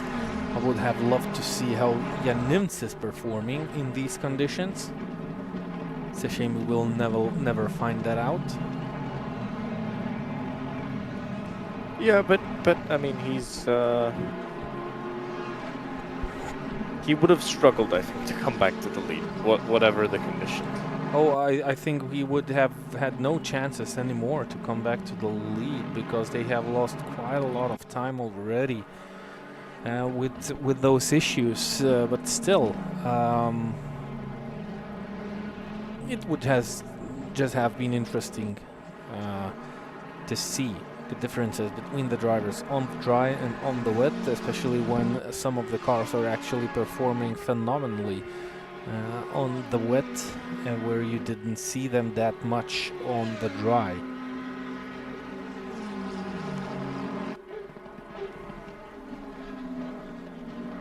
Yeah, I agree. Would have been interesting to look at, definitely. Well, look, Daniel Spahn. Well, he's not doing too bad. He's not losing too much. Yeah, of course, the traffic, the previous lap time, they had to deal with the traffic. Daniel Spahn lost like 1.2 seconds maybe in that situation, at least by the looks of it, but looking at the gap between the drivers. Here was the moment where Daniel Spahn lost a little bit more now. He actually lost to himself, so he's looking at a lap time of roughly 2 minutes 27.5, where David Rahitian is currently looking at a lap time of 2 minutes 26.6. So still plenty faster. Yeah, you know, I can't see this gap coming down now. Just the confidence that Rahitian has at the moment. I just don't see that gap being caught, really. Yep, I agree with you, and it's just extends as it was shrinking. It's now continued to extend, and he'll be a little bit more than 1 second faster in this lap than Daniel Spahn. So that's going to be roughly 2:26.5 the lap time of David, and 2 minutes 27.7 the lap time of Daniel Spahn. It was actually 27.9. So there we go, 1.4 seconds advantage while being in the lead. That's more than enough, that's more than you need with 40 minutes on the clock. Yeah, so they will continue to keep up with the confidence that they are carrying around the racetrack, and they shouldn't avoid mistakes with this feeling, and they just will try to bring it home to make it a really nice, to convert it to a really nice victory. Dainis Butila fourth. He tries to chase down Rikard Ehmatai. He's already one lap down behind the leaders and 35 seconds behind Rikard. Not a lot of time on the clock, and the pace of the drivers is not that different. So unless something unexpected will happen in front, Dainis Butila should stay fourth. Dominykas Eichinas with a 21 seconds advantage against Dominykas Vaškevičius. Nothing much here. What about Miguel Silverio and Dominykas Vaškevičius? 4.5 seconds on the last lap. Miguel Silverio gained 2 seconds, but that has to that's with traffic involved, because occasionally Dominykas Vaškevičius is slightly faster. Though this gap is dangerous for Dominykas Vaškevičius, he might feel a little bit worried, especially while hitting on traffic. Yeah, but I mean, everybody's gonna hit traffic at some point, so Vaškevičius just needs to keep pushing and, you know, doing his best, because there's not much else he can change now. Because now there's no better strategy, there's nothing you can do, no better setup. It's now just what you can do till the end of this race. And I think it's gonna get dark, fully dark, by the time we reach the checkered flag. It still says it's gonna keep on raining, so gonna rain to the finish. Anyway, it's not gonna be dry. So no major changes in the conditions, maybe just the fact that it's gonna get darker than it is right now, but it's also not too bright at this moment. And no, you know, it's been overcast for the whole race, and it's just sun coming down behind the clouds, so it's just gonna get a little bit darker. But yeah, I don't know if the teams are gonna feel it that much. It's not really a big deal around here in Spa. Everybody's driven enough night laps in Spa to know what to expect. So 7/10 faster on the previous lap by Miguel Silverio, but I think that has something to do with the traffic. Because looking at the fastest lap times, so Miguel Silverio is actually faster, even when comparing fastest laps. So maybe another little battle towards the end of this race for P6. Both of these cars are way off behind Dominykas Eichinas, who is confidently running 5th.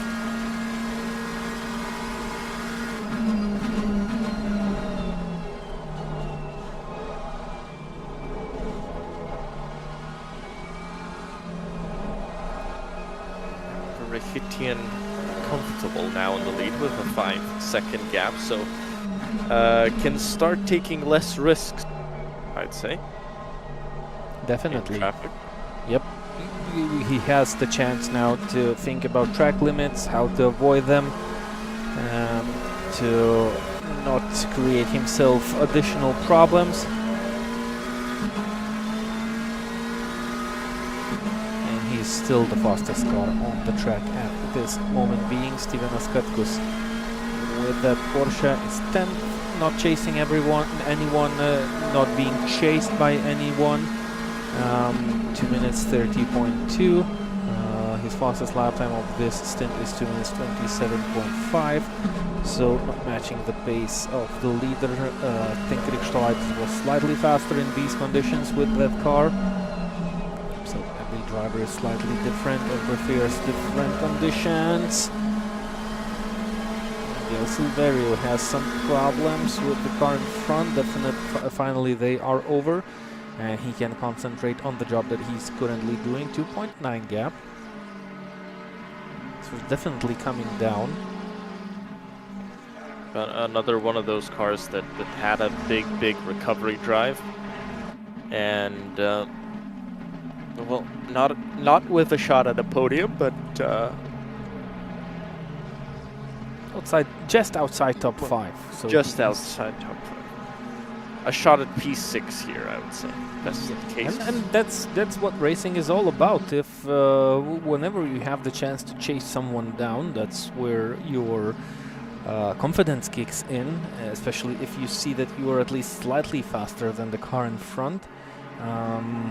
That's really a nice feeling, and I'm pretty sure Miguel Silverio is enjoying this current stint pretty much, and thinking about the position that he's looking to finish. But yeah, absolutely. I think they've actually had quite a lot of fun to go through the field. Sometimes that's something you can really enjoy, to go through the whole field and yeah, just feel that confidence and feel that yeah, you can do it, and you could have done it better, but still it is still a lot of enjoyment.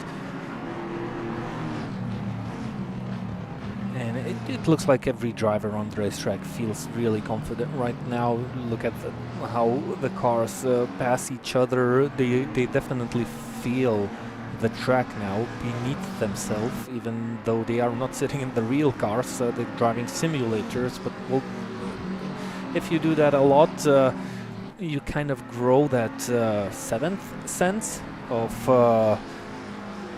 almost feeling the car beneath you. Almost feeling the track, even though it's virtual. Yeah, and I'm sure they have had enough laps on these circuits to know what's going on and know how to deal with anything that comes up to. Yep, and it's getting tighter. We're getting there. 1.8 seconds. Looking at the past and at the beginning of this race, well, Miguel Silverio, he always had the pace, but as soon as he ended up behind cars on similar pace, he always had troubles overtaking them. So I'm really interested in seeing how that will change or will not change in these conditions. Marcus NG back into the pit lane for some reason. So not going well for car number 5. They had plenty of time on the clock to finish off this race without stopping, so maybe that's another drive-through penalty for yet another team. Oh! Miguel. That's Dominykas Vaškevičius just simply stopping on the racetrack. He's had enough. Nope, he's still going. Maybe he thought the race was done. Well, he's given that position to Miguel Silverio for free. Yeah, but I'm trying to figure out the background behind the stop. What led him to make a full stop before a rouge? Yeah, we don't have slowdown penalties, so that's ACC. I'd say it's the original AC title. Then you kind of have those penalties where you have to slow down for a certain amount of time for cutting chicanes, but I don't think we have such situations here. So looking at the replay, yep, just came to a halt on the track side, stopped and kept going. I'm trying to have a look at looking back on the stream, because I thought maybe he doesn't have his headlights on, but that's not the case. I don't know, just a very strange.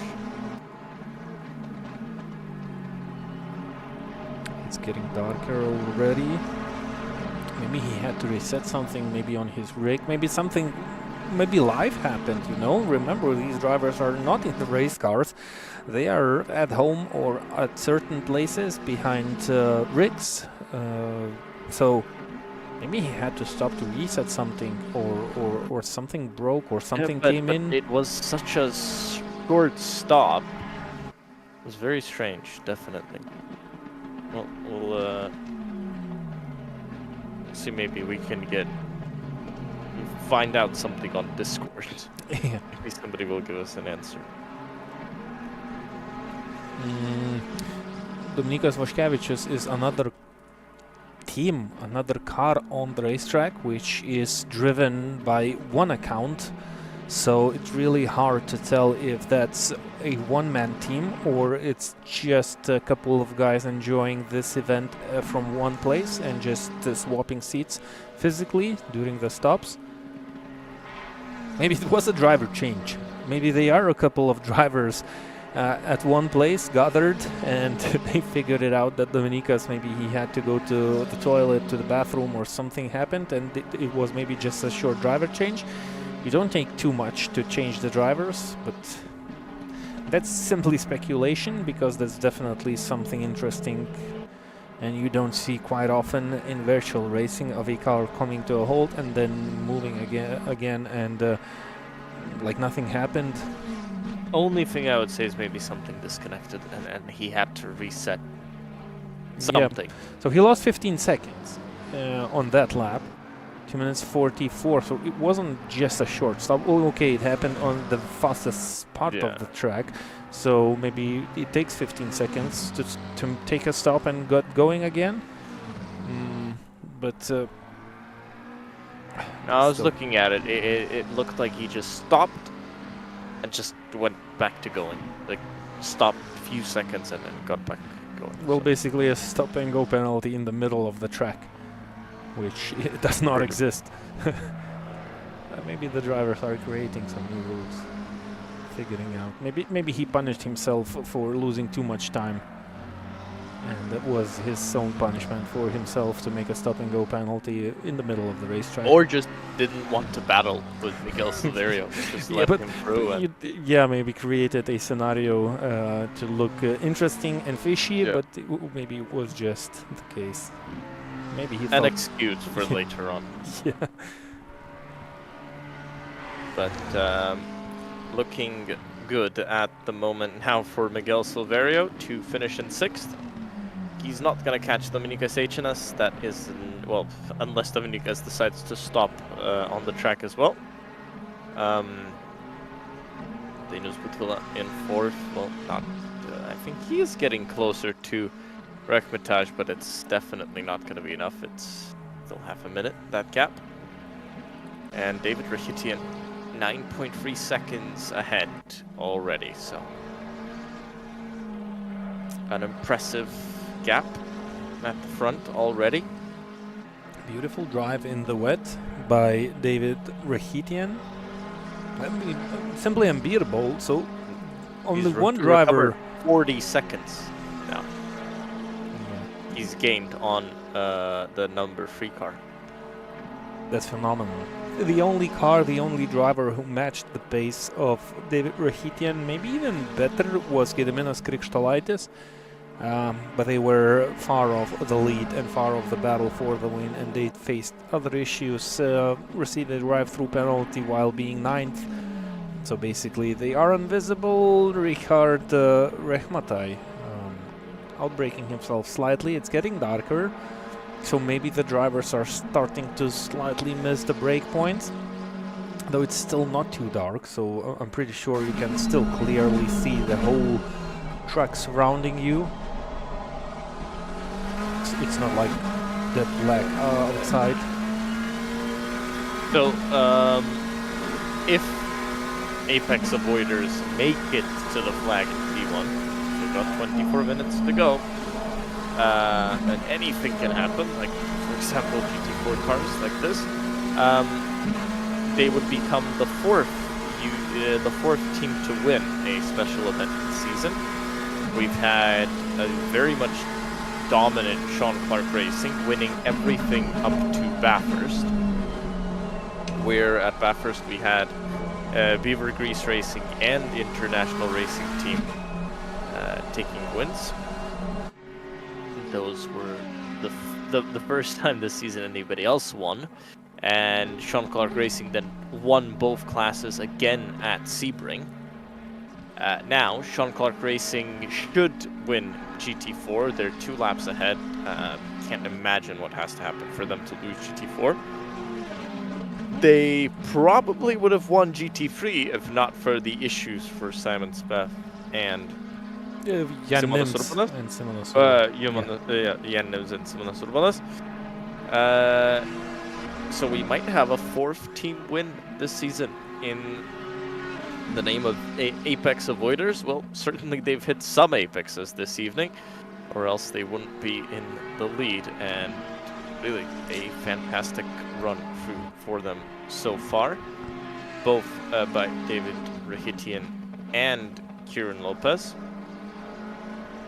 You know, the name Apex Avoider suggests that they might be really good on the wet track, because usually you don't hit those apexes too badly when it's wet. You try to go around the rubber usually, and maybe that they were practicing for the wet this whole time.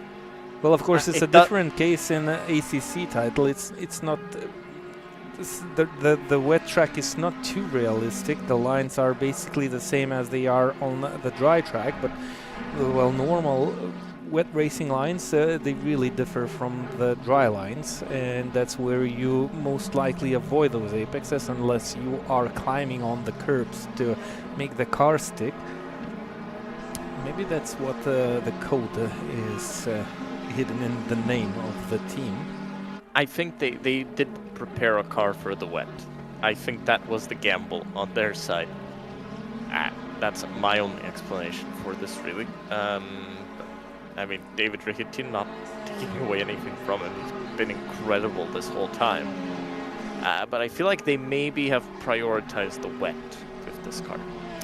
Just how big the performance shift was from dry to wet. The car changed so much, the pace changed so much that to me it looks like they had a car set up for the wet. Same as with Beaver Grease Racing. I think their car was ready for the wet. And the wet kind of... Nope, Steven Atskatkos is not looking as strong as Gediminas Krikštolaitis was. His fastest lap time so far on the wet is 2:29.9. I don't know, maybe they have simply given up because, well, they are too far off from the cars in front. They are Maybe they have some damage or something, but Gediminas Krikštolaitis was really quick, and that also suggests that the car was working well in the wet, so... Yep, that's definitely probable, possible. And yeah, so what about these GT4s? Well, what wonders me the most is the big gaps between the teams in the GT4 category. So look, the leaders have 2 laps advantage, and the 4th place. Yep, the 4th place has another 2 laps advantage against the 5th place, and basically all the GT4s are so spread out on the track that this is the only hottest spot on the racetrack in the GT3 field, and this is the battle but honestly, for 8th. What was strange was that, you know, in the beginning, it didn't look as dominant from Sean Clark Racing. No, they weren't on pole. First hour, they were, you know, they were there battling for the lead, but it wasn't dominant for the lead, right? And yeah, they gained 5 places in this race, so they started 6th, outside top 5.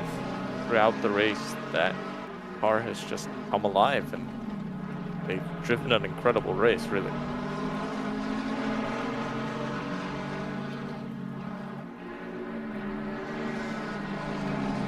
Aaron Yates chasing down Lewis Holtz. Huge difference in lap times, and This is the Cayman that was abused badly throughout this race in front of this Audi. Well, we don't know which Cayman was abused more. I think both of them were abused. Only one of them. As Siren Yates gets that position. Holtz didn't even defend that one. But yeah, it's a huge pace difference between these two cars. Look at the lap times. Holtz almost doing his fastest lap time of this stint with 2 minutes 49, and Siren Yates doing 3 seconds slower lap than his fastest lap of this stint. So it's, well, Lewis Holtz, the team, they did a phenomenal job with the strategy, maybe with avoiding mistakes. That's 360 Racing DE team. And there's a lot of teams, especially in the GT4 category, where people gather together to have an experience, to learn something new. A lot of them are newcomers. You have to hold the AM license, which is one step higher than the rookie license on the platform. So they definitely have to have some sort of experience, but not too much of experience. If you look at the GT3 class, the drivers should have at least Pro M license, which is even one step higher than the M license. So the GT4 is basically here for the people to understand what's endurance racing is about, well, how it feels, and I think 6 hours is the really best part to start your endurance racing career, or at least understand how it works, what's the dynamics of it, the driving. Well, I think Simon Steff has already enough experience. Oh, of course, not everybody on the GT4 in the GT4 class is here to gather up experience. Other drivers are just to compete with each other, and yeah, maybe they feel that the GT4s are slightly more fun to drive. I don't know, everyone has their own takes on their choosings, what they choose. I think it's also Sean Clark Racing wanting to have a competitive car in both classes. Probable. As they won both classes in 3 out of the 4 events that we've had this season. Yep, nice aim, nice. That's a nice goal. Maybe they had the plan to win all the races, the special event races on the World. It didn't happen in Sebring, but and it won't happen here as well. And in Sebring they didn't win either class. Looks like here they'll win the GT4s. Unless something crazy happens, and GT3s, well, they can't win GT3 anymore. As the only car that they had, well, it is out of the race. Yep, and that's a shame, actually. But it is racing. In real, well, we don't have a lot of technical issues with the cars in virtual racing. I mean, you don't often see broken engines, broken gearboxes, broken suspension, or whatever in ACC title, but you see disconnections. You see peripheral failures like steering wheel failures or the pedal failures. So this is a part of virtual racing, and you can always imagine and think about it like a lot of things happen in the real life, unforeseen things, so you have to take that bite and well, come back stronger, as the drivers say.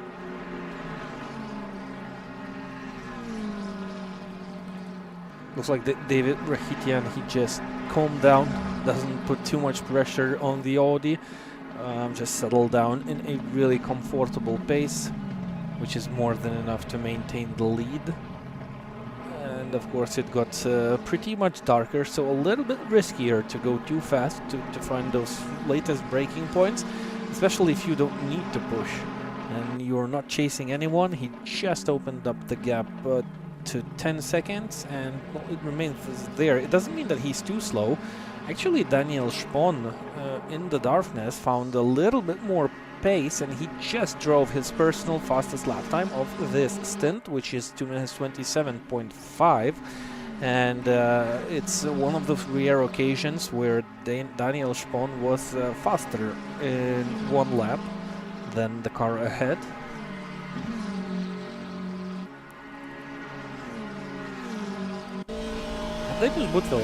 Well, this is this car, the car number 30, the purple one, Baklajani.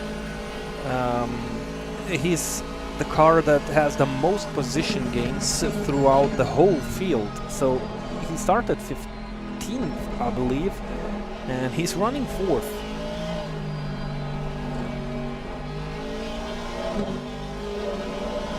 Yep, Yeah, Baklajani started 15th. Very good job, definitely. Just again, kind of recovering positions. He had, I believe, he had an incident in the first hour where he dropped back a little bit. I think he had a spin at turn 1. Yeah, so some small issues, Recovered yep, small mistakes. Maybe that would have helped him because he's 25.6 seconds. So if he would have avoided those issues, well, let's imagine that. It's not avoidable and you cannot turn the time back, but well, maybe that would have helped him.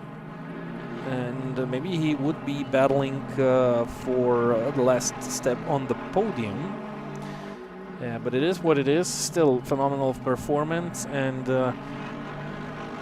Linus Buttula is looking for a really decent result.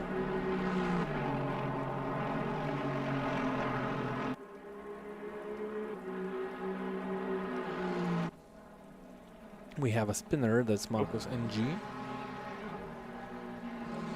Spun round for he's looked to have made quite a few mistakes once it got wet. Have a look. And oh, touch the curb. Yep. Touch the curb at Puan and off the road. Yeah, but it ended up really nicely for him. No damage, just one short excursion of the racetrack. Still have 19 seconds advantage against Michael Bill. I mean, you can't do too many more spins of those to not lose the position, but yeah. Not too bad.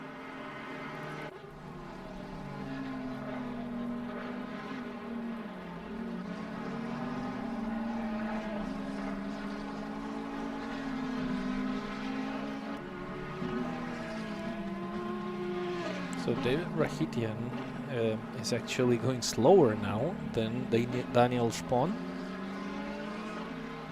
This is the second lap where he lost time rather than gained. Maybe just feeling the pressure. Maybe just dropping the pace a little bit. Just being careful. It's gotten dark. He doesn't want to take the maximum risk now. But lap time has definitely dropped off, and you can see that the gap isn't increasing anymore. Maybe, yeah. Maybe just feeling the pressure a little bit. Knowing that he has 5 laps until the end of this one. Maybe even less, maybe 4. Just needs to hold on. Oh. Tight with the traffic. It's past the McLaren.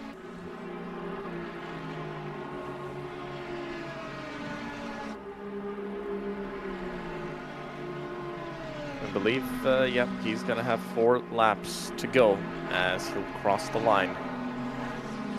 David Rahitian, 8.5 seconds is his advantage. He's trying to get past the leader in GT4. Nope. Gets stuck for a little bit longer. Well, 8.5 is the gap. He can keep losing 2 seconds a lap if he wants to. He'd still win this race, but yeah, I don't think he wants to keep losing 2 seconds a lap. He isn't losing 2 seconds a lap, but I don't think he'd want to. Well, he loses. That's the third lap in a row, in a row where he loses roughly 1 second to the car behind, which is more than safe. more Yep. than enough of pace for him to finish first in this race. So maybe he's just calm, trying to be much more careful with the lapped cars.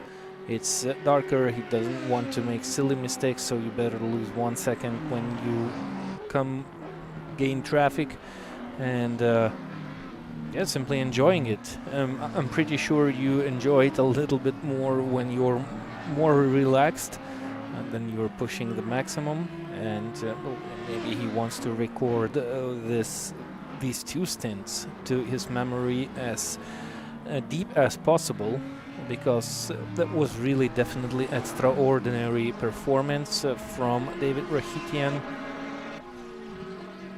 and he definitely stood out from the whole field when it got wet. We didn't expect that, actually. The gaps were huge, and well, we basically thought that it was over even when it started raining. They were running third, I believe, at that moment, and they made Yep, they were first. Yeah. And they were actually 4 seconds behind Chrissy Nani at that point. And when it started to rain, he started gaining 2 seconds every lap. So even with the slicks and the wet, gained 2 seconds. He got past Chrissy Nani and then lost the position in the pits. Got back past him on track after Chrissy had that contact, and then just kept chipping away and never looked back, really. Nice performance, definitely. Yep, something happened with Innerhofer. Maybe just a short off track. I think he didn't lose too much time. We can take a look at the replay. Figured this out. Yeah, gonna be off track. Yep. That's it. Didn't spin. Just had a little excursion on top of the mountain.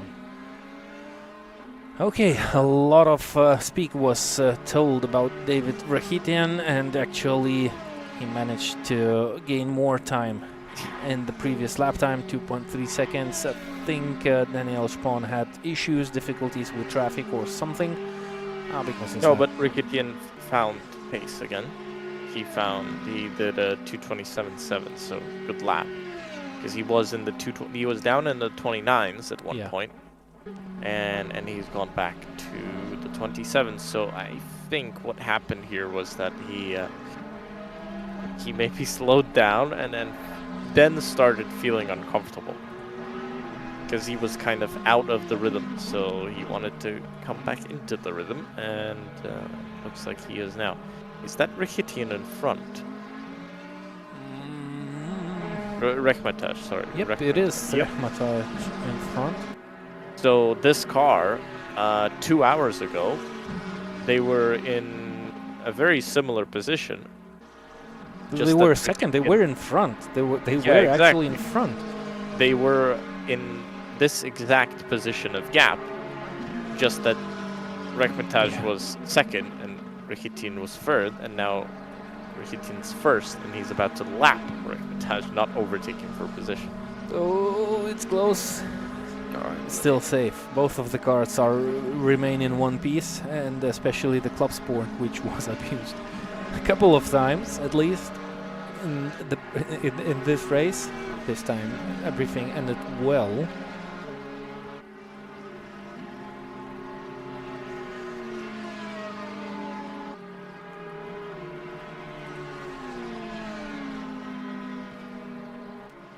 Now I think he was off track again.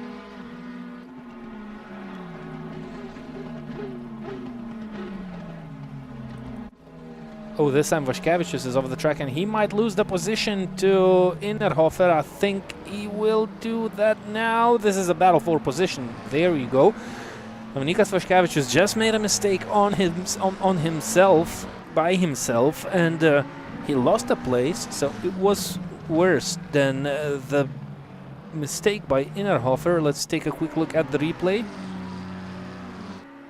Going all by himself into the Lacombe corners, and I think he will just miss the break point.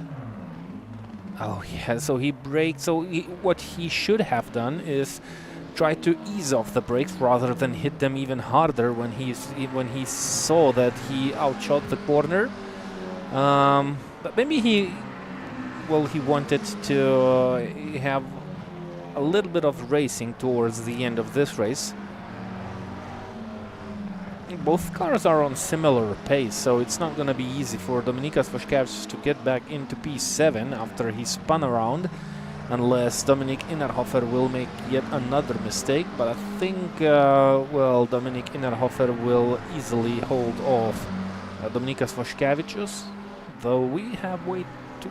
Well, I don't know, maybe he will not deal with the pressure which is coming from behind now. He was trying to chase down Dominykas Vaškevičius. He needs to fend him off now. Oh, Dominykas Vaškevičius late on the brakes. Almost, well, he fits into the corner. Remember, Dominykas Vaškevičius has had already a drive-through penalty for inappropriate behavior on the racetrack with his rivals. Had 3 warnings. He's got, I think, 3 more until the next penalty, so he can get at it and holds the position into turn 1. Well, overtakes and holds the position.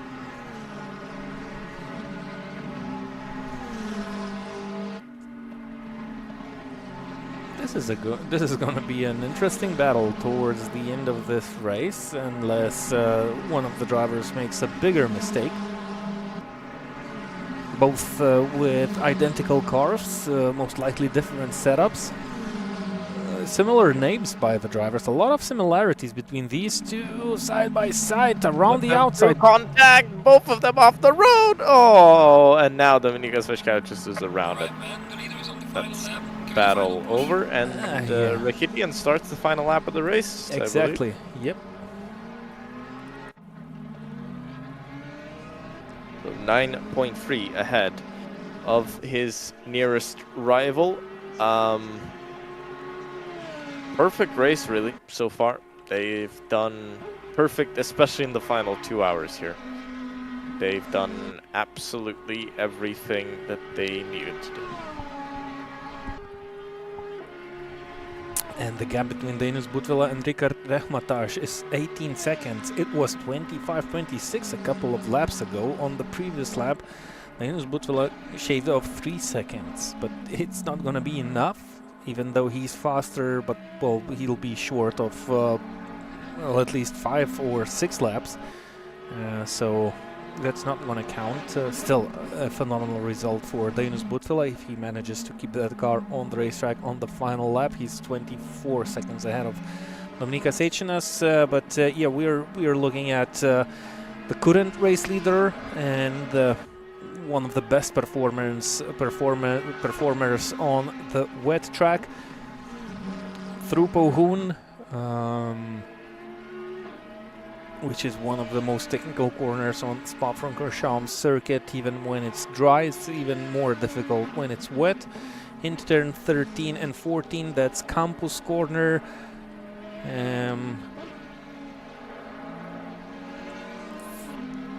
On the outside, on the exit, entering Stavelot corner, and we'll head out onto the Blanchimont straight with only one corner to go. That's history written to the books this evening. Apex Avoiders, a team with an intriguing name, managed to keep it up even when it didn't go as planned, waited out till it started raining, and that's when the team started to shine and show miracles. They shaved off a 50-second lead of International Racing Team, and now around the final corner to take that checker flag.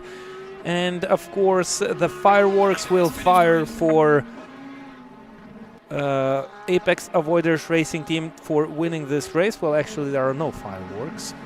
And an incredible result in an Audi beating all of those McLarens. Everybody thought you needed a McLaren to win today. Well, Apex Avoiders just showed you differently. Simon Speff should be coming round soon to, well, keep it up at least a little bit. Force Sean Clark Racing. It will be another win this season. This time it's only GT4. Simon Speff 2 laps ahead of everyone. It's Sean Clark Racing who wins GT4. Lukas Schmidt should finish second. Lars Blumke. I'm confused. Yeah, Lars Blumke, another car with a really phenomenal recovery drive, going around the final corner to take their checkered flag. They started from pole, they dropped to dead last, and they fought it back to the very front of the field, taking the second podium step with Igor Ivanov and RLFDV Shizokor Duo Racing Team. Yep, so that's pretty much over. The 6 hours of Spa special endurance event on the World Sim Series platform has come to an end, while David Rahitian is still enjoying the track for himself. Didn't have enough. He needs a little bit more tries to drift out every corner possible in a GT3 car. All applauses go to this team, and yeah, phenomenal performance. Finally, the fireworks are in the sky. I was a little bit lost not seeing them. I thought maybe they don't fire fireworks when it's raining. But it's but this team has done an incredible job today. Really, a fantastic job, and can only applaud them for their performance so far. So congratulations to David Rahitian and Apex Avoiders for an incredible race here tonight. And to all other teams that finished very difficult 6 hours of Spa. Next time out will be at the Nurburgring Nordschleife for the 24 hours of the Nurburgring. Yep, so see you then, have a good rest, and see you pretty soon. Have a good night.